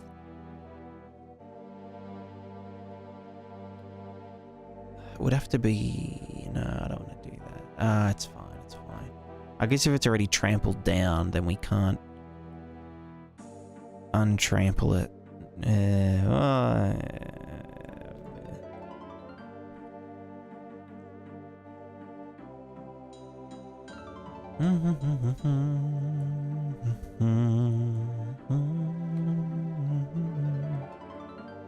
Oh, what do these look like in the water?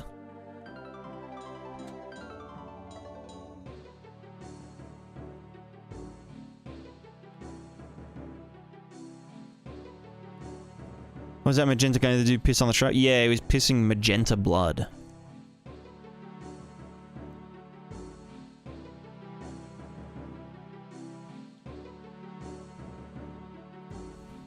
No, it was the wind. It was the wind.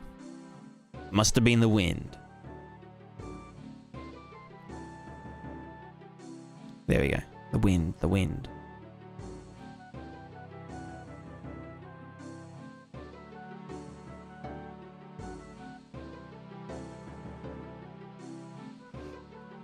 Oh,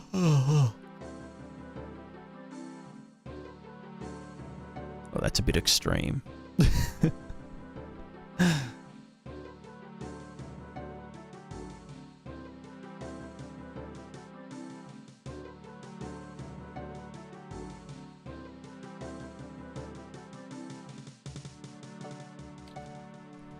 Yeah, that needs to chill out.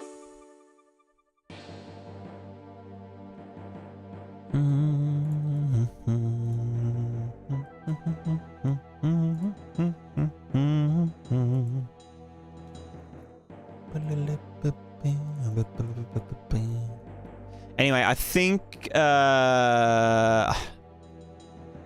looks like it's sunny. I might actually go outside today and enjoy the sun. Just lay on the deck with the cats, you know. Have a good time. What's on the list after the interaction plugin anyway? So I want to... I've got some refactoring to do with Prismatica. I need to do...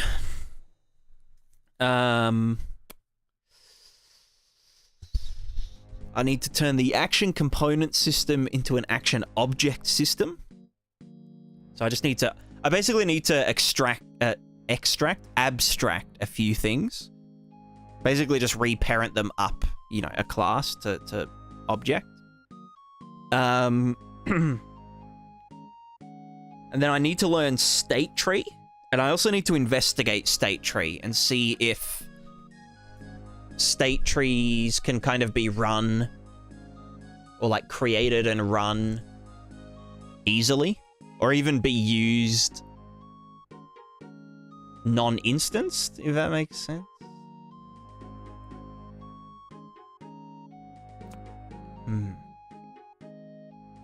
Unless I just have a state tree running.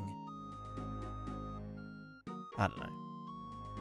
I've got to plan like some stuff, but essentially, yeah, I wanna get started on that system that like does large scale simulation, persistent, interactive, blah blah blah blah blah. And so essentially, like, there's 3 layers. There's the real game, which is like actors playing animations, you know, dealing damage, receiving damage, you know, because they got hit by like an actual line tracer or whatever. Simulated physics, blah blah blah. Then there's the second layer, which is the off screen, but still relevant. So like if we were in a large scale battle, you know, we might have 50 characters that are all actually running proper, but then we'd have like, you know, unloaded characters that are still actually fighting, like in real time. But like, you know, almost like turn-based. So they'd still be running the same, like, behavior trees, or they'd be running the same behaviors, and all their attributes would still be, you know, ticking, or like, you know, being periodically updated. So they'd still be regenerating blood, or bleeding out, or healing, or, you know, overheating, or whatever. They'd still be using their real weapons, so pulling, you know, damage from whatever equipment and stuff they have on. But they just wouldn't be playing animations, or, you know, like when they attack someone, we just randomly choose a body part and blah, blah, blah. And then there's like the far away simulation stuff, which is like asynchronously done for like entire towns. And that's like a really low refresh rate simulation. So yeah, I just want to think about that a bit, see how I would structure it, and just get like a working version for like combat. I also need to do just general cleanup and refactoring, but also I need to do serialization, or like saving and loading of like attributes and equipment and items and characters and all that kind of stuff. Because that would be a part of, you know, doing this large-scale simulation. You know, we'd have like a town way off in the distance. We'd have to actually load it from disk, or like load, you know, its inhabitants from disk into memory, asynchronously, you know, process all of them, and then unload it and move on to the next one. And that would require an actual, like, having data on disk sort of doodad. So that's like long term. That'll be like the next 6 months probably, getting all that shit frameworked. I might even write it as a plugin, just so other people can dig through it without me having to, like, you know, put the entire project on GitHub and, you know, have all the assets ripped out of it and whatever. But yeah, that's my long-term plans. Right, we are going to raid. Let's see, who is alive? You know what, maybe I'll just let you guys do your own. Go your own way. You can go your own way. Go your own way. Yeah, that's fine. New videos soon on the YouTube. There's actually like a few videos in the works. 3 that are filmed. 1, I need to do the plugin video.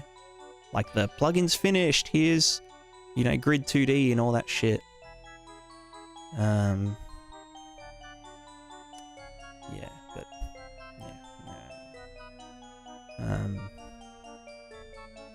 yeah. If you're on YouTube, check out the Twitch. If you're on Twitch, check out the YouTube. And if you are on either platform, consider checking out the Patreon at www.patreon.com/PrismaticaDev, where you can contribute for as little as $1 per month. Thanks to all the existing patrons. You guys keep me alive. So yeah, I'm going to go outside. And with that, we say goodbye. Goodbye.